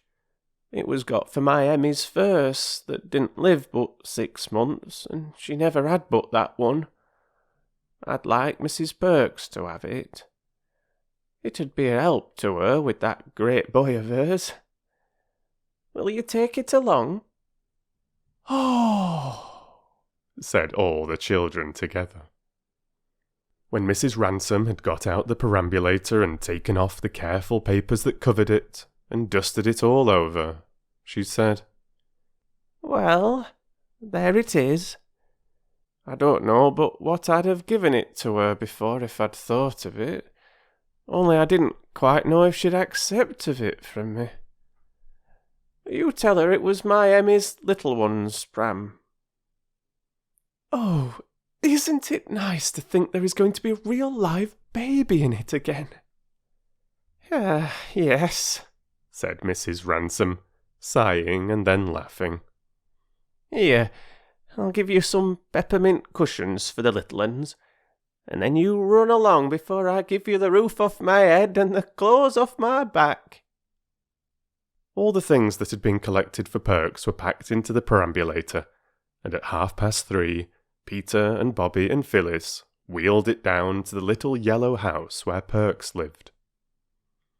The house was very tidy.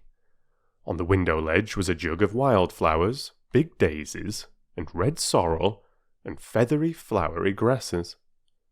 There was a sound of splashing from the wash-house, and a partly washed boy put his head round the door. "Mother's a changing of herself," he said. "Down in a minute." A voice sounded down the narrow, freshly scrubbed stairs. The children waited. Next moment the stairs creaked, and Mrs. Perks came down, buttoning her bodice. Her hair was brushed very smooth and tight, and her face shone with soap and water. "I'm a bit late changing, miss," she said to Bobbie. "Owing to me having had an extra cleaning up today, along of Perks happening to name it's been his birthday. I don't know what put it into his head to think of such a thing. We keeps the children's birthdays, of course, but him and me, we're too old for such like as a general rule." "We knew it was his birthday," said Peter, "and we've got some presents for him outside in the perambulator." As the presents were being unpacked, Mrs. Perks gasped. When they were all unpacked, she surprised and horrified the children by sitting suddenly down on a wooden chair and bursting into tears. "Oh, don't," said everybody. "Oh, please don't." And Peter added, perhaps a little impatiently, "What on earth is the matter? You don't mean to say you don't like it?" Mrs. Perks only sobbed. The Perks children, now as shiny-faced as anyone could wish, stood at the wash-house door and scowled at the intruders. There was a silence, an awkward silence. "Don't you like it?" said Peter again, while his sisters patted Mrs. Perks on the back. She stopped crying as suddenly as she had begun.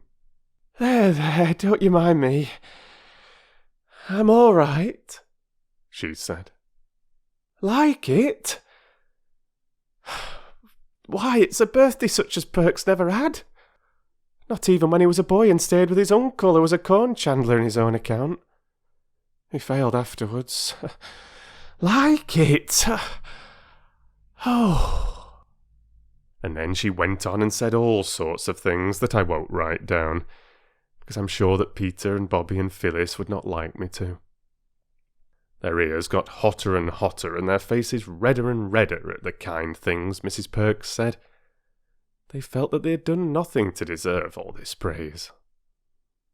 At last, Peter said, "Look here, we're glad you're pleased, but if you go on saying things like that, we must go home.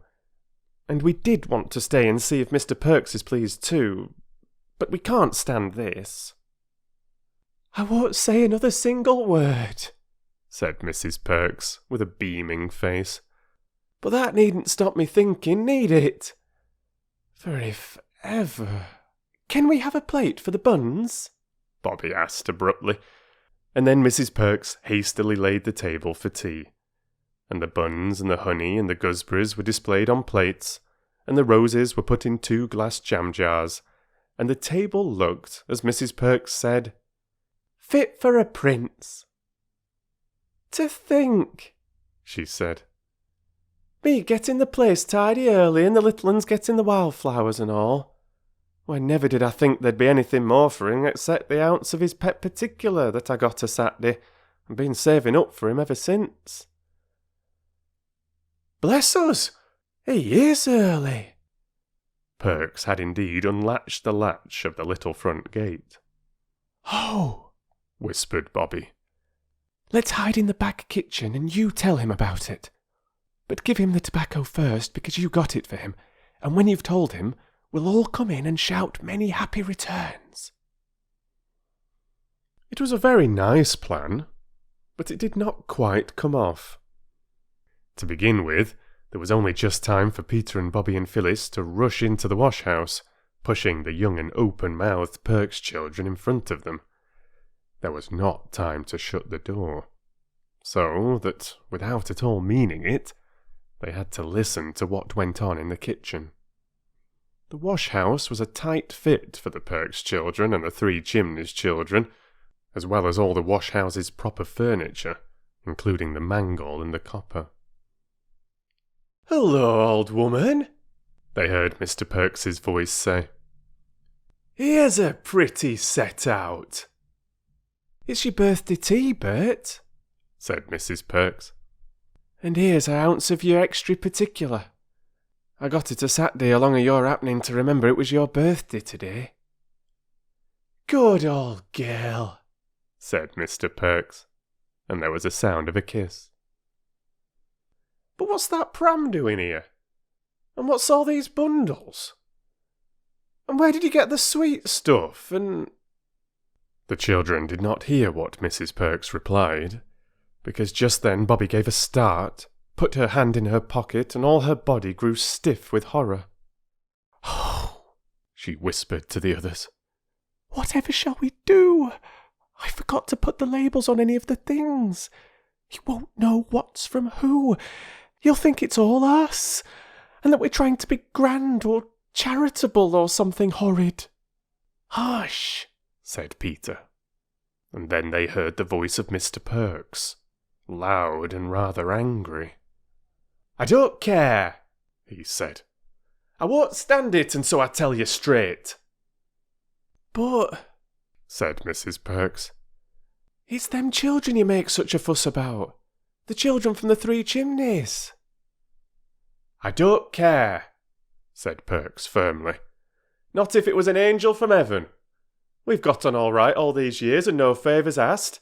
I'm not going to begin these sorts of charity goings-on at my time of life. So don't you think it, Nell." "Oh, hush," said poor Mrs. Perks. "Bert, shut your silly tongue for goodness sake. The all three of 'em's in the wash-house are listening to every word you speaks." "Then I'll give them something to listen to," said the angry Perks. "I've spoke my mind to them afore now, and I'll do it again," he added, and he took 2 strides to the wash-house door and flung it wide open. As wide, that is, as it would go, with the tightly packed children behind it. "Come out," said Perks. "Come out and tell me what you mean by it. Have I ever complained to you of being short, as you comes this charity lay over me?" "Oh," said Phyllis. "I thought you'd be so pleased. I'll never try to be kind to anyone else as long as I live. No, I won't. Not never." She burst into tears. "We didn't mean any harm," said Peter. "It ain't what you means so much as what you does," said Perks. "Oh, don't," cried Bobbie, trying hard to be braver than Phyllis and to find more words than Peter had done for explaining in. "We thought you'd love it. We always have things on our birthdays." "Oh, yes," said Perks. "Your own relations. That's different." "Oh, no," Bobbie answered. "Not our own relations. All the servants always gave us things at home, and to us to them when it was their birthdays. And when it was mine, and Mother gave me the brooch like a buttercup, Mrs. Viney gave me 2 lovely grass pots, and nobody thought she was coming the charity lay over us." "If it had been glass pots here," said Perks, "I wouldn't have said so much. It's the being all this heaps and heaps of things I can't stand. No, won't neither." "But they're not all from us," said Peter. Only we forgot to put the labels on. They're from all sorts of people in the village. Who put 'em up to it, I'd like to know? Asked Perks. Why, we did, sniffed Phyllis. Perks sat down heavily in the elbow chair and looked at them with what Bobbie afterwards described as withering glances of gloomy despair. So you've been round telling the neighbours we can't make both ends meet?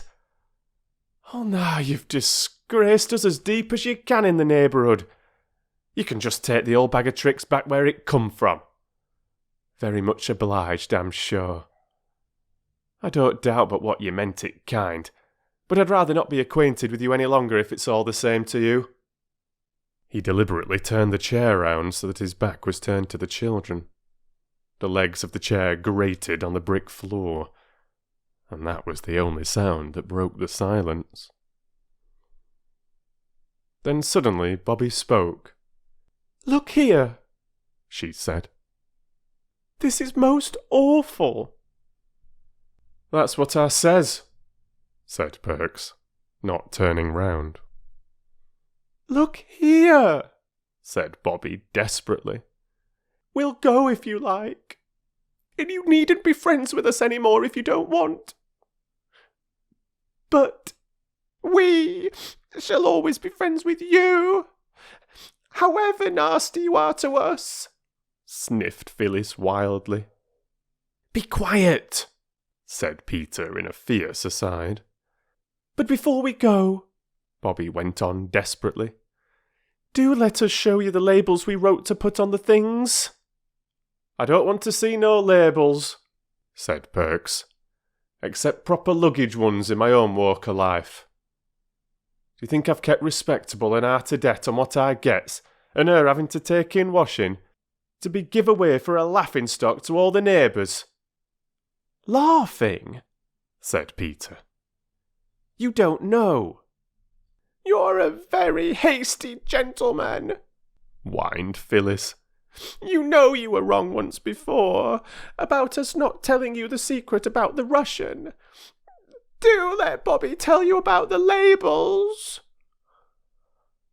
Well, go ahead, said Perks grudgingly.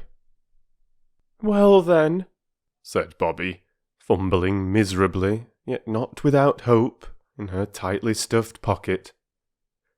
We wrote down all the things everybody said when they gave us the things, with the people's names, because Mother said we ought to be careful, because... But I wrote down what she said, and you'll see.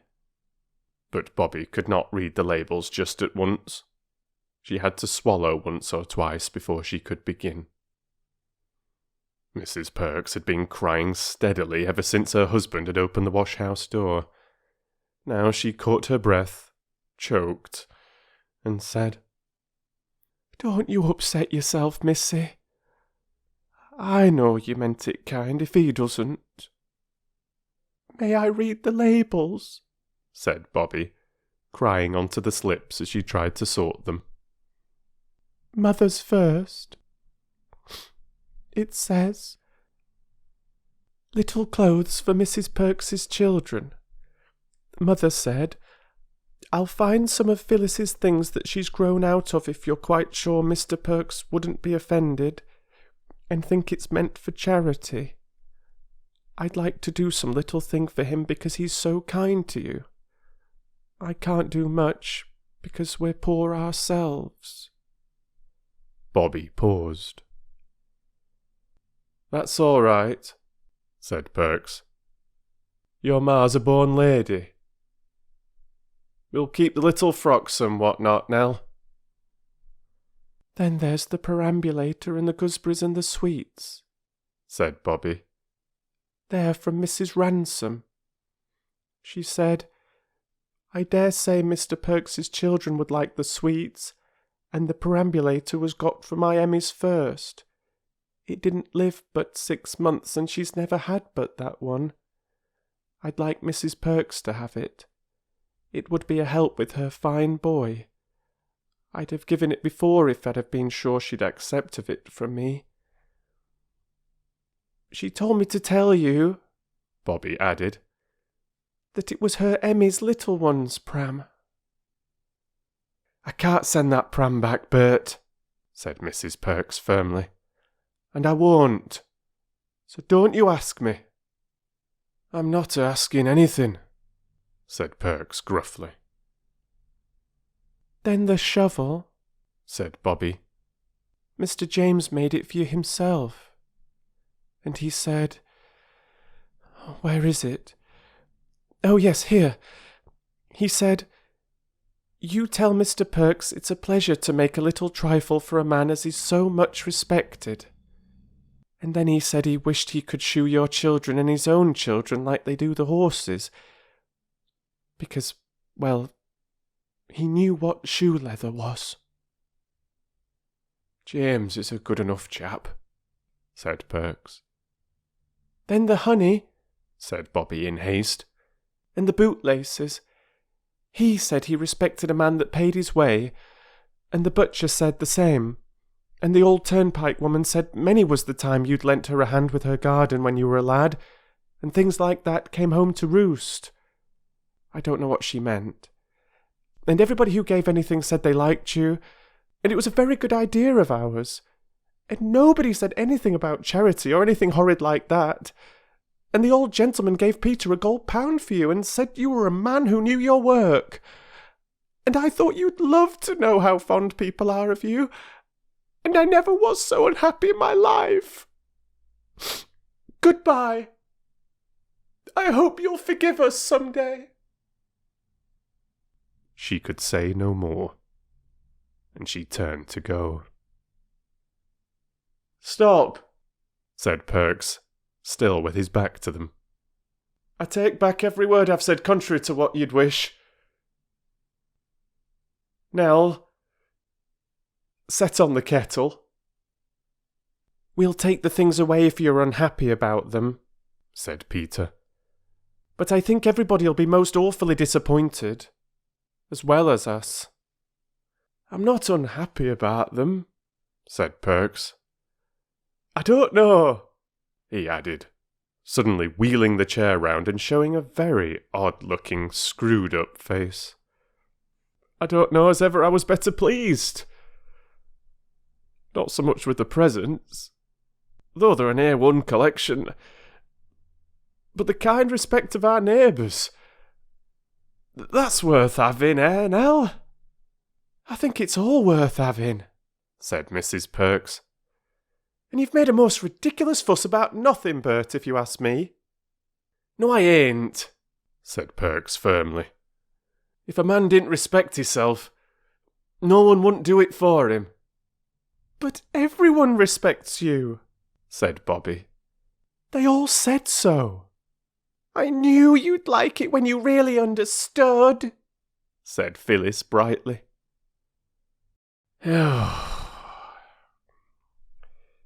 "You'll stay to tea," said Mr. Perks.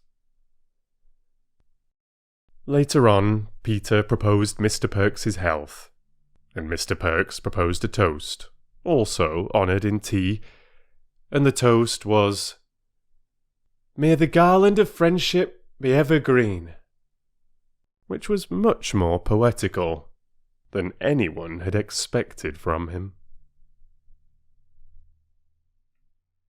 "Jolly good little kids, those," said Mr. Perks to his wife as they went to bed. "Oh, they're all right, bless their hearts," said his wife. "It's you that's the aggravatingest old thing that ever was. I was ashamed of you, I tell you. You didn't need to be, old gal. I climbed down handsome soon as I understood it wasn't charity. But charity's what I never did abide. And I won't, neither." All sorts of people were made happy by that birthday party. Mr. Perks and Mrs. Perks and the little Perkses by all the nice things and by the kind thoughts of their neighbours, the Three Chimneys children by the success, undoubted though unexpectedly delayed of their plan, and Mrs. Ransom every time she saw the fat Perks baby in the perambulator. Mrs. Perks made quite a round of visits to thank people for their kind birthday presents, and after each visit felt that she had a better friend than she had thought. "Yes," said Perks reflectively. "It's not so much what you does as what you means. That's what I say. Now, if it had been charity—" "Oh, drat charity," said Mrs. Perks. "Nobody won't offer you charity, Bert, however much you was to want it, I lay. That was just friendliness, that was." When the clergyman called on Mrs. Perks, she told him all about it. "It was friendliness, wasn't it, sir?" said she. "I think," said the clergyman, "it was what is sometimes called loving kindness." So, you see, it was all right in the end. But if one does that sort of thing, one has to be careful to do it in the right way. For, as Mr. Perks said when he had time to think it over, it's not so much what you do as what you mean.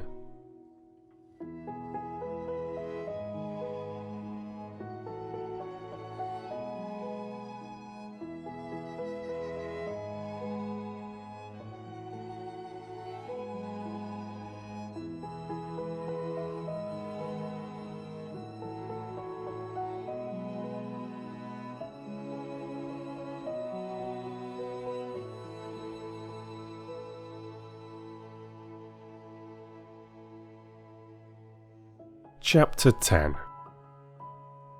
The Terrible Secret.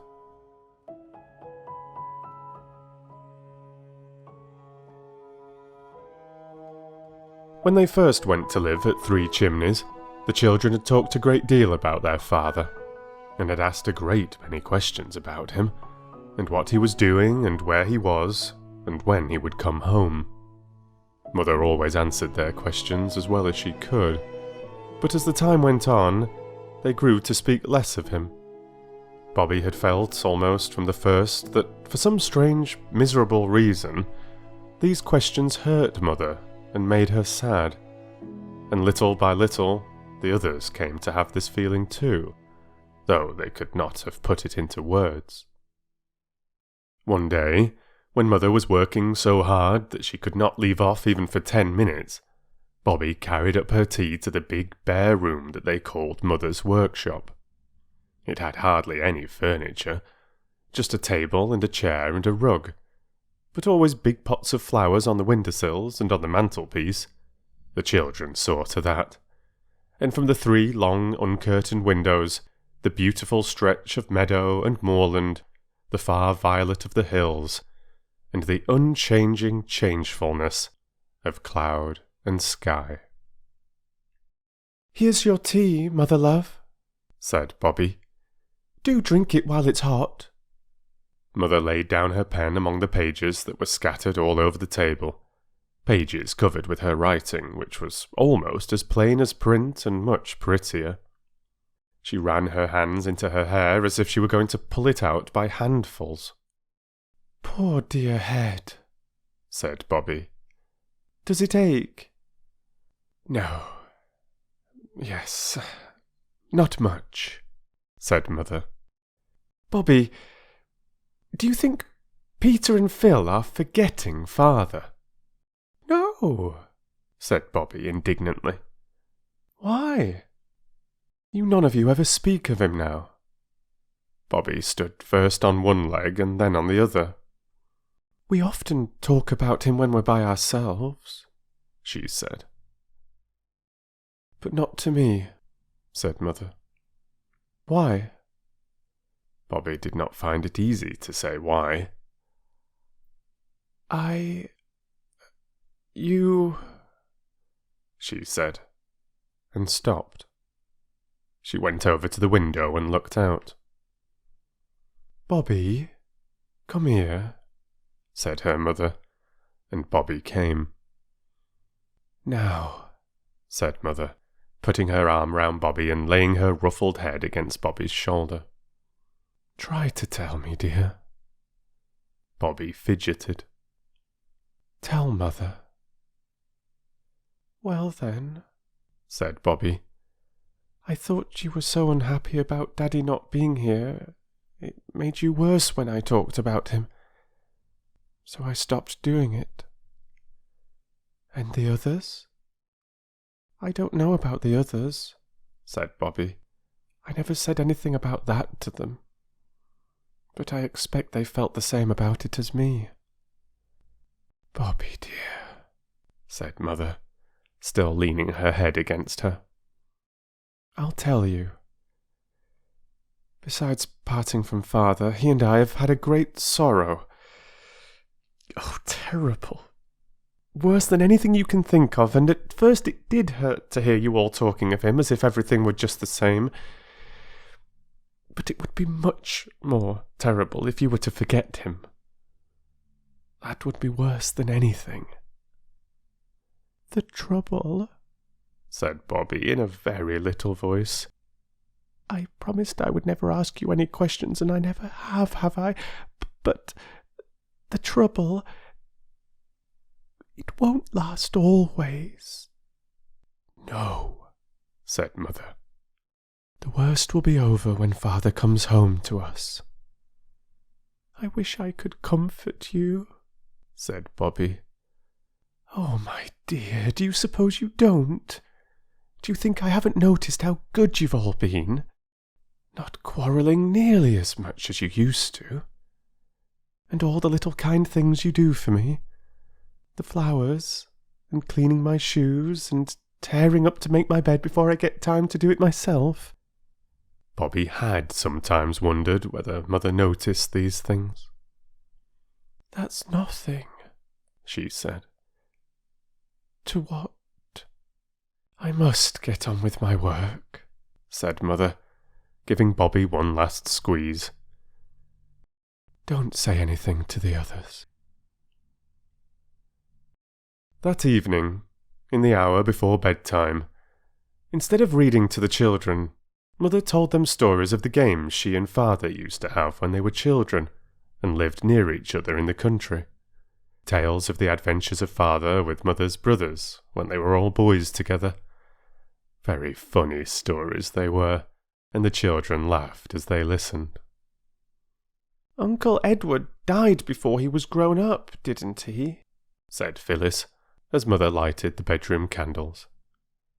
"Yes, dear," said Mother. "You would have loved him. He was such a brave boy and so adventurous. Always in mischief, and yet friends with everybody in spite of it, and your Uncle Reggie's in Ceylon. Yes, and Father's away too. But I think they'd all like to think we'd enjoyed talking about the things they used to do. Don't you think so?" "Not Uncle Edward," said Phyllis in a shocked tone. "He's in heaven." "You don't suppose he's forgotten us and all the old times because God has taken him any more than I forget him? Oh no, he remembers. He's only away for a little time. We shall see him some day." "And Uncle Reggie? And Father too?" said Peter. "Yes," said Mother. "Uncle Reggie and Father too. Good night, my darlings." "Good night," said everyone. Bobbie hugged her mother more closely even than usual, and whispered in her ear, "Oh, I do love you so, Mummy.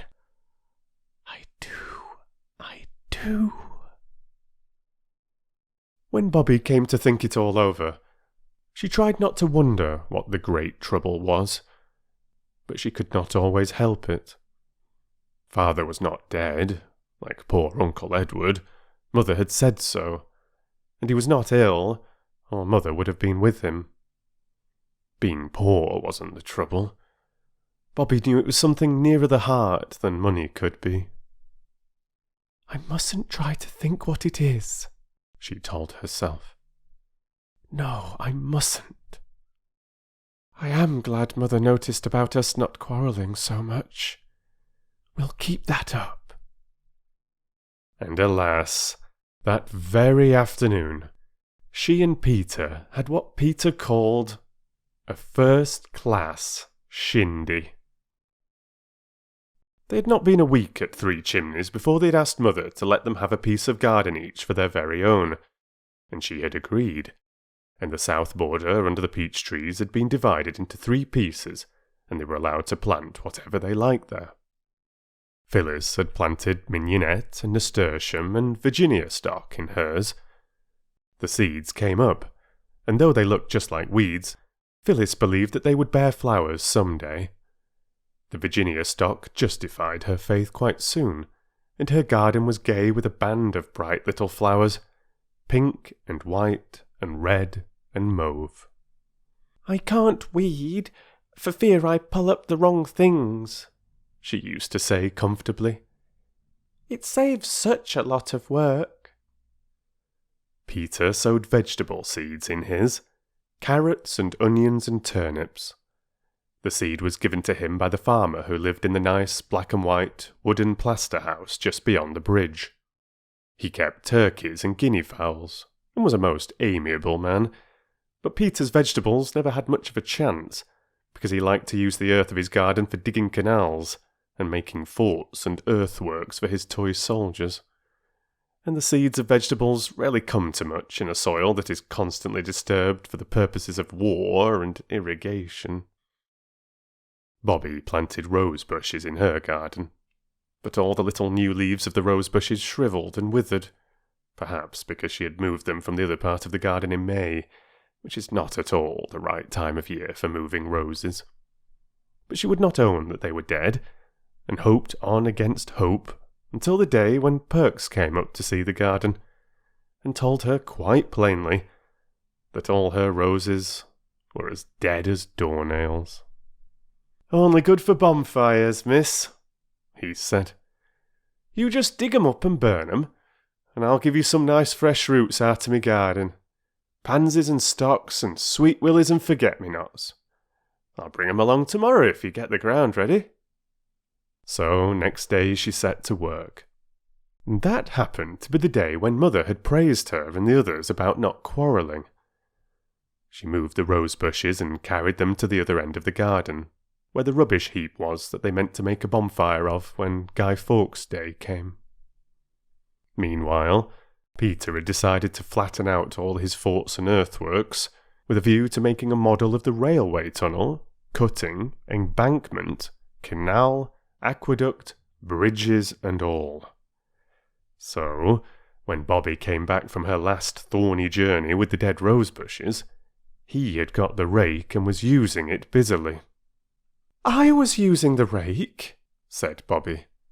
"Well, I'm using it now," said Peter. "But I had it first," said Bobbie. "Then it's my turn now," said Peter. And that was how the quarrel began. "You're always being disagreeable about nothing," said Peter, after some heated argument. "I had the rake first," said Bobbie, flushed and defiant, holding on to its handle. "Don't! I tell you, I said this morning I meant to have it. Didn't I, Phil?" Phyllis said she didn't want to be mixed up in their rows, and instantly, of course, she was. "If you remember, you ought to say." "Of course she doesn't remember, but she might say so. I wish I had a brother instead of 2 whiny little kiddie sisters," said Peter. This was always recognised as indicating the high water mark of Peter's rage. Bobbie made the reply she always made to it.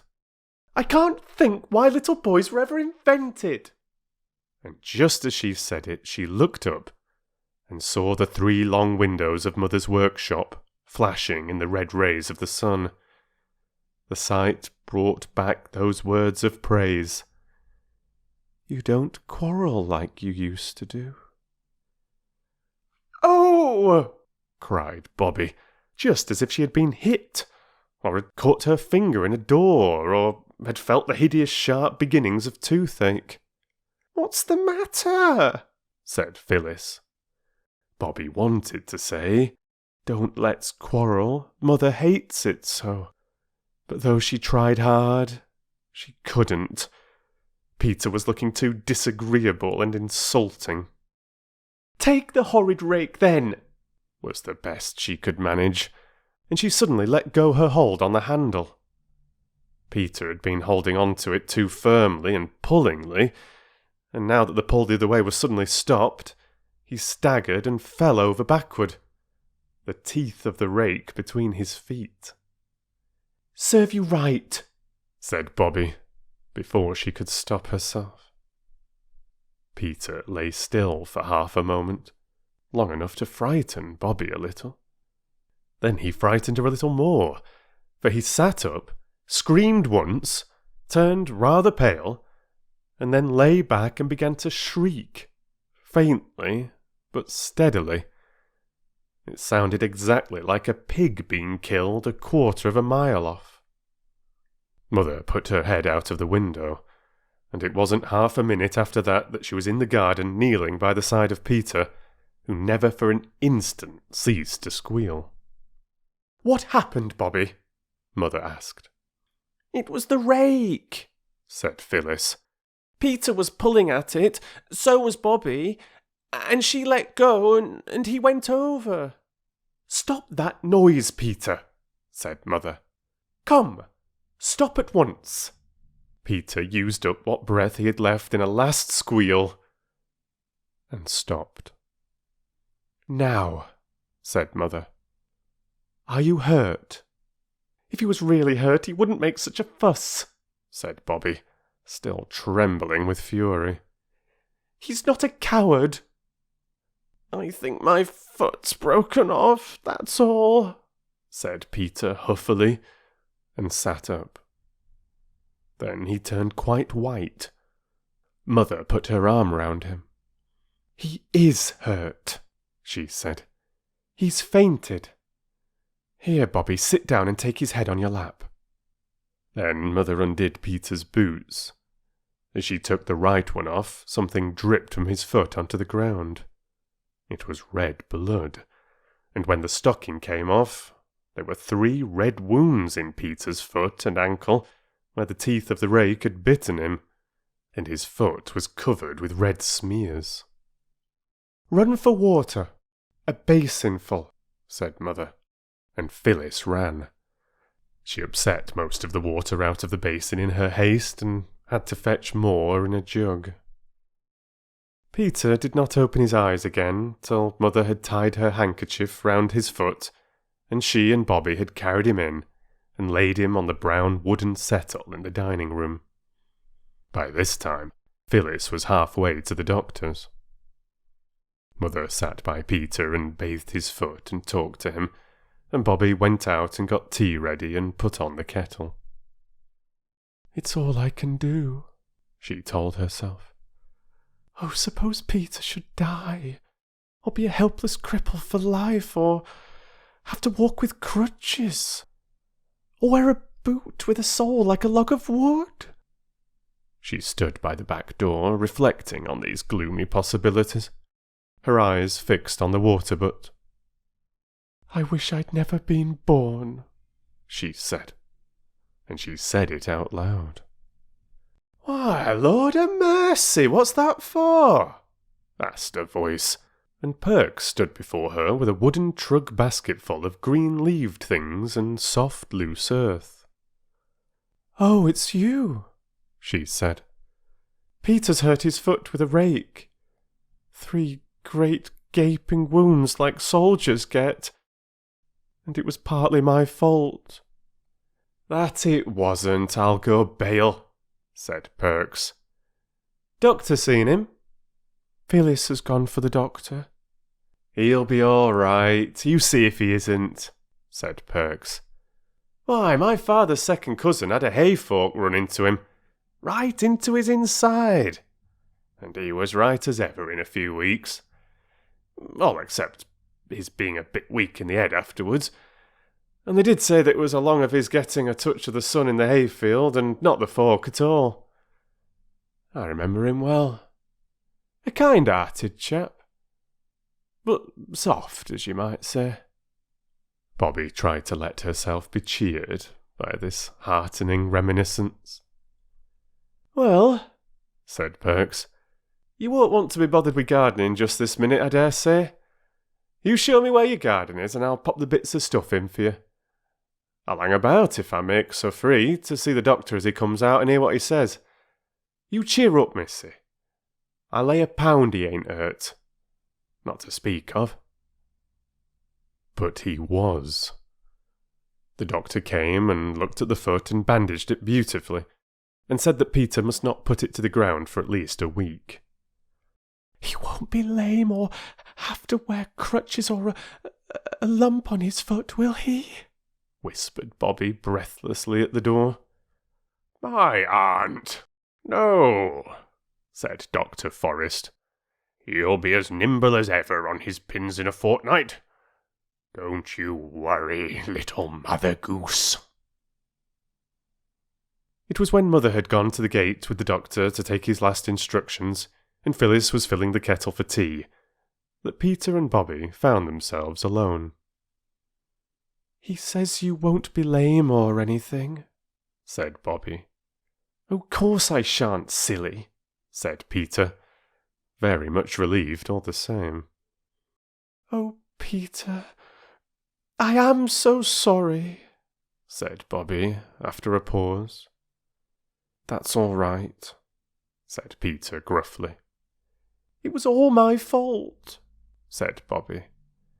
Rot, said Peter. If we hadn't quarrelled, it wouldn't have happened. I knew it was wrong to quarrel. I wanted to say so, but somehow I couldn't. Don't drivel, said Peter. I shouldn't have stopped if you had said it. Not likely. And besides, us rowing hadn't anything to do with it. I might have caught my foot in the hoe, or taken off my fingers in the chaff-cutting machine, or blown my nose off with fireworks. It would have been hurt just the same whether we'd been rowing or not. But I knew it was wrong to quarrel, said Bobbie in tears. And now you're hurt, and... Now look here, said Peter firmly. You just dry up. If you're not careful, you'll turn into a beastly little Sunday school prig, so I tell you. I don't mean to be a prig, but it's so hard not to be when you're really trying to be good. The gentle reader may perhaps have suffered from this difficulty. Not it, said Peter. It's a jolly good thing it wasn't you was hurt. I'm glad it was me. There. If it had been you, you'd have been lying on the sofa looking like a suffering angel, and being the light of the anxious household and all that. And I couldn't have stood it. No, I shouldn't, said Bobbie. Yes, you would, said Peter. I tell you I shouldn't. I tell you you would. Oh, children, said Mother's voice at the door. Quarrelling again? Already? We weren't quarrelling. Not really, said Peter. I wish you wouldn't think it's rows every time we don't agree. When Mother had gone out again, Bobbie broke out.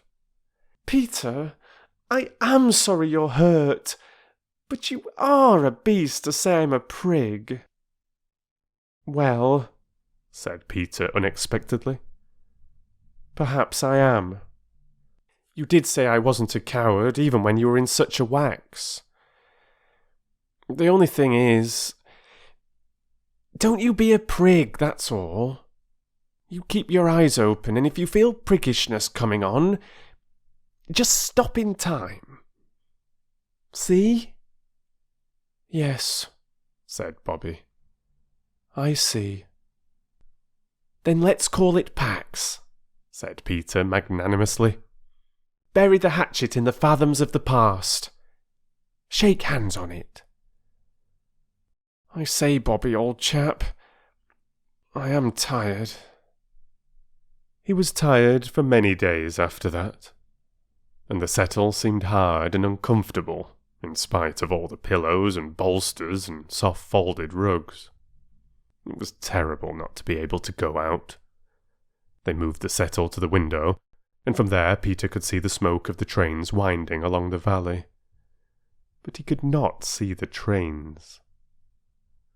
At first, Bobbie found it quite hard to be as nice to him as she wanted to be, for fear he should think her priggish. But that soon wore off, and both she and Phyllis were, as he observed, jolly good sorts. Mother sat with him when his sisters were out, and the words, "He's not a coward," made Peter determined not to make any fuss about the pain in his foot, though it was rather bad, especially at night. Praise helps people very much, sometimes. There were visitors, too. Mrs. Perks came up to ask how he was, and so did the station master, and several of the village people. But the time went slowly. "I do wish there was something to read," said Peter. "I've read all our books 50 times over." "I'll go to the doctor's," said Phyllis. "He's sure to have some." "Only about how to be ill and about people's nasty insides, I expect," said Peter. "Perks has a whole heap of magazines that came out of trains when people are tired of them," said Bobbie. "I'll run down and ask him." So the girls went their 2 ways. Bobbie found Perks busy cleaning lamps. "And how's the young gent?" said he. "Better, thanks," said Bobbie. "But he's most frightfully bored. I came to ask if you'd got any magazines you could lend him." "There now," said Perks regretfully, rubbing his ear with a black and oily lump of cotton waste. "Why didn't I think of that now? I was trying to think of something as would amuse him only this morning, and I couldn't think of anything better than a guinea pig, and a young chap I know is going to fetch that over for him this tea time." "How lovely! A real live guinea? He will be pleased. But he'd like the magazines as well." "That's just it," said Perks. "I've just sent the pick of 'em to Snigson's boy. Him what's just getting over the pneumonia. But I've lots of illustrated papers left." He turned to the pile of papers in the corner and took up a heap 6 inches thick. "There," he said. "I'll just slip a bit of string and a bit of paper round 'em." He pulled an old newspaper from the pile and spread it on the table, and made a neat parcel of it. "There," said he. "There's lots of pictures, and if he likes to mess 'em about with his paint box or coloured chalks or what not, why, let him. I don't want 'em." "You're a dear," said Bobbie, took the parcel, and started. The papers were heavy, and when she had to wait at the level crossing while the train went by, she rested the parcel on top of the gate. And idly, she looked at the printing on the paper that the parcel was wrapped in. Suddenly, she clutched the parcel tighter and bent her head over it. It seemed like some horrible dream. She read on. The bottom of the column was torn off. She could read no farther. She never remembered how she got home, but she went on tiptoe to her room and locked the door. Then she undid the parcel and read that printed column again, sitting on the edge of her bed, her hands and feet icy cold and her face burning. When she had read all there was, she drew a long, uneven breath. "So now I know," she said. What she had read was headed, "End of the trial. Verdict. Sentence." The name of the man who had been tried was the name of her father. The verdict was guilty, and the sentence was 5 years penal servitude.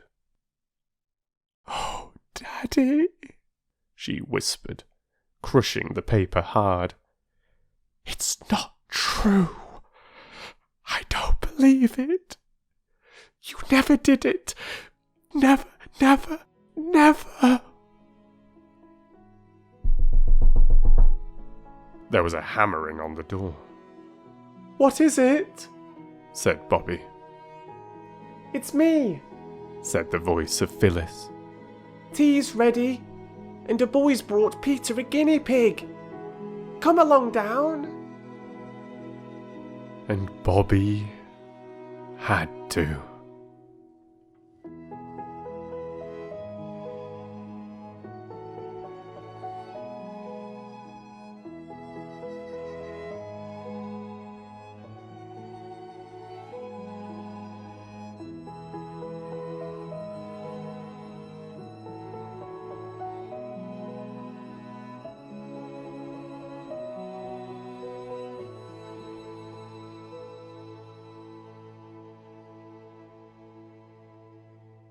Chapter 11. The Hound in the Red Jersey.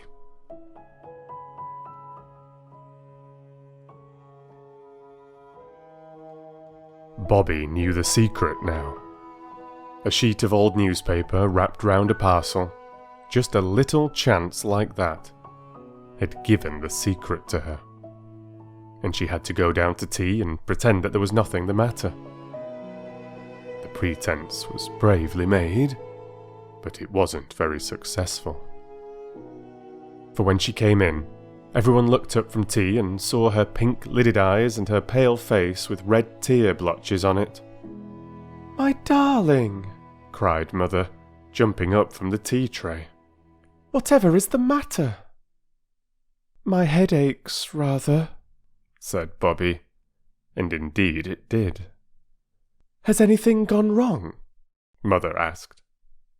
"I'm all right, really," said Bobbie, and she telegraphed to her mother from her swollen eyes this brief, imploring message: "Not before the others."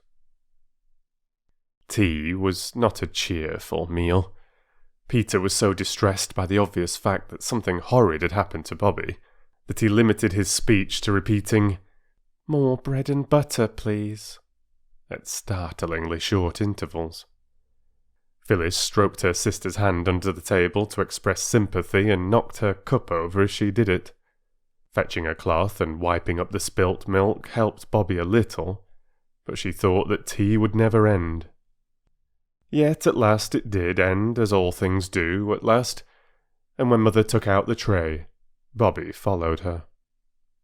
"She's gone to own up," said Phyllis to Peter. "I wonder what she's done." "Broken something, I suppose," said Peter. "But she needn't be so silly over it.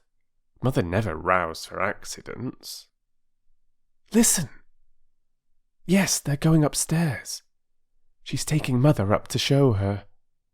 The water jug with stalks on it, I expect it is." Bobbie in the kitchen had caught hold of Mother's hand as she set down the tea things. "What is it?" Mother asked. But Bobbie only said, "Come upstairs.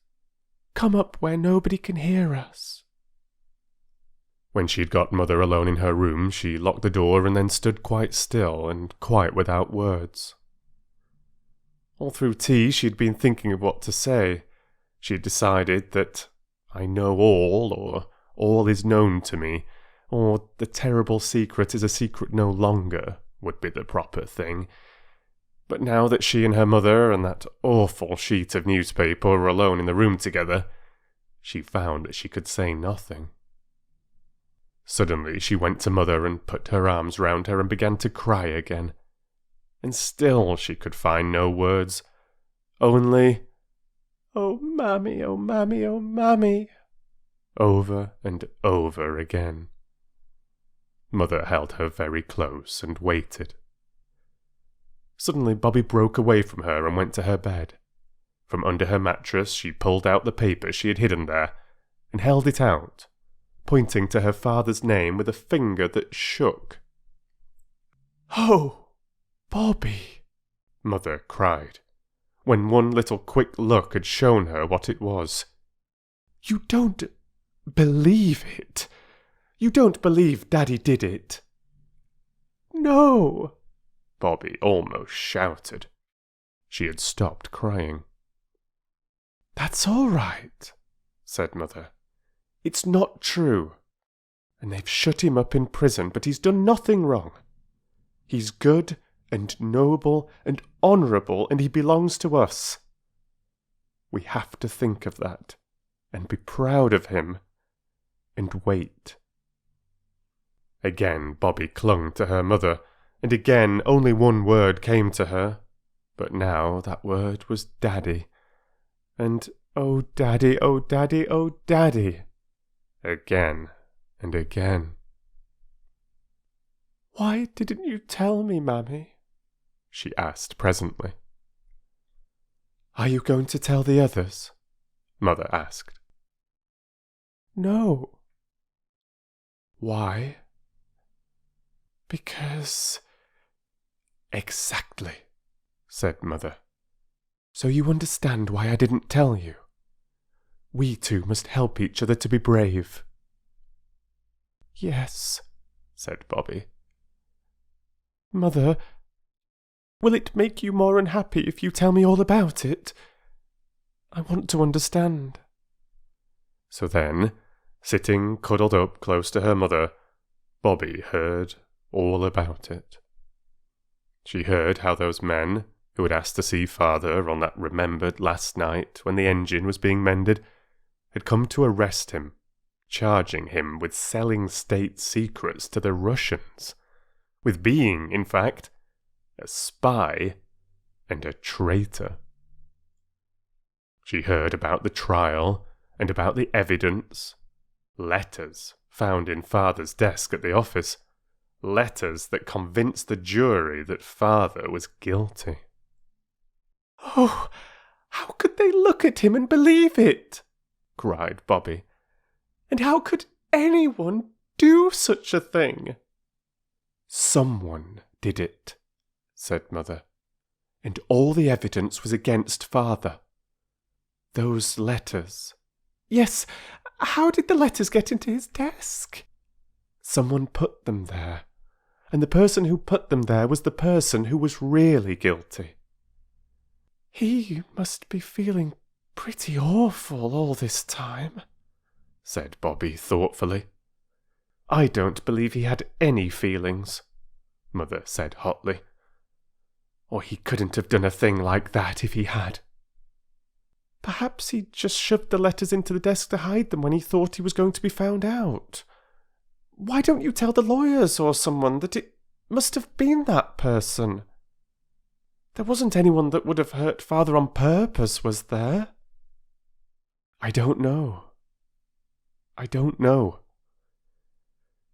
The man under him who got Daddy's place when the awful thing happened, he was always jealous of your father because Daddy was so clever and everyone thought such a lot of him. And Daddy never quite trusted that man." "Could we explain all that to someone?" "Nobody will listen," said Mother very bitterly. "Nobody at all. Do you suppose I've not tried everything?" "No, my dearest, there's nothing to be done. All we can do, you and I and Daddy, is to be brave and patient, and," she spoke very softly, "to pray, Bobbie dear." "Mother, you've got very thin," said Bobbie abruptly. "A little, perhaps. And, oh," said Bobbie, "I do think you're the bravest person in the world, as well as the nicest." "We won't talk of all this any more, will we, dear?" said Mother. "We must bear it and be brave. And, darling, try not to think of it. Try to be cheerful and to amuse yourself and the others. It's much easier for me if you can be a little bit happy and enjoy things. Wash your poor little round face, and let's go out into the garden for a bit." The other two were very gentle and kind to Bobbie, and they did not ask her what was the matter. This was Peter's idea, and he had drilled Phyllis, who would have asked 100 questions if she had been left to herself. A week later, Bobbie managed to get away alone, and once more she wrote a letter, and once more it was to the old gentleman. "My dear friend," she said, "you see what is in this paper. It is not true. Father never did it. Mother says someone put the paper in Father's desk, and she says the man under him that got Father's place afterwards was jealous of Father, and Father suspected him a long time. But nobody listens to a word she says. But you are so good and clever, and you found out about the Russian gentleman's wife directly. Can't you find out who did the treason, because it wasn't Father, upon my honour? He is an Englishman and incapable to do such things, and then they would let Father out of prison. It is dreadful, and Mother is getting so thin. She told us once to pray for all prisoners and captives. I see now. Oh, do help me. There is only just Mother and me know, and we can't do anything. Peter and Phil don't know. I'll pray for you twice every day as long as I live if you'll only try. Just to find out. Think if it was your daddy, what you would feel. Oh, do help me. With love, I remain your affectionately little friend, Roberta. P.S. Mother would send her kind regards if she knew I am writing, but it is no use telling her I am in case you can't do anything. But I know you will. Bobbie, with best love. She cut the account of her father's trial out of the newspaper with Mother's big cutting-out scissors and put it in the envelope with her letter. Then she took it down to the station, going out the back way and round by the road, so that the others should not see her, and offered to come with her, and she gave the letter to the station master to give to the old gentleman next morning. "Where have you been?" shouted Peter from the top of the yard wall where he and Phyllis were. "To the station, of course," said Bobbie. "Give us a hand, Pete." She set her foot on the lock of the yard door. Peter reached down a hand. "What on earth?" she asked as she reached the wall top, for Phyllis and Peter were very muddy. A lump of wet clay lay between them on the wall. They'd each a slip of slate in a very dirty hand, and behind Peter, out of the reach of accidents, were several strange rounded objects, rather like very fat sausages, hollow, but closed up at one end. "It's nests," said Peter. "Swallows' nests. We're going to dry them in the oven and hang them up with string under the eaves of the coach house." "Yes," said Phyllis. "And then we're going to save up all the wool and hair we can get, and in the spring we'll line them. And then how pleased the swallows will be."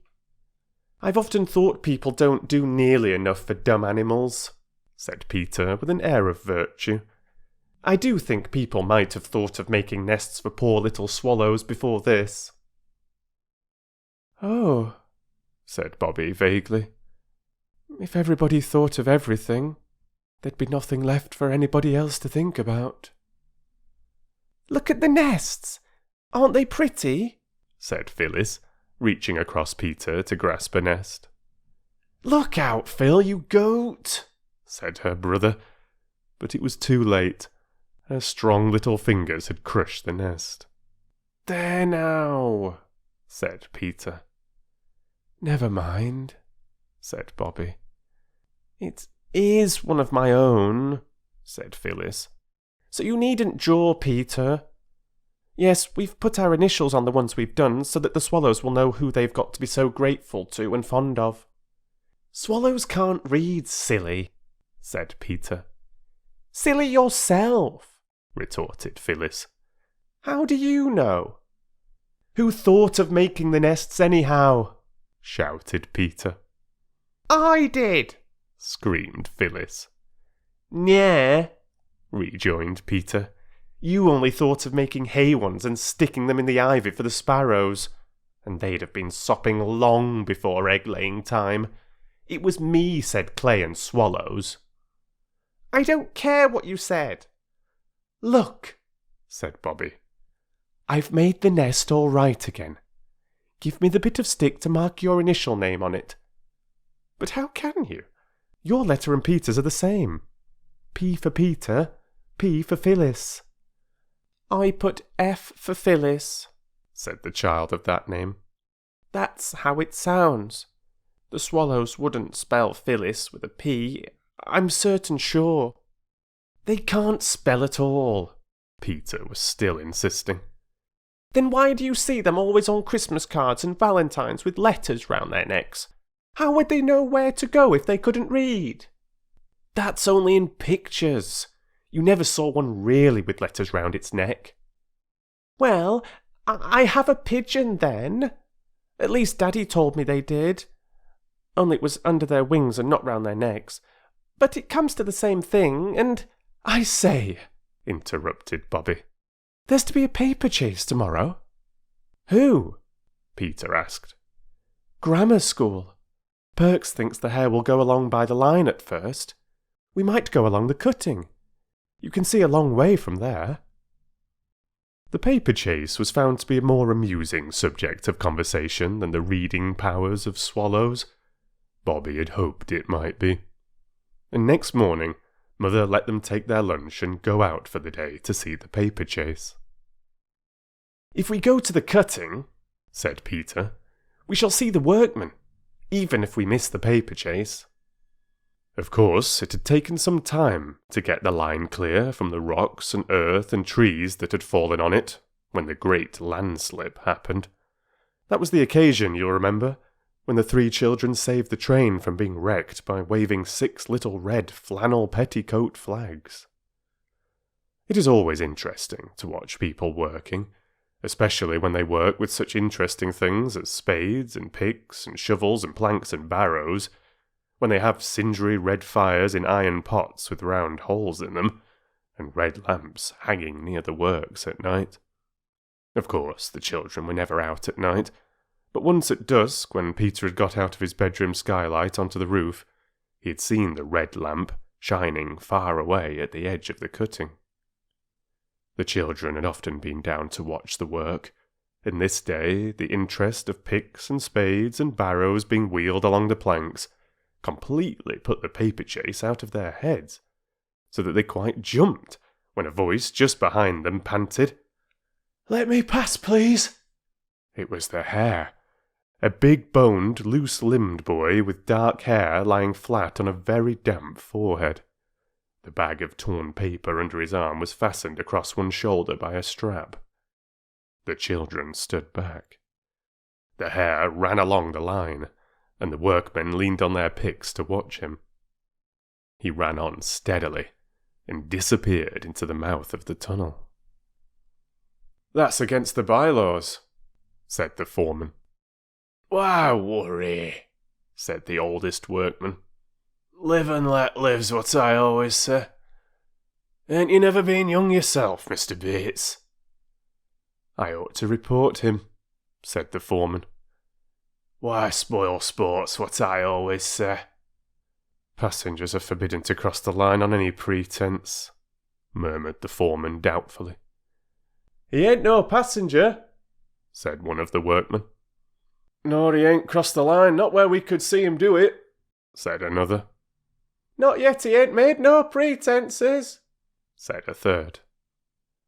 "And," said the oldest workman, "he's out of sight now. What the eye don't see, the heart needn't take no notice of's what I always say." And now, following the track of the hare by the little white blots of scattered paper, came the hounds. There were 30 of them, and they all came down the steep, ladder-like steps by 1s and 2s and 3s and 6s and 7s. Bobbie and Phyllis and Peter counted them as they passed.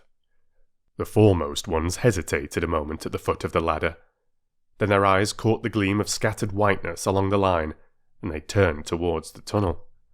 And by ones and twos and threes and sixes and sevens, disappeared in the dark mouth of it. The last one, in a red jersey, seemed to be extinguished by the darkness, like a candle that is blown out. "They don't know what they're in for," said the foreman. "It isn't so easy running in the dark. The tunnel takes 2 or 3 turns." "They'll take a long time to get through, you think?" Peter asked. "An hour or more, I shouldn't wonder."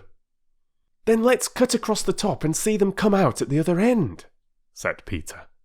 "We shall get there long before they do." The counsel seemed good, and they went. They climbed the steep steps from which they had picked the wild cherry blossom for the grave of the little wild rabbit, and reaching the top of the cutting, set their faces towards the hill through which the tunnel was cut. It was stiff work.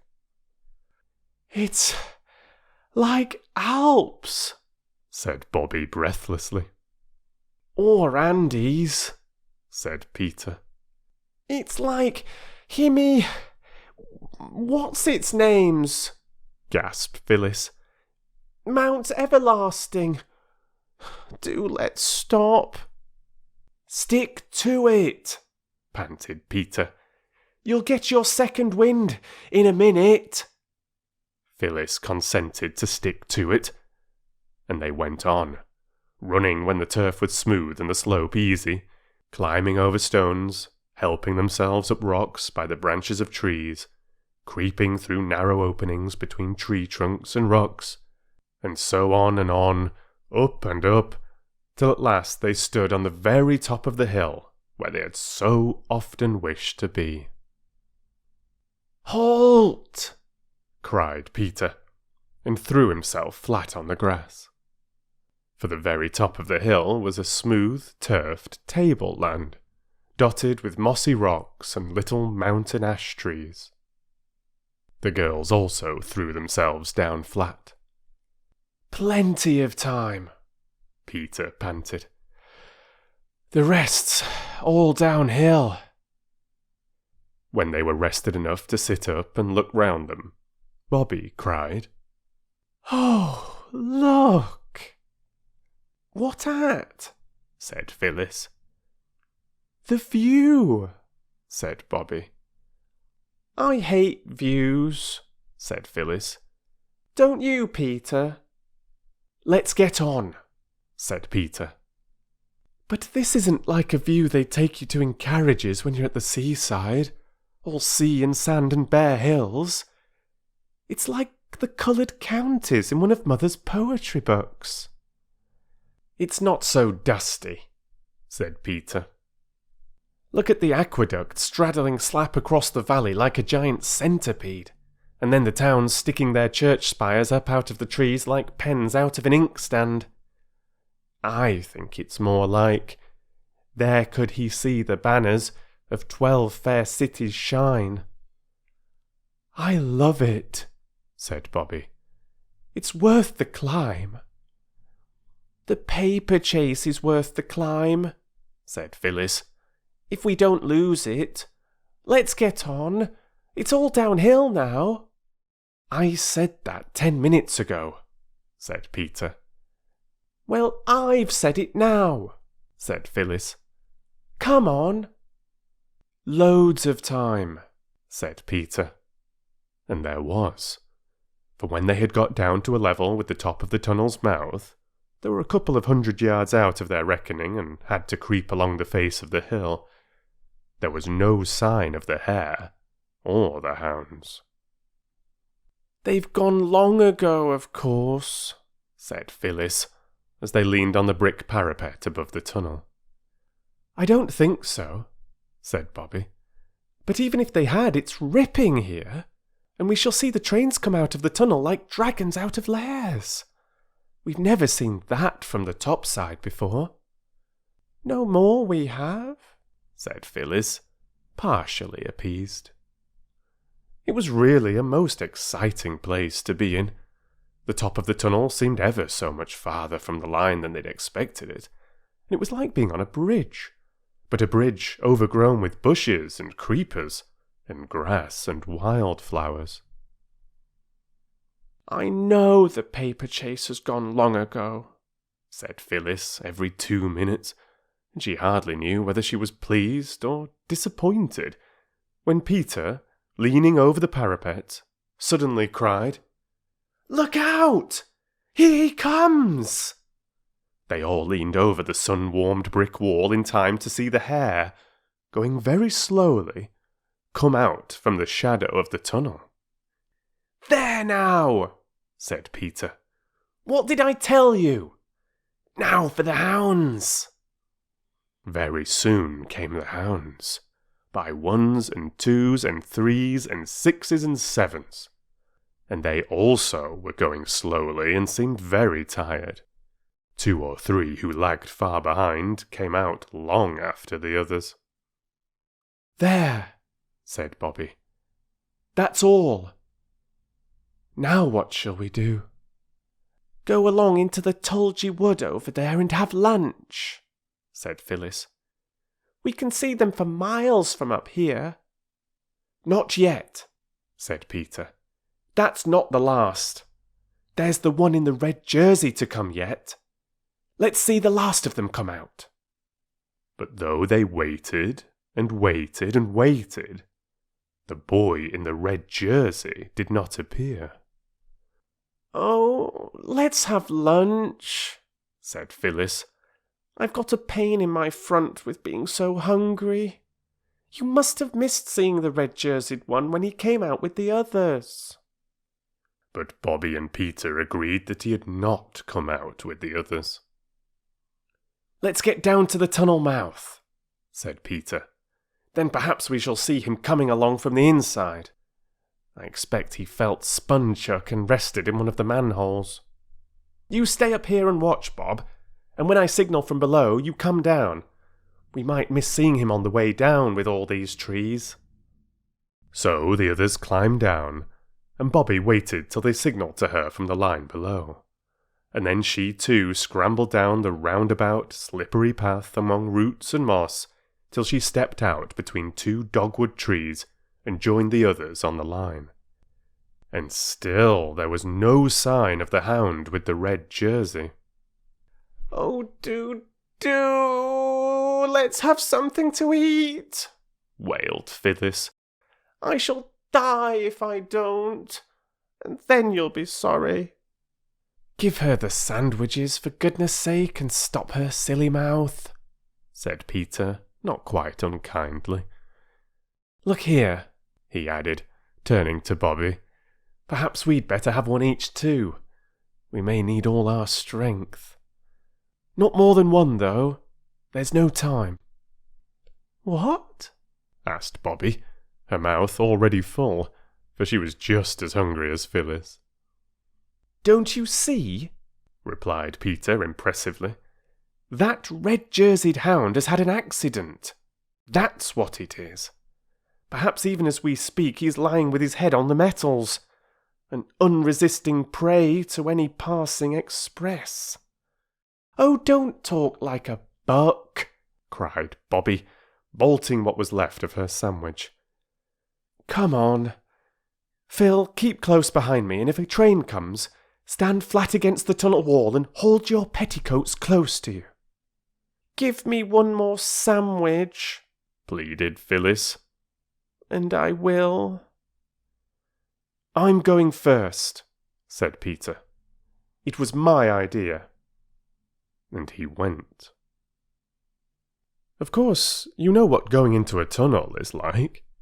The engine gives a scream, and then suddenly the noise of the running, rattling train changes and grows different and much louder.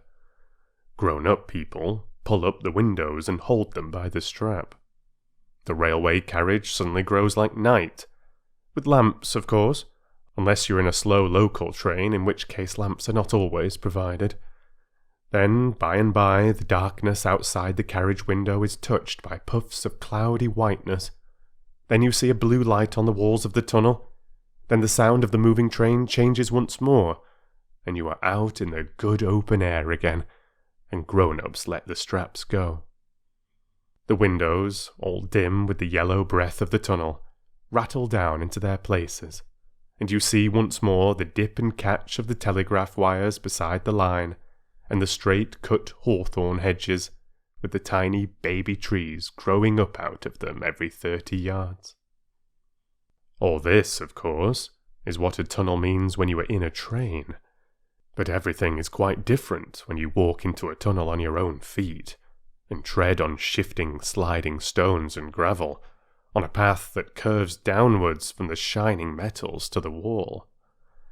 Then you see slimy, oozy trickles of water running down the inside of the tunnel, and you notice that the bricks are not red or brown as they are at the tunnel's mouth, but dull, sticky, sickly green. Your voice, when you speak, is quite changed from what it was out in the sunshine, and it is a long time before the tunnel is quite dark. It was not yet quite dark in the tunnel when Phyllis caught at Bobbie's skirt, ripping out half a yard of gathers, but no one noticed this at the time. "I want to go back," she said. "I don't like it.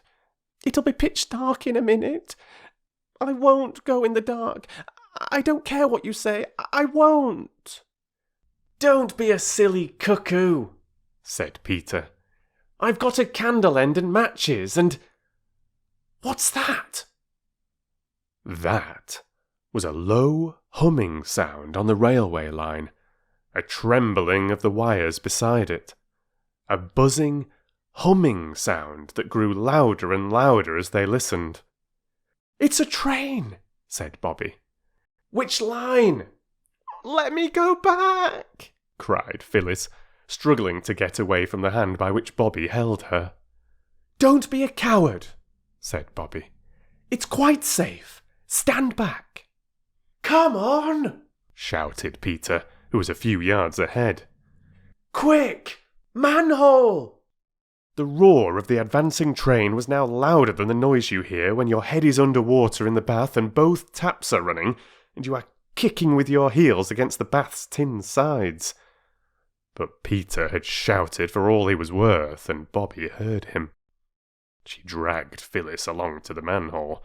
Phyllis, of course, stumbled over the wires and grazed both her legs. But they dragged her in, and all three stood in the dark, damp, arched recess, while the train roared louder and louder. It seemed as if it would deafen them. And in the distance, they could see its eyes of fire growing bigger and brighter every instant. "It is a dragon! I always knew it was! It takes its own shape in here in the dark!" shouted Phyllis. But nobody heard her. You see, the train was shouting too, and its voice was bigger than hers. And now, with a rush and a roar and a rattle and a long dazzling flash of lighted carriage windows, a smell of smoke and a blast of hot air, the train hurtled by, clanging and jangling and echoing in the vaulted roof of the tunnel. Phyllis and Bobbie clung to each other. Even Peter caught hold of Bobbie's arm, in case she should be frightened, as he explained afterwards. And now, slowly and gradually, the tail lights grew smaller and smaller, and so did the noise, till with one last whiz, the train got itself out of the tunnel, and silence settled again on its damp walls and dripping roof. Said the children, all together in a whisper. Peter was lighting the candle end with a hand that trembled. "Come on," he said, but he had to clear his throat before he could speak in his natural voice. "Oh," said Phyllis, "if the red-jerseyed one was in the way of the train." "We've got to go and see," said Peter. "Couldn't we go and send someone from the station?" said Phyllis. Would you rather wait here for us?" asked Bobbie severely, and of course that settled the question. So the three went on into the deeper darkness of the tunnel. Peter led, holding his candle end high to light the way. The grease ran down his fingers and some of it right up his sleeve. He found a long streak from wrist to elbow when he went to bed that night. It was not more than 150 yards from the spot where they had stood while the train went by that Peter stood still, shouted, "Hello!" and then went on much quicker than before. When the others caught him up, he stopped, and he stopped within a yard of what they had come into the tunnel to look for. Phyllis saw a gleam of red and shut her eyes tight. There, by the curved, pebbly down line, was the red-jerseyed hound. His back was against the wall, his arms hung limply by his sides, and his eyes were shut. "Was the red blood? Is he all killed?" asked Phyllis, screwing her eyelids more tightly together. "Killed? Nonsense," said Peter. "There's nothing red about him except his jersey. He's only fainted." "What on earth are we to do?" "Can we move him?" asked Bobbie. "I don't know. He's a big chap." "Suppose we bathe his forehead with water?" "No, I know we haven't any, but milk's just as wet. There's a whole bottle." "Yes," said Peter. "And they rub people's hands, I believe." "They burn feathers, I know," said Phyllis. "What's the good of saying that when we haven't any feathers?" "As it happens," said Phyllis, in a tone of exasperated triumph, "I've got a shuttlecock in my pocket. So there." And now Peter rubbed the hands of the red-jerseyed one. Bobbie burned the feathers of the shuttlecock one by one under his nose. Phyllis splashed warmish milk on his forehead, and all three kept on saying as fast and as earnestly as they could, "Oh, look up! Speak to me! For my sake, speak!"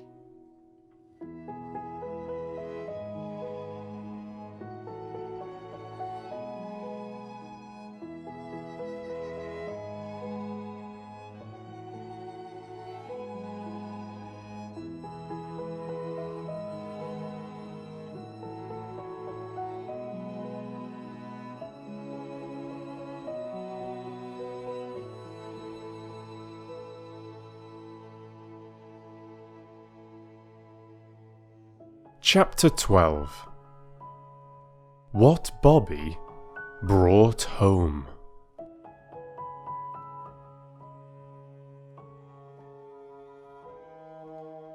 "Oh, look up! Speak to me! For my sake, speak!"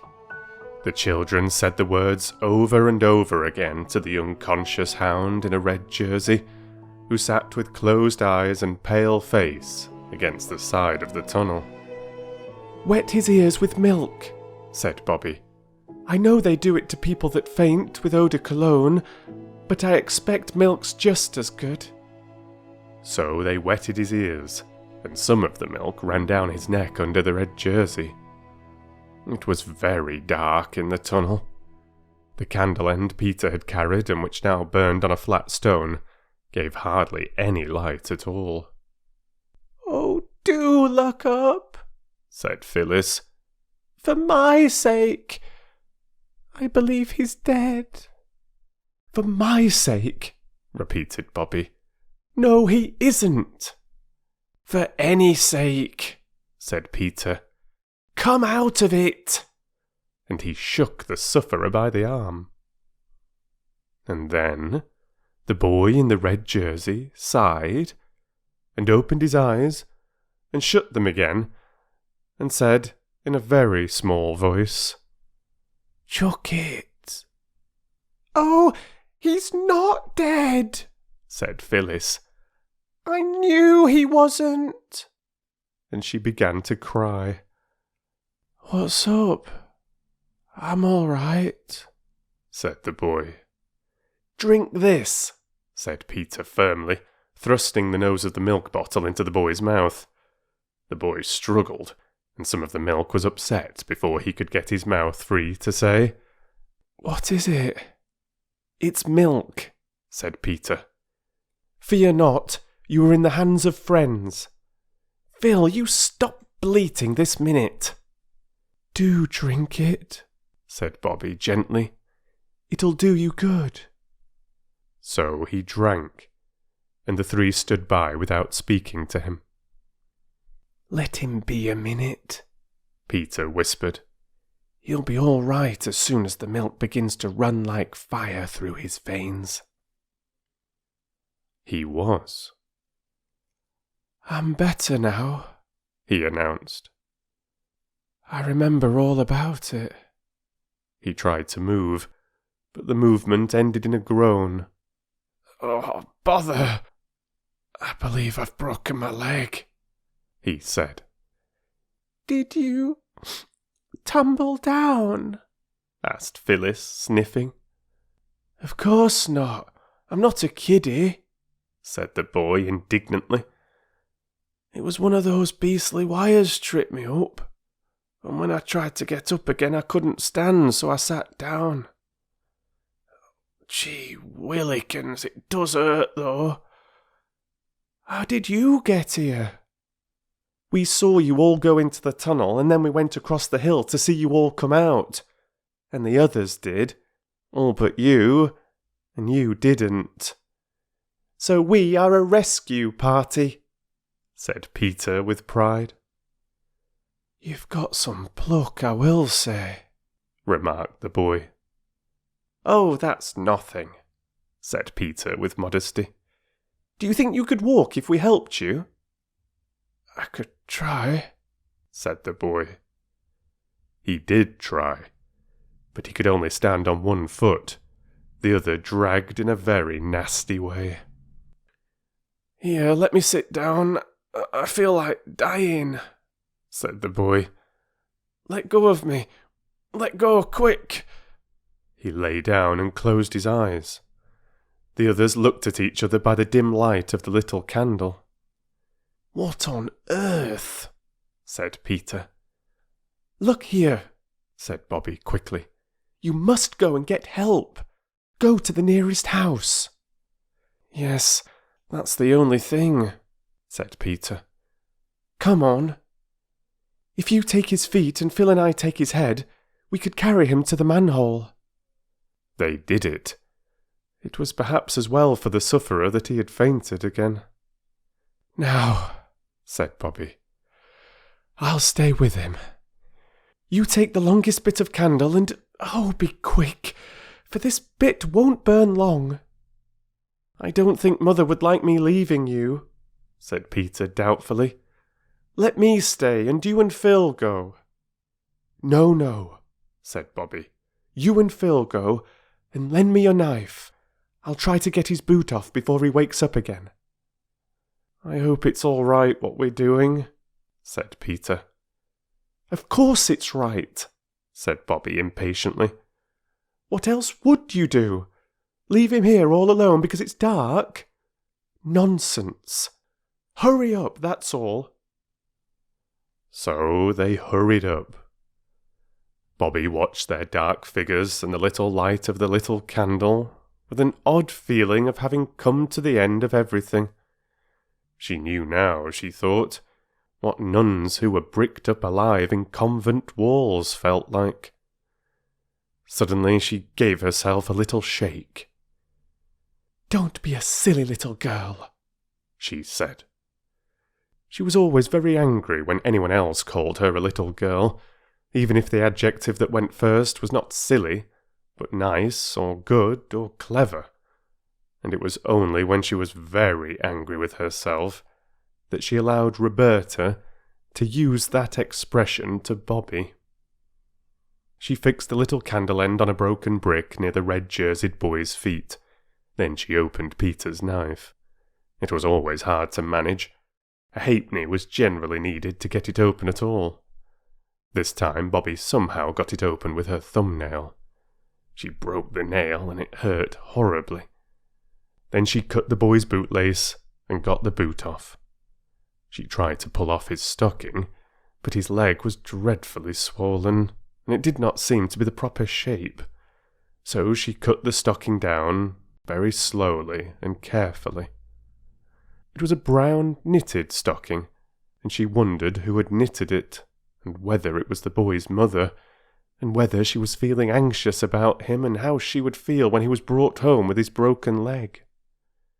When Bobbie had got the stocking off and saw the poor leg, she felt as though the tunnel was growing darker, and the ground felt unsteady, and nothing seemed quite real. "Silly little girl," said Roberta to Bobbie, and felt better. "The poor leg," she told herself. "It ought to have a cushion." Ah! She remembered the day when she and Phyllis had torn up their red flannel petticoats to make danger signals to stop the train and prevent an accident. Her flannel petticoat today was white, but it would be quite as soft as a red one. She took it off. "Oh, what useful things flannel petticoats are," she said. "The man who invented them ought to have a statue directed to him." And she said it aloud, because it seemed that any voice, even her own, would be a comfort in that darkness. "What ought to be directed? Who to?" asked the boy suddenly, and very feebly. "Oh," said Bobbie, "now you're better. Hold your teeth and don't let it hurt too much. Now." She had folded the petticoat, and lifting his leg, laid it on the cushion of folded flannel. "Don't faint again. Please don't," said Bobbie, as he groaned. She hastily wetted her handkerchief with milk and spread it over the poor leg. "Oh, that hurts," cried the boy, shrinking. "Oh, no it doesn't. It's nice, really." "What's your name?" said Bobbie. "Jim. Mine's Bobbie." "But you're a girl, aren't you?" "Yes, my long name's Roberta." "I say, Bobbie." "Yes?" "Wasn't there some more of you just now?" "Yes, Peter and Phil. That's my brother and sister. They've gone to get someone to carry you out." "What rum names. All boys." "Yes. I wish I was a boy. Don't you?" "I think you're all right as you are." "I didn't mean that. I meant, don't you wish you were a boy? But of course you are without wishing." "You're just as brave as a boy. Why didn't you go with the others?" "Somebody had to stay with you," said Bobbie. "Tell you what, Bobbie," said Jim. "You're a brick. Shake." He reached out a red jerseyed arm, and Bobbie squeezed his hand. "I won't shake it," she explained, "because it would shake you, and that would shake your poor leg, and that would hurt. Have you got a hanky?" "I don't expect I have." He felt in his pocket. "Oh, yes I have. What for?" She took it and wetted it with milk, and put it on his forehead. "That's jolly," he said. "What is it?" "Milk," said Bobbie. "We haven't any water." "You're a jolly good little nurse," said Jim. "I do it for Mother sometimes," said Bobbie. "Not milk, of course, but scent or vinegar and water. Oh, I say, I must put the candle out now because there mayn't be enough of the other one to get you out by." "By George," said he, "you think of everything."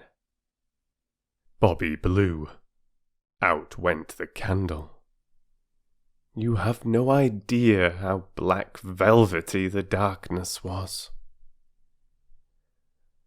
"I say, Bobbie," said a voice through the blackness. "Aren't you afraid of the dark?" Not very, that is. Let's hold hands," said the boy. And it was really rather good of him, because he was like most boys of his age and hated all material tokens of affection, such as kissing and holding of hands. He called all such things pawings, and detested them. The darkness was more bearable to Bobbie now that her hand was held in the large, rough hand of the red-jerseyed sufferer, and he, holding her little smooth, hot paw, was surprised to find that he did not mind it so much as he expected.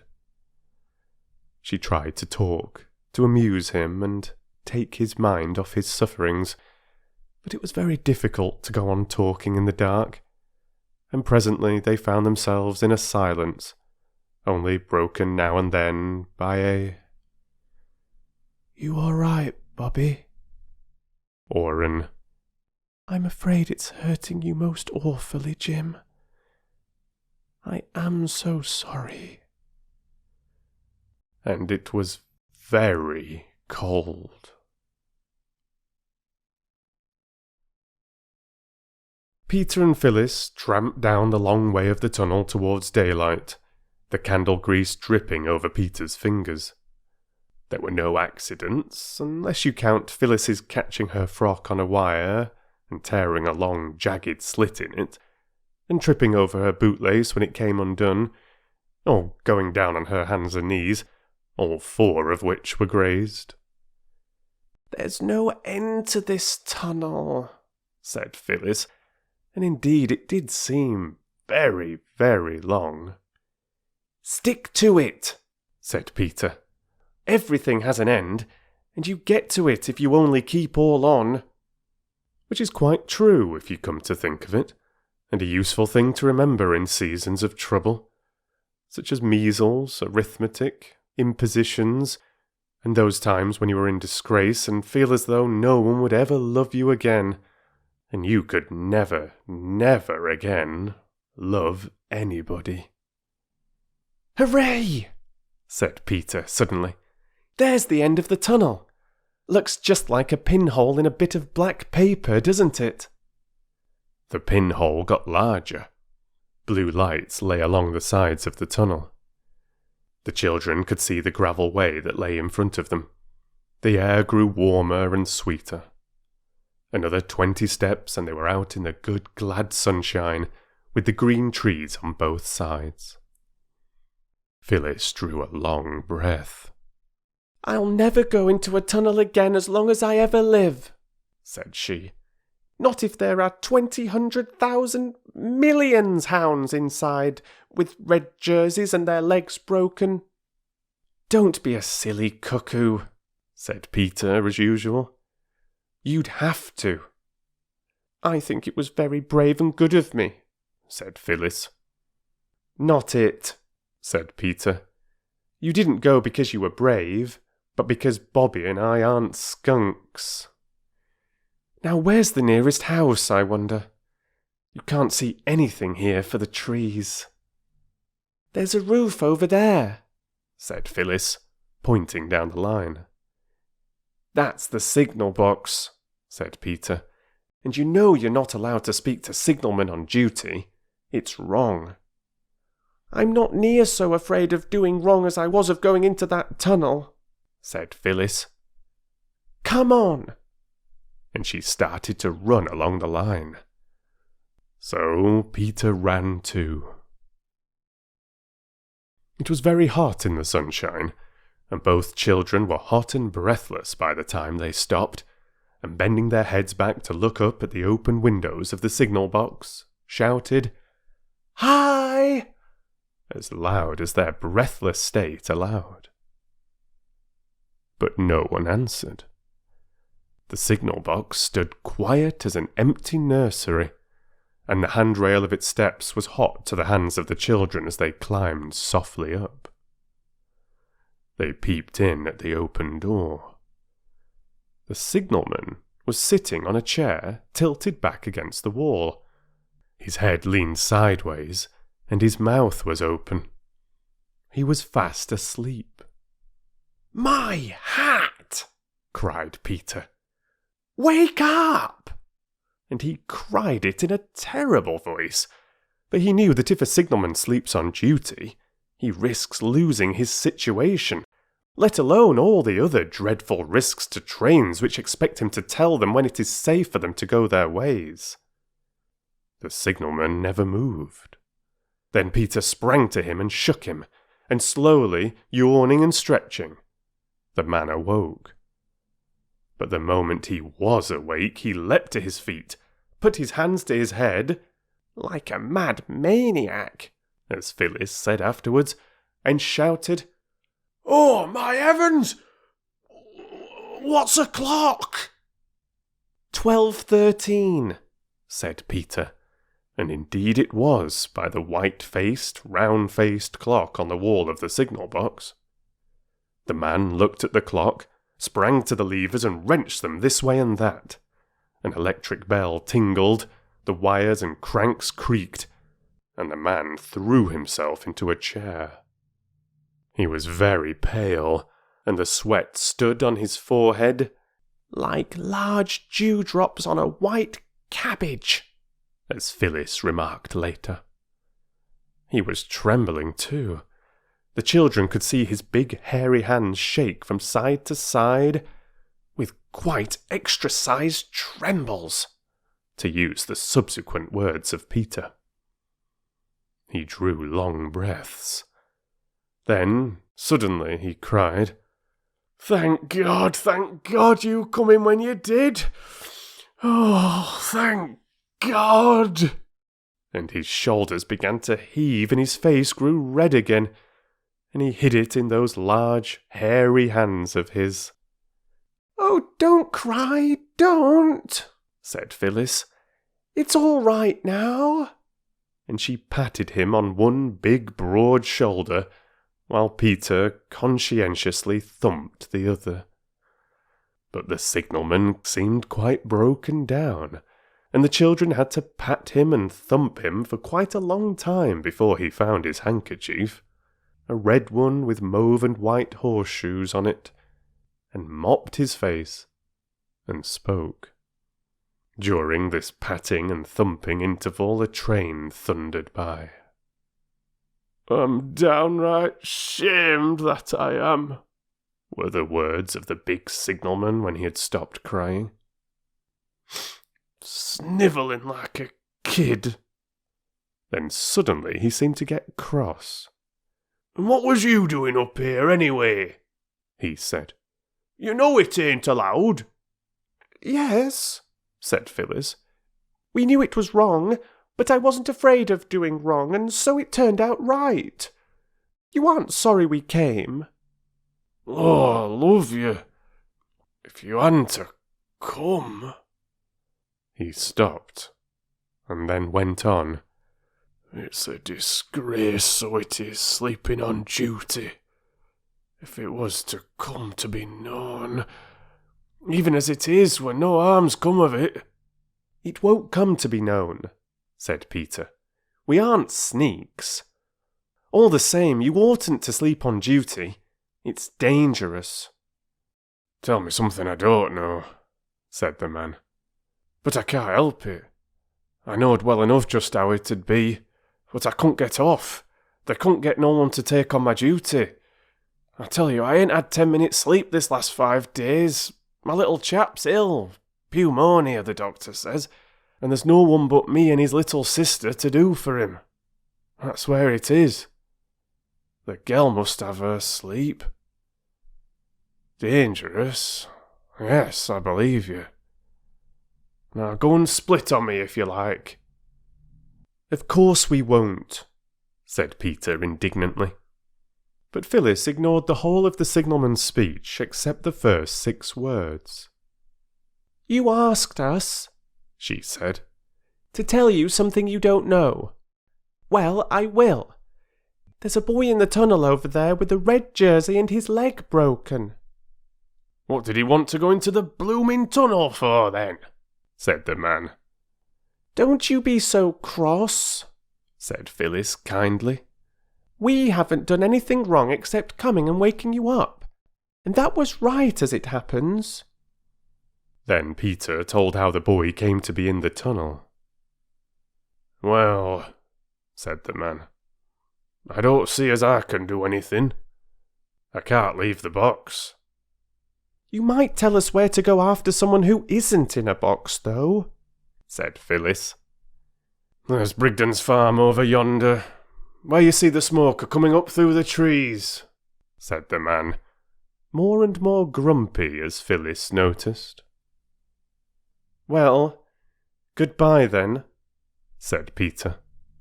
But the man said, "Wait a minute." He put his hand in his pocket and brought out some money. A lot of pennies, and 1 or 2 shillings and sixpences, and half a crown. He picked out 2 shillings and held them out. "Here," he said. "I'll give you this to hold your tongues about what's taken place today." There was a short, unpleasant pause.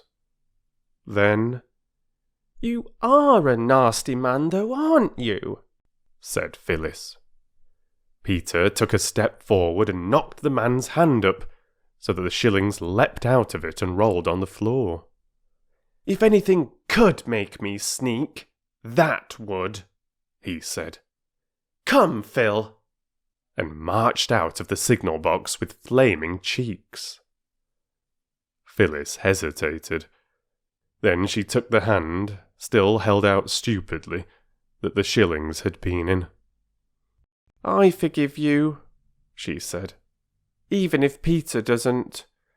You're not in your proper senses, or you'd never have done that. I know want of sleep sends people mad. Mother told me. I hope your little boy will soon be better, and—" "Come on, Phil!" cried Peter eagerly. "I give you my sacred honour word we'll never tell anyone. Kiss and be friends," said Phyllis, feeling how noble it was of her to try to make up a quarrel in which she was not to blame. The signalman stooped and kissed her. "I do believe I'm a bit off my head, sissy," he said. "Now run along home to mother. I didn't mean to put you about, there." So Phil left the hot signal box and followed Peter across the fields to the farm. When the farm men, led by Peter and Phyllis and carrying a hurdle covered with horsecloths, reached the manhole in the tunnel, Bobbie was fast asleep, and so was Jim. Worn out with the pain, the doctor said afterwards. "Where does he live?" the bailiff from the farm asked, when Jim had been lifted onto the hurdle. "In Northumberland," answered Bobbie. "I'm at a school at Maidbridge," said Jim. "I suppose I've got to get back there somehow." "Seems to me the doctor ought to have a look in first," said the bailiff. "Oh, bring him up to our house," said Bobbie. "It's only a little way by the road. I'm sure Mother would say we ought to." "Well, you ma like you bringing home strangers with broken legs?" "She took the poor Russian home herself," said Bobbie. "I know she'd say we ought." "All right," said the bailiff. "You ought to know what your ma'd like. I wouldn't take it upon me to fetch him up to our place without I asked the missus first, and they call me the master too." "Are you sure your mother won't mind?" whispered Jim. "Certain," said Bobbie. "Then we're to take him up to Three Chimneys?" said the bailiff. "Of course," said Peter. "Then my lad shall nip up to Doctor's on his bike and tell him to come down there. Now, lads, lift him quiet and steady. 1, 2, 3. Thus it happened that Mother, writing away for dear life at a story about a duchess, a designing villain, a secret passage, and a missing will, dropped her pen as her workroom door burst open and turned to see Bobbie, hatless and red with running. "Oh, Mother!" she cried. "Do come down! We found a hound in a red jersey in the tunnel, and he's broken his leg and they're bringing him home." "They ought to take him to the vet," said Mother with a worried frown. "I really can't have a lame dog here." "He's not a dog, really. He's a boy," said Bobbie, between laughing and choking. "Then he ought to be taken home to his mother." "His mother's dead," said Bobbie, "and his father's in Northumberland. Oh, Mother, you will be nice to him. I told him I was sure you'd want us to bring him home. You always want to help everybody." Mother smiled, but she sighed too. It is nice that your children should believe you willing to open house and heart to any and everyone who needs help, but it is rather embarrassing sometimes too, when they act on their belief. "Oh, well," said Mother, "we must make the best of it." When Jim was carried in, dreadfully white and with set lips, whose red had faded to a horrid bluey-violet colour, Mother said, "I am glad you brought him here. Now, Jim, let's get you comfortable in bed before the doctor comes." And Jim, looking at her kind eyes, felt a little warm, comforting flush of new courage. "It'll hurt rather, won't it?" he said. "I don't mean to be a coward. You won't think I'm a coward if I faint again, will you? I really and truly don't do it on purpose, and I do hate to give you all this trouble." "Don't you worry," said Mother. "It's you that have the trouble, you poor dear, not us." And she kissed him just as if he had been Peter. "We love to have you here, don't we, Bobbie?" "Yes," said Bobbie, and she saw by her mother's face how right she had been to bring home the wounded hound in the red jersey.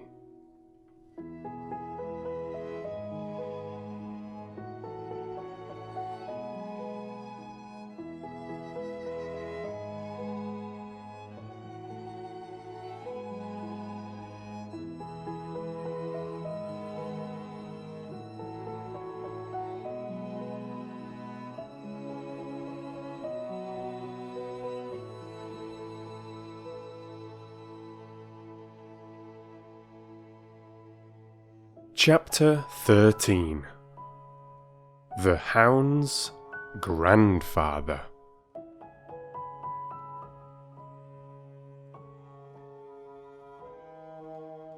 Mother did not get back to her writing all that day, for the red-jerseyed hound whom the children had brought to Three Chimneys had to be put to bed, and then the doctor came and hurt him most horribly.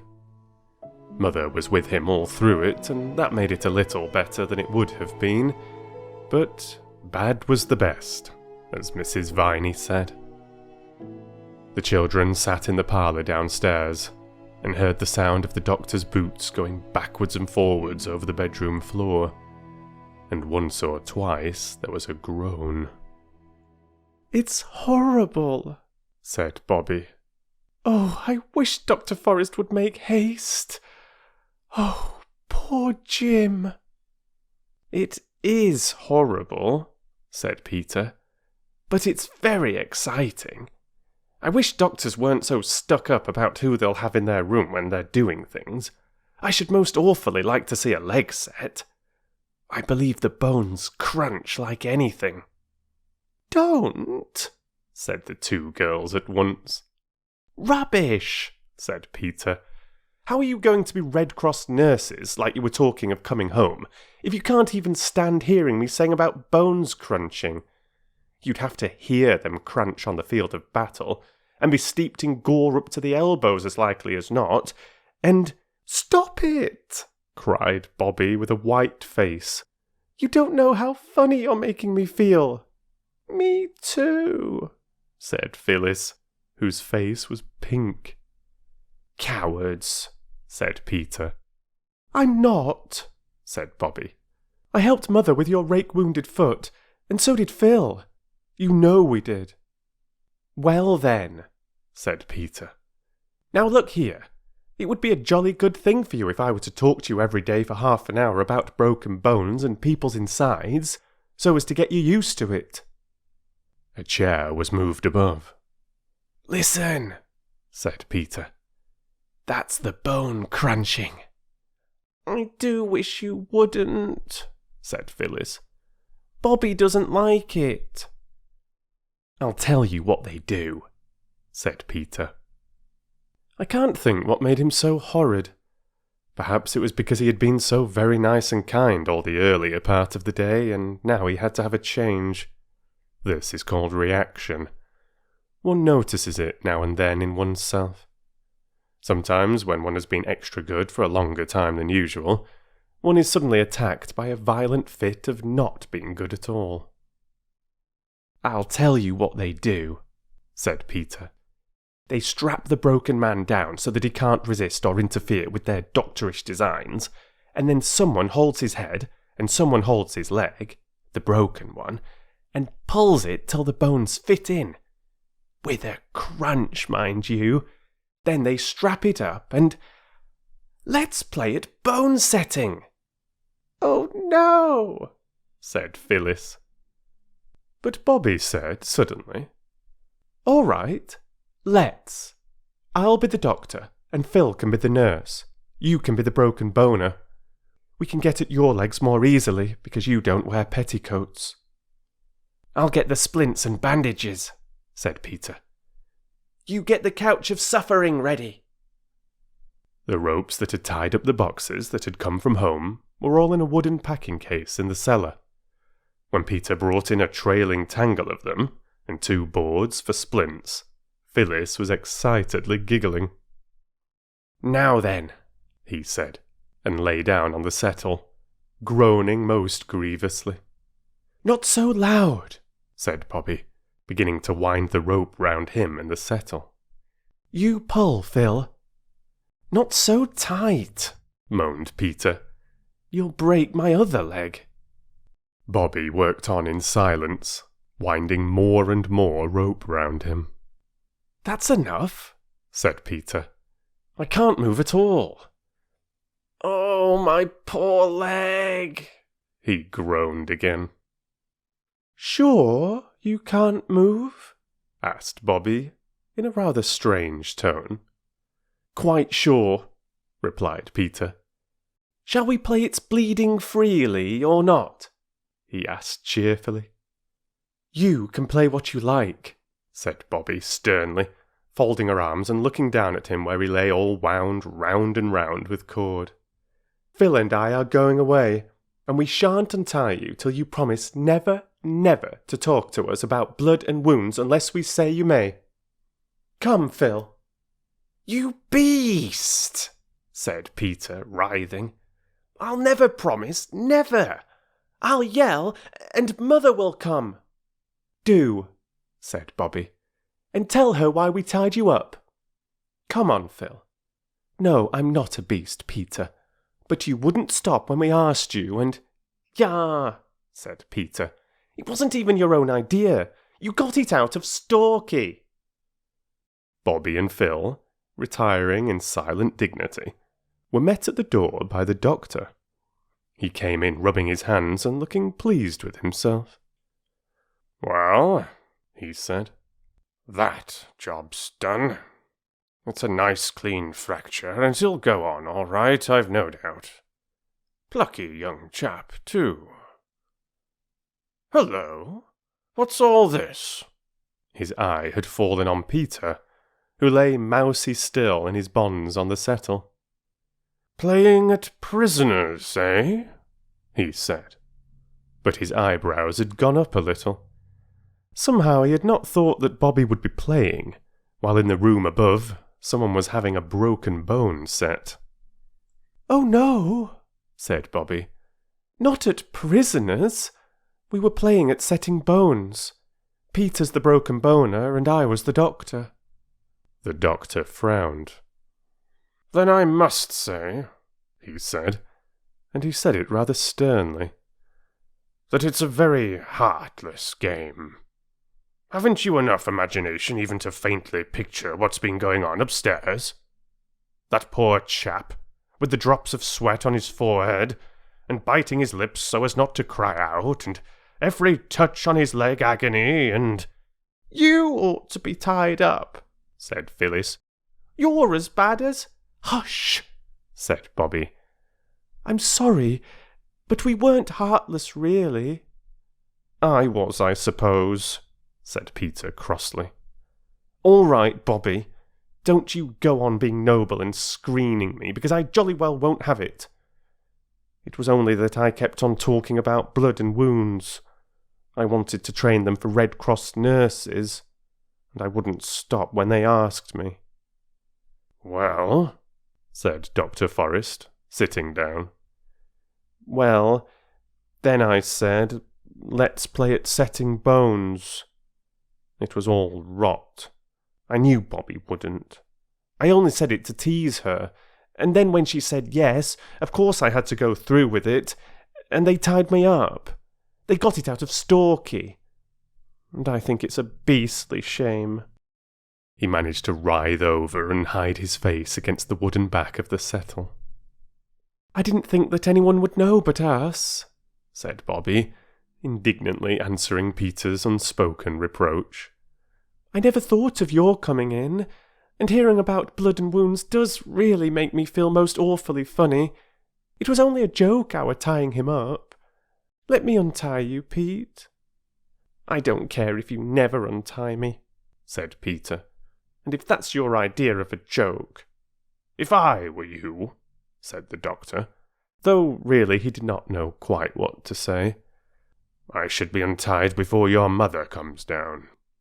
You don't want to worry her just now, do you?" "I don't promise anything about not saying about wounds, mind," said Peter in very surly tones, as Bobbie and Phyllis began to untie the knots. "I'm very sorry, Pete," Bobbie whispered, leaning close to him as she fumbled with the big knot under the settle. "But if you only knew how sick you made me feel."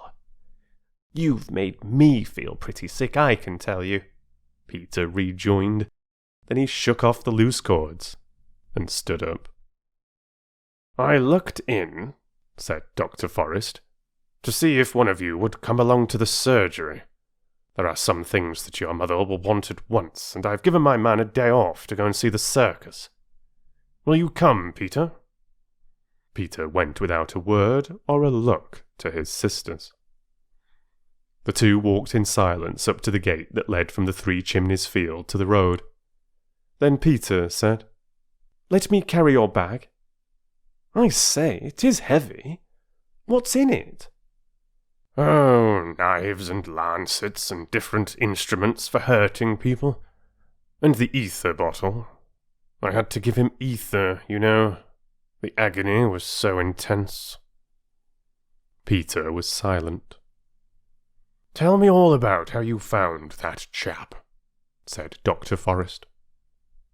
Peter told, and then Dr. Forrest told him stories of brave rescues. He was a most interesting man to talk to, as Peter had often remarked. Then, in the surgery, Peter had a better chance than he had ever had of examining the doctor's balance and his microscope and his scales and measuring glasses. When all the things were ready that Peter was to take back, the doctor said suddenly, "You'll excuse my shoving my oar in, won't you? But I should like to say something to you." Now for a rowing, thought Peter, who had been wondering how it was that he had escaped one. "Something scientific," added the doctor. "Yes," said Peter, fiddling with the fossil ammonite that the doctor used for a paperweight. "Well then, You see, boys and girls are only little men and women, and we are much harder and hardier than they are." Peter liked the "we." Perhaps the doctor had known he would. "And much stronger, and things that hurt them don't hurt us. You know you mustn't hit a girl." "I should think not, indeed," muttered Peter indignantly. "Not even if she's your own sister. That's because girls are so much softer and weaker than we are. They have to be, you know," he added, "because if they weren't, it wouldn't be nice for the babies. And that's why all the animals are so good to the mother animals. They never fight them, you know." "I know," said Peter, interested. "2 buck rabbits will fight all day if you let them, but they won't hurt a doe." "No, and quite wild beasts, lions and elephants, they're immensely gentle with the female beasts. And we've got to be too." "I see," said Peter. "And their hearts are soft too," the doctor went on. "And things that we shouldn't think anything of hurt them dreadfully, so that a man has to be very careful, not only of his fists, but of his words. They're awfully brave, you know," he went on. "Think of Bobbie waiting alone in the tunnel with that poor chap. It's an odd thing. The softer and more easily hurt a woman is, the better she can screw herself up to do what has to be done. I've seen some brave women. Your mother's one," he ended abruptly. "Yes," said Peter. "Well, that's all. Excuse my mentioning it, but nobody knows everything without being told, and you see what I mean, don't you?" "Yes," said Peter. "I'm sorry. There." "Of course you are. People always are, directly they understand. Everyone ought to be taught these scientific facts. So long." They shook hands heartily. When Peter came home, his sisters looked at him doubtfully. "It's Pax," said Peter, dumping down the basket on the table. "Dr. Forrest has been talking scientific to me. No, it's no use my telling you what he said, you wouldn't understand. But it all comes to you girls being poor, soft, weak, frightened things like rabbits, so us men have just got to put up with them. He said you were female beasts. Shall I take this up to Mother, or will you?" "I know what boys are," said Phyllis with flaming cheeks. "They're just the nastiest, rudest." "They're very brave," said Bobbie. "Sometimes." "Ah, you mean the chap upstairs? I see. Go ahead, Phil. I shall put up with you whatever you say, because you're a poor, weak, frightened, soft—" "Not if I pull your hair, you won't," said Phyllis, springing at him. "He said Pax," said Bobbie, pulling her away. "Don't you see?" she whispered, as Peter picked up the basket and stalked out with it. "He's sorry, really, only he won't say so. Let's say we're sorry." "It's so goody-goody," said Phyllis doubtfully. "He said we were female beasts, and soft and frightened." "Then let's show him we're not frightened of him thinking us goody-goody," said Bobbie. "And we're not any more beasts than he is." And when Peter came back, still with his chin in the air, Bobbie said, "We're sorry we tied you up, Pete." "I thought you would be," said Peter, very stiff and superior. This was hard to bear. But, "Well, so we are," said Bobbie. "Now let honour be satisfied on both sides." "I did call it Pax," said Peter in an injured tone. Then let it be, Pax, said Bobbie. Come on, Phil, let's get the tea. Pete, you might lay the cloth. I say, said Phyllis, when peace was really restored, which was not till they were washing up the cups after tea. Dr. Forrest didn't really say we were female beasts, did he? Yes, said Peter firmly. But I think he meant we men were wild beasts too. How funny of him, said Phyllis, breaking a cup. May I come in, Mother? Peter was at the door of Mother's writing room, where Mother sat at her table with 2 candles in front of her. Their flames looked orange and violet against the clear grey blue of the sky, where already a few stars were twinkling. Yes, dear, said Mother absently. Anything wrong? She wrote a few more words and then laid down her pen and began to fold up what she had written. I was just writing to Jim's grandfather. He lives near here, you know. Yes, you said so at tea. That's what I want to say. Must you write to him, Mother? Couldn't we keep Jim and not say anything to his people till he's well? It would be such a surprise for them. Well, yes, said Mother, laughing. I think it would. You see, Peter went on, of course the girls are all right and all that.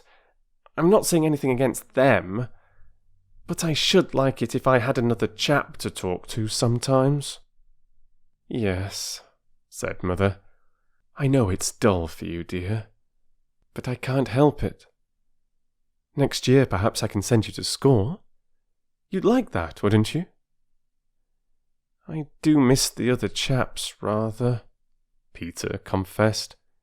But if Jim could stay after his leg was well, we could have awful larks. I've no doubt of it, said Mother. Well, perhaps he could. But you know, dear, we're not rich. I can't afford to get him everything he'll want. And he must have a nurse. Can't you nurse him, Mother? You do nurse people so beautifully. That's a pretty compliment, Pete. But I can't do nursing and my writing as well. That's the worst of it. Then you must send the letter to his grandfather. Of course, and to his schoolmaster too. We telegraphed to them both, but I must write as well. They'll be most dreadfully anxious.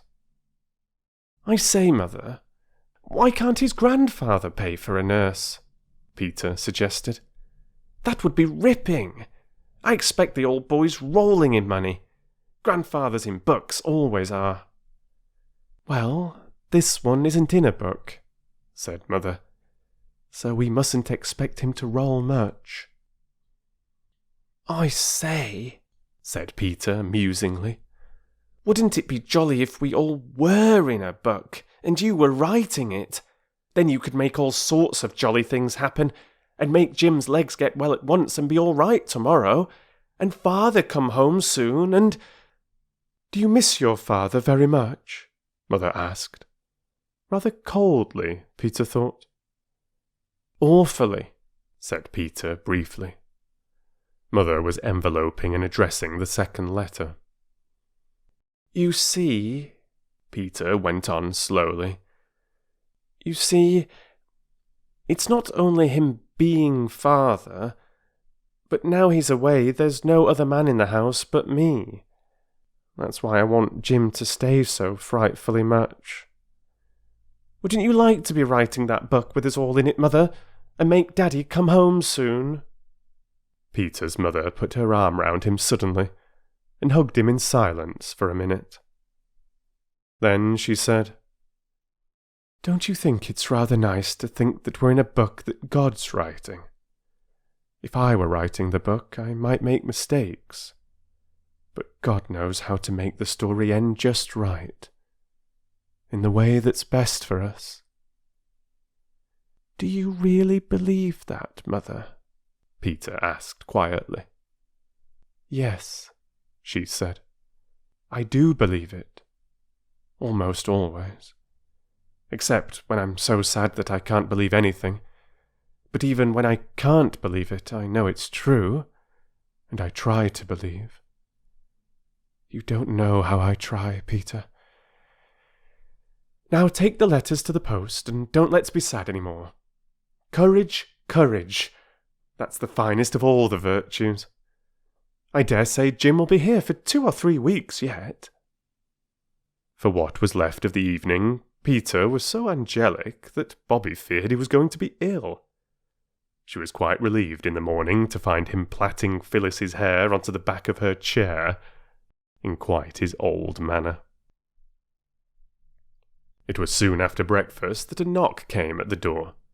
The children were hard at work cleaning the brass candlesticks in honour of Jim's visit. That'll be the doctor, said Mother. I'll go. Shut the kitchen door. You're not fit to be seen. But it wasn't the doctor. They knew that by the voice and by the sound of the boots that went upstairs. They did not recognise the sound of the boots, but everyone was certain that they had heard the voice before. There was a longish interval. The boots and the voice did not come down again. Who can it possibly be? They kept on asking themselves and each other. Perhaps, said Peter at last, Dr. Forrest has been attacked by highwaymen and left for dead, and this is the man he's telegraphed for to take his place.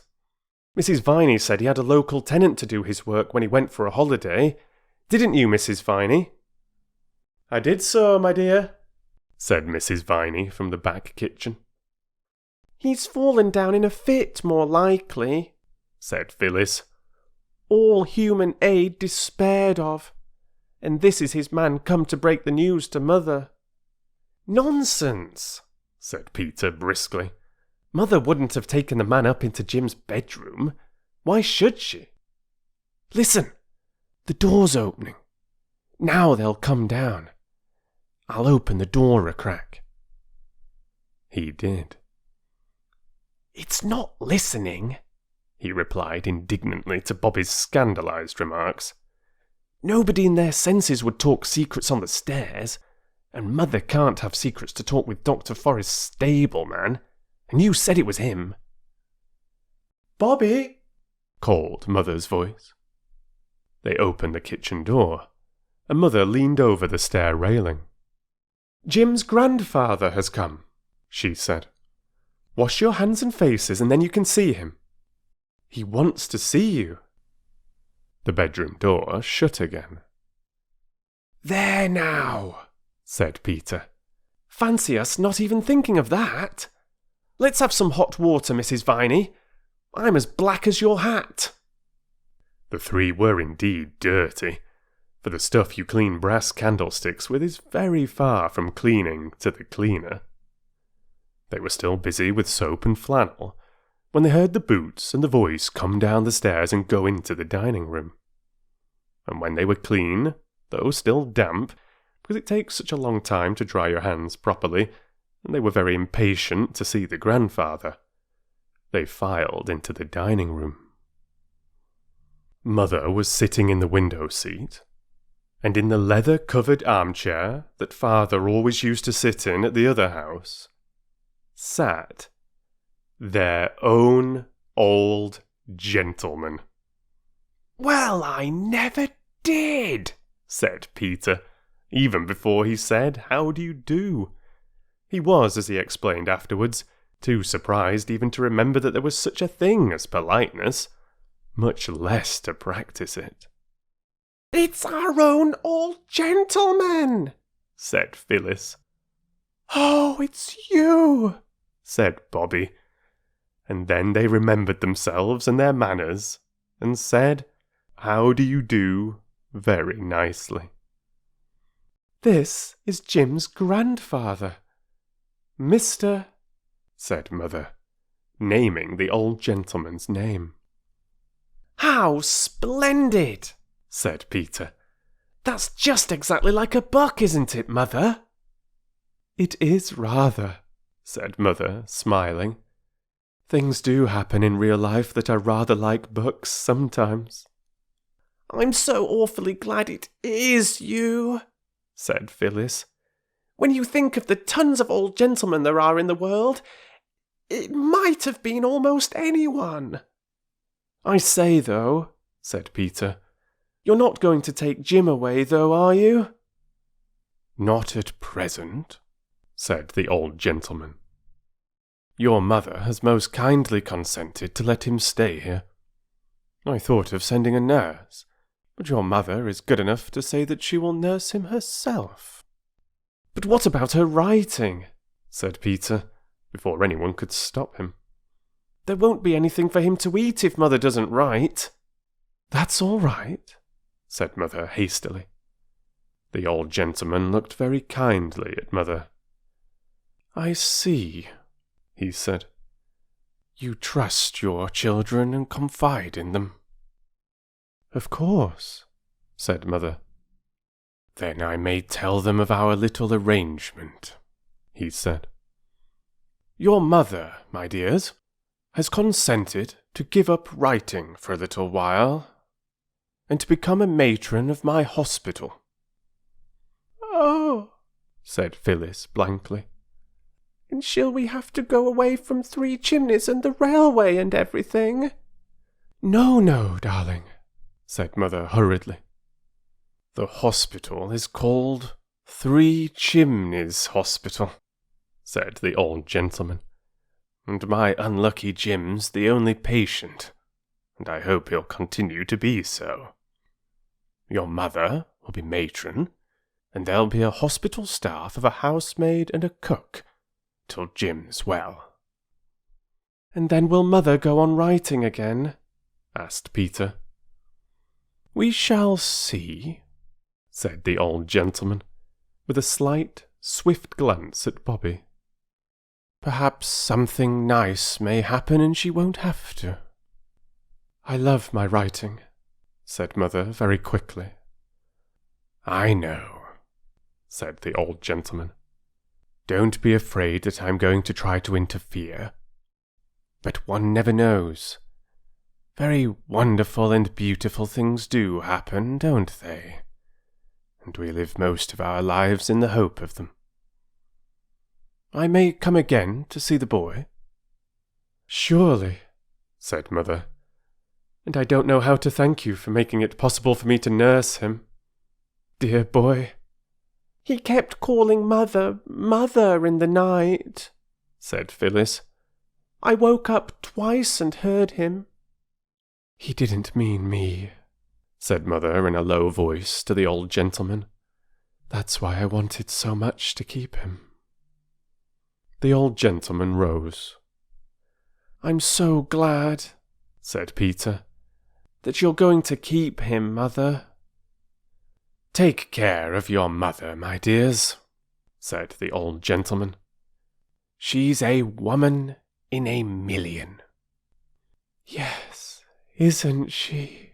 Whispered Bobbie. God bless her, said the old gentleman, taking both Mother's hands. God bless her. Aye, and she shall be blessed. Dear me, where's my hat? Will Bobbie come with me to the gate? At the gate he stopped and said, You're a good child, my dear. I got your letter. But it wasn't needed. When I read about your father's case in the papers at the time, I had my doubts. And ever since I've known who you were, I've been trying to find out things. I haven't done very much yet. But I have hopes, my dear. I have hopes. Oh, said Bobbie, choking a little. Yes, I may say great hopes. But keep your secret a little longer. Wouldn't do to upset your mother with a false hope, would it?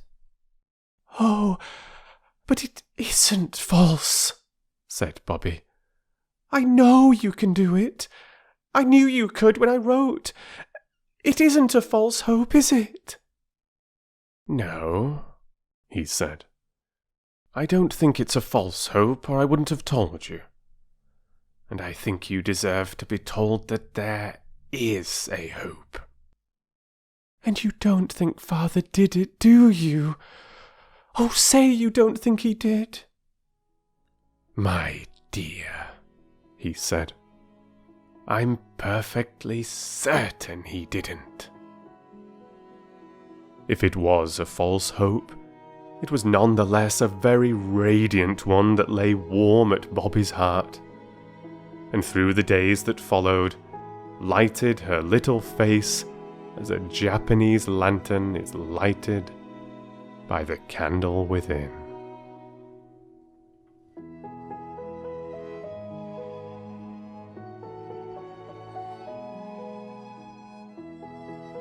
Bless our brave Bobbie. Of course there's hope. And of course, I won't be stopping the reading here.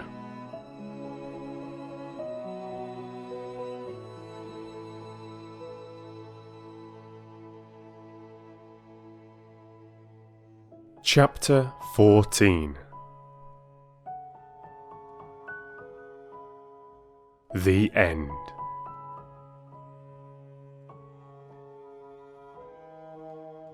Life at the Three Chimneys was never quite the same again after the old gentleman came to see his grandson.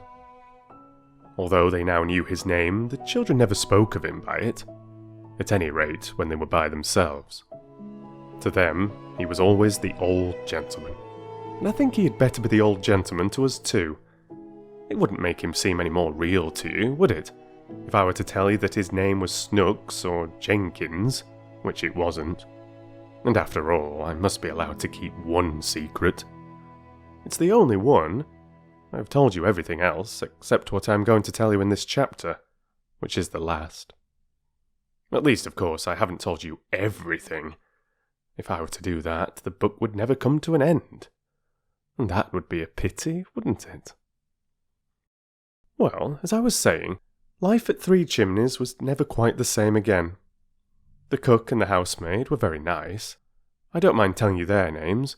They were Clara and Ethelwyn. But they told Mother they did not seem to want Mrs. Viney and that she was an old muddler.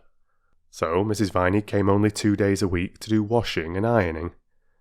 Then Clara and Ethelwyn said they could do the work all right if they weren't interfered with, and that meant that the children no longer got the tea and cleared it away, and washed up the tea things and dusted the rooms. This would have left quite a blank in their lives, although they had often pretended to themselves and to each other that they hated housework.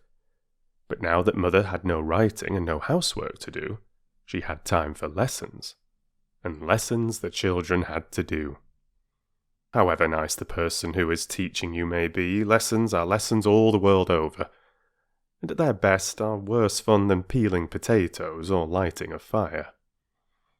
On the other hand, if Mother now had time for lessons, she also had time for play, and to make up little rhymes for the children as she used to do. She had not had much time for rhymes since she came to Three Chimneys. There was one very odd thing about these lessons. Whatever the children were doing, they always wanted to be doing something else. When Peter was doing his Latin, he thought it would be nice to be learning history, like Bobbie. Bobbie would have preferred arithmetic, which was what Phyllis happened to be doing, and Phyllis, of course, thought Latin much the most interesting kind of lesson, and so on. So, one day, when they sat down to lessons, each of them found a little rhyme at its place. I put the rhymes in to show you that their mother really did understand a little how children feel about things, and also the kind of words they use, which is the case with very few grown-up people. I suppose most grown-ups have very bad memories, and have forgotten how they felt when they were little. Of course, the verses are supposed to be spoken by the children. I once thought Caesar easy pap. How very soft I must have been. When they start Caesar with a chap, he little know what that will mean. Oh, verbs are silly, stupid things. I'd rather learn the dates of kings. The worst of all my lesson things is learning who succeeded who, in all the rows of queens and kings, with dates to everything they do, with dates enough to make you sick. I wish it was arithmetic. Such pounds and pounds of apples fill my slate. What is the price you'd spend? You scratch the figures out until you cry upon the dividend. I'd break the slate and scream for joy if I did Latin like a boy. This kind of thing, of course, made lessons much jollier. It is something to know that the person who is teaching you sees that it is not all plain sailing for you, and does not think that it is just your stupidness that makes you not know your lessons till you've learned them. Then, as Jim's leg got better, it was very pleasant to go up and sit with him and hear tales about his school life and the other boys. There was one boy named Pa, of whom Jim seemed to have formed the lowest possible opinion, and another boy named Wigsby Minor, for whose views Jim had a great respect. Also, there were 3 brothers named Paley, and the youngest was called Paley Turts, and was much given to fighting. Peter drank in all this with deep joy, and Mother seemed to have listened with some interest. For one day she gave Jim a sheet of paper on which she had written a rhyme about Pa, bringing in Paley and Wigsby by name in a most wonderful way, as well as all the reasons Jim had for not liking Pa, and Wigsby's wise opinion on the matter. Jim was immensely pleased. He had never had a rhyme written expressly for him before. He read it till he knew it by heart, and then he sent it to Wigsby, who liked it almost as much as Jim did. Perhaps you may like it too. The New Boy. His name is Pa. He says that he is given bread and milk for tea. He says his father killed a bear. He says his mother cuts his hair. He wears goloshes when it's wet. I've heard his people call him Pet. He has no proper sense of shame. He told the chaps his Christian name. He cannot wicket keep at all. He's frightened of a cricket ball. He reads indoors for hours and hours. He knows the names of beastly flowers. He says his French just like Massou, a beastly stuck-up thing to do. He won't keep cave, shirks his turn, and says he came to school to learn. He won't play football, says it hurts. He wouldn't fight with Paley Turts. He couldn't whistle if he tried, and when we laughed at him he cried. Now Wigsby Minor says that Pa is only like all new boys are. I know when I first came to school, I wasn't such a jolly fool. Jim could never understand how Mother could have been clever enough to do it. To the others it seemed nice, but natural. You see, they had always been used to having a mother who could write verses just like the way people talk, even to the shocking expression at the end of the rhyme, which was Jim's very own. Jim taught Peter to play chess and draughts and dominoes, and altogether it was a nice, quiet time. Only Jim's leg got better and better, and a general feeling began to spring up among Bobbie, Peter and Phyllis that something ought to be done to amuse him. Not just games, but something really handsome. But it was extraordinarily difficult to think of anything. "It's no good," said Peter, when all of them had thought and thought till their heads felt quite heavy and swollen. "If we can't think of anything to amuse him, we just can't, and there's an end of it. Perhaps something will just happen of its own accord that he'll like." "Things do happen sometimes without your making them," said Phyllis, rather as though, usually, everything that happened in the world was her doing. "I wish something would happen," said Bobbie dreamily. "Something wonderful, And something wonderful did happen. Exactly 4 days after she had said this. I wish I could say it was 3 days after, because in fairy tales it is always 3 days after that things happen. But this is not a fairy story, and besides, it really was 4 and not 3, and I'm nothing if not strictly truthful. They seemed to be hardly railway children at all in those days, and as the days went on, each had an uneasy feeling about this which Phyllis expressed one day. "I wonder if the railway misses us," she said plaintively. "We never go to see it now." "It seems ungrateful," said Bobbie. "We loved it so when we hadn't anyone else to play with." "Perks is always coming up to ask after Jim," said Peter. "And the signalman's little boy is better. He told me so." "I didn't mean the people," explained Phyllis. "I meant the dear railway itself." "The thing I don't like," said Bobbie, on this 4th day, which was a Tuesday, "is our having stopped waving to the 9:15 and sending our love to father by it." "Let's begin again," said Phyllis. And they did. Somehow the change of everything that was made by having servants in the house and Mother not doing any writing made the time seem extremely long since that strange morning at the beginning of things, when they had got up so early and burnt the bottom out of the kettle and had apple pie for breakfast, and first seen the railway. It was September now, and the turf on the slope to the railway was dry and crisp. Little long grass spikes stood up like bits of gold wire, frail blue harebells trembled on their tough slender stalks, gypsy roses opened wide and flat their lilac-coloured discs, and the golden stars of St. John's wort shone at the edges of the pool that lay halfway to the railway. Bobbie gathered a generous handful of the flowers, and thought how pretty they would look lying on the green and pink blanket of silk waste that now covered Jim's poor broken leg. "Hurry up," said Peter, "or we shall miss the 9:15. "I can't hurry more than I am doing," said Phyllis. "Oh, bother it! My bootlace has come undone again." "When you're married," said Peter, "your bootlace will come undone going up the church aisle, and your man that you're going to get married to will tumble over it and smash his nose in on the ornamented pavement, and then you'll say you won't marry him, and you'll have to be an old maid."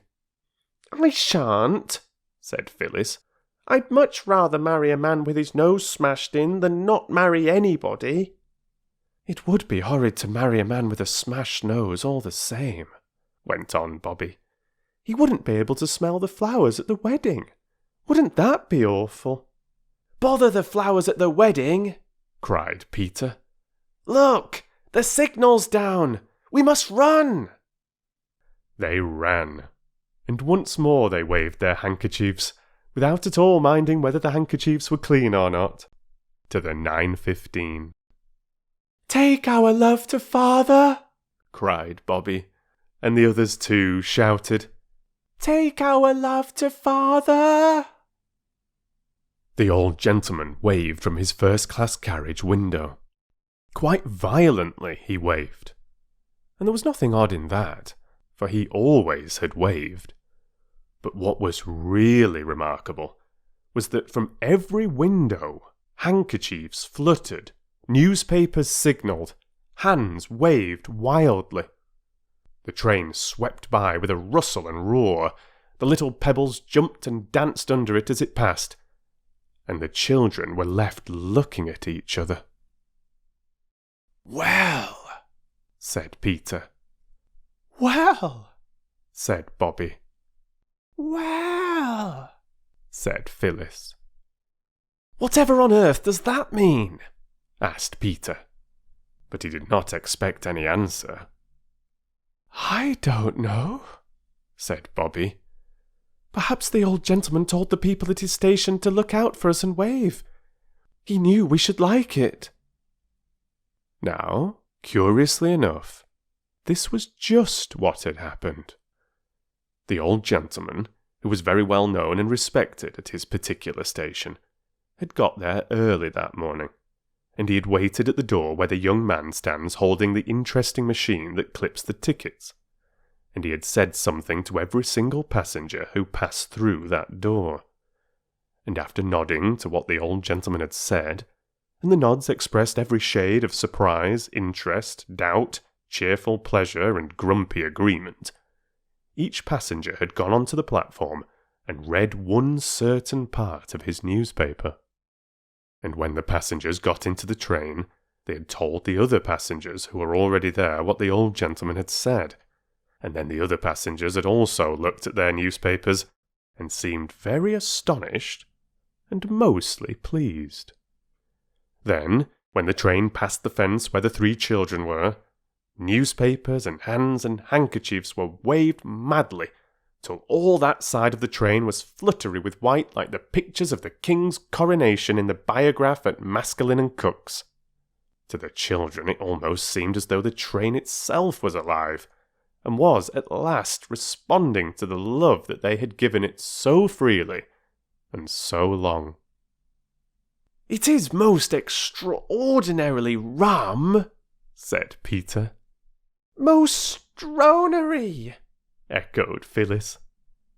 But Bobbie said, "Don't you think the old gentleman's wave seemed more significating than usual?" "No," said the others. "I do," said Bobbie. "I thought he was trying to explain something to us with his newspaper." "Explain what?" asked Peter, not unnaturally. "I don't know," Bobbie answered. "But I do feel most awfully funny. I feel just exactly as if something was going to happen." "What is going to happen," said Peter, "is that Phyllis's stocking is going to come down." This was but too true. The suspender had given way in the agitation of the waves to the 9:15. Bobbie's handkerchief served as first aid to the injured, and they all went home. Lessons were more than usually difficult to Bobbie that day. Indeed, she disgraced herself so deeply over a quite simple sum about the division of 48 pounds of meat and 36 pounds of bread among 144 hungry children that Mother looked at her anxiously. "Don't you feel quite well, dear?" she asked. "I don't know," was Bobbie's unexpected answer. "I don't know how I feel.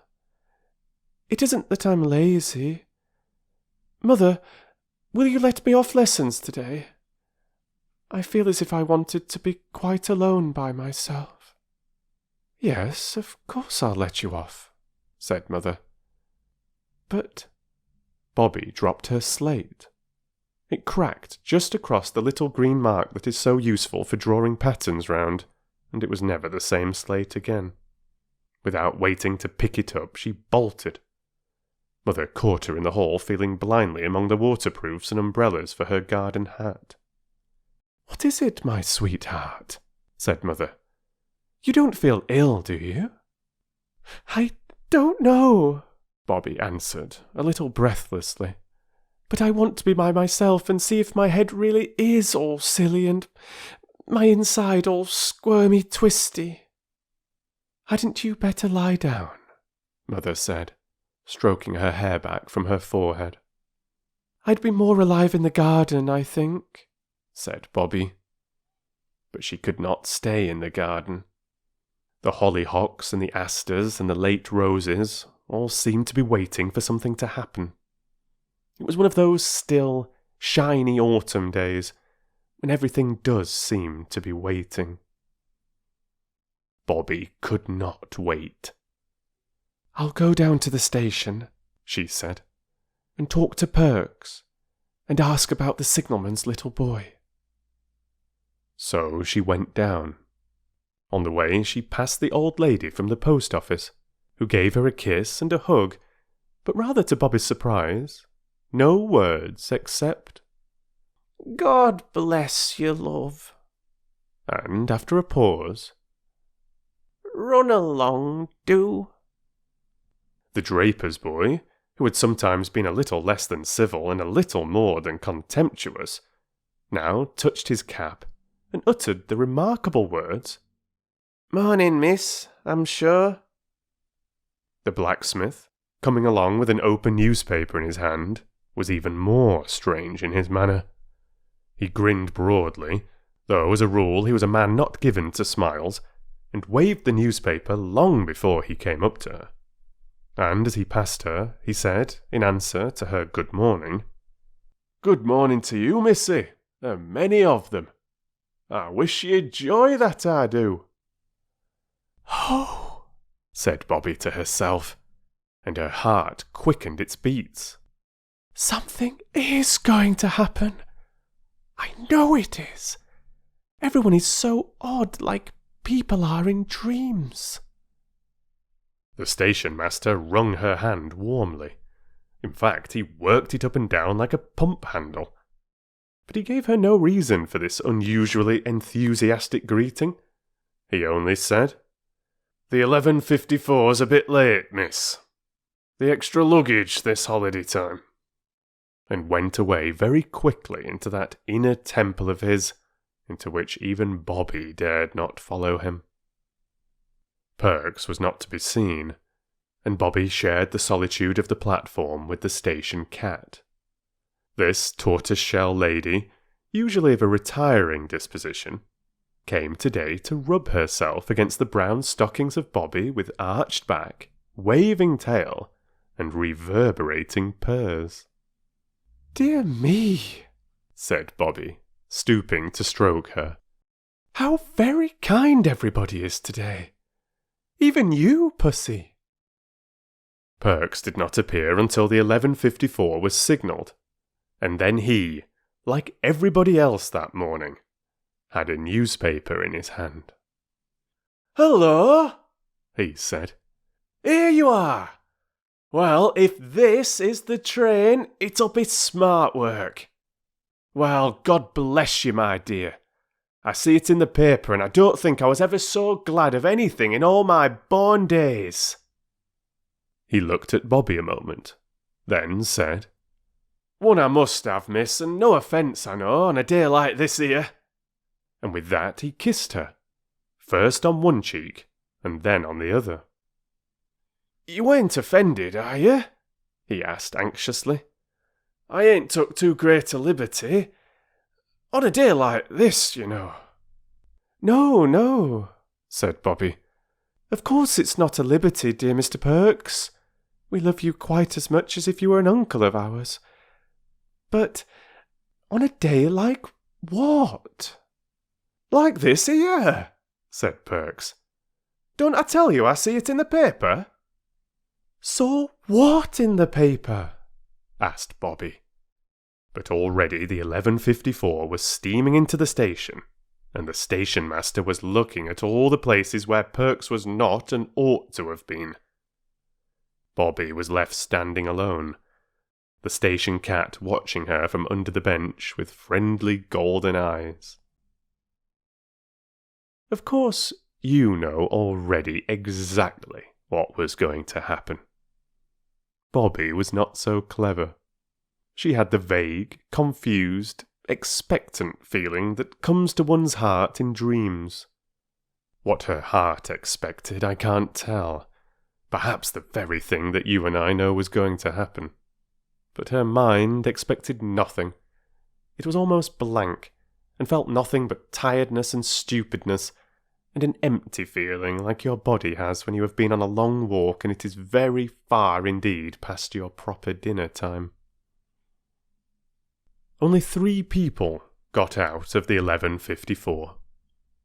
The first was a countryman with 2 baskety boxes full of live chickens who stuck their russet heads out anxiously through the wicker bars.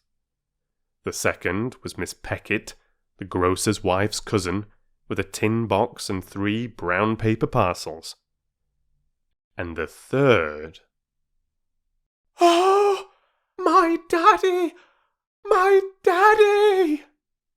That scream went like a knife into the heart of everyone in the train, and people put their heads out of the windows to see a tall, pale man with lips set in a thin, close line, and a little girl clinging to him with arms and legs, while his arms went tightly round her. "I knew something wonderful was going to happen," said Bobbie as they went up the road. "But I didn't think it was going to be this. Oh, my daddy, my daddy!" "Then didn't Mother get my letter?" Father asked. "There weren't any letters this morning. Oh, Daddy, it is really you, isn't it?" The clasp of a hand she had not forgotten assured her that it was. "You must go in by yourself, Bobbie, and tell Mother quite quietly that it's all right. They've caught the man who did it. Everyone knows now that it wasn't your daddy." "I always knew it wasn't," said Bobbie. "Me and Mother and our old gentleman." "Yes," he said. "It's all his doing. Mother wrote and told me you had found out, and she told me what you'd been to her. My own little girl."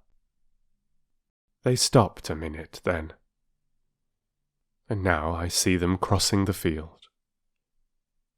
Bobbie goes into the house, trying to keep her eyes from speaking before her lips have found the right words to tell Mother quite quietly that the sorrow and the struggle and the parting are over and done, and that Father has come home. I see Father walking in the garden, waiting. He's looking at the flowers, and each flower is a miracle to eyes that all these months of spring and summer have seen only flagstones and gravel and a little grudging grass. But his eyes keep turning towards the house, and presently he leaves the garden and goes to stand outside the nearest door. It is the back door, and across the yard the swallows are circling. They are getting ready to fly away from cold winds and keen frost to the land where it is always summer. They are the same swallows that the children built the little clay nests for. Now the house door opens. Bobbie's voice calls, "Come in, Daddy! Come in!" He goes in, and the door is shut. I think we will not open the door or follow him. I think that just now we are not wanted there. I think it will be best for us to go quickly and quietly away. At the end of the field, among the thin gold spikes of grass and the harebells and gypsy roses and St. John's wort, we may just take one last look over our shoulders at the white house where neither we nor anyone else is wanted now.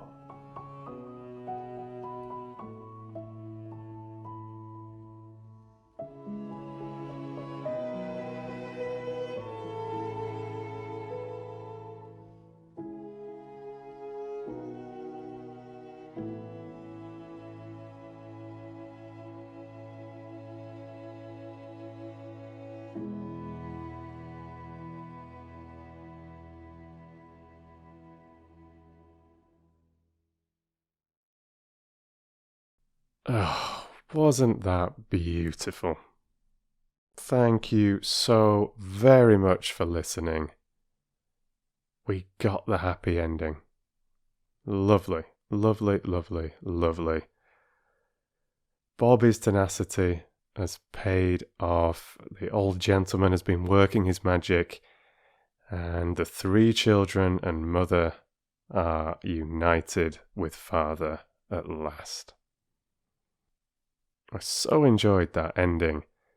Us being with the narrator, with the author, however you see it, observing the events from a safe distance. it was just lovely. I don't know, it was just something really special about that. I really enjoyed it. It felt very intimate, very real, and respectful, as if these events were really unfolding before our very eyes. And of course we shouldn't further invade their privacy, you know, that those characters, those people, need that moment to come together and share that vulnerability and those emotions privately. Thank you to all of my supporters over on Patreon, and those of you that support me through channel membership here on YouTube, or super chats, or donations through PayPal. You are wonderful. And as I've said, I think 1,000,000 times, thank you so much for being here and listening along. Do share your thoughts and feelings, any favourite moments, any reflections. It would be lovely, as always, to see what you've made of it all. If you've any suggestions for things that you'd like to hear me read next, then do let me know. Until the next time, then, Fox fans, whichever story it may be, whichever adventure we will go on together, you take care wherever you are and whatever you're up to. Read to you soon.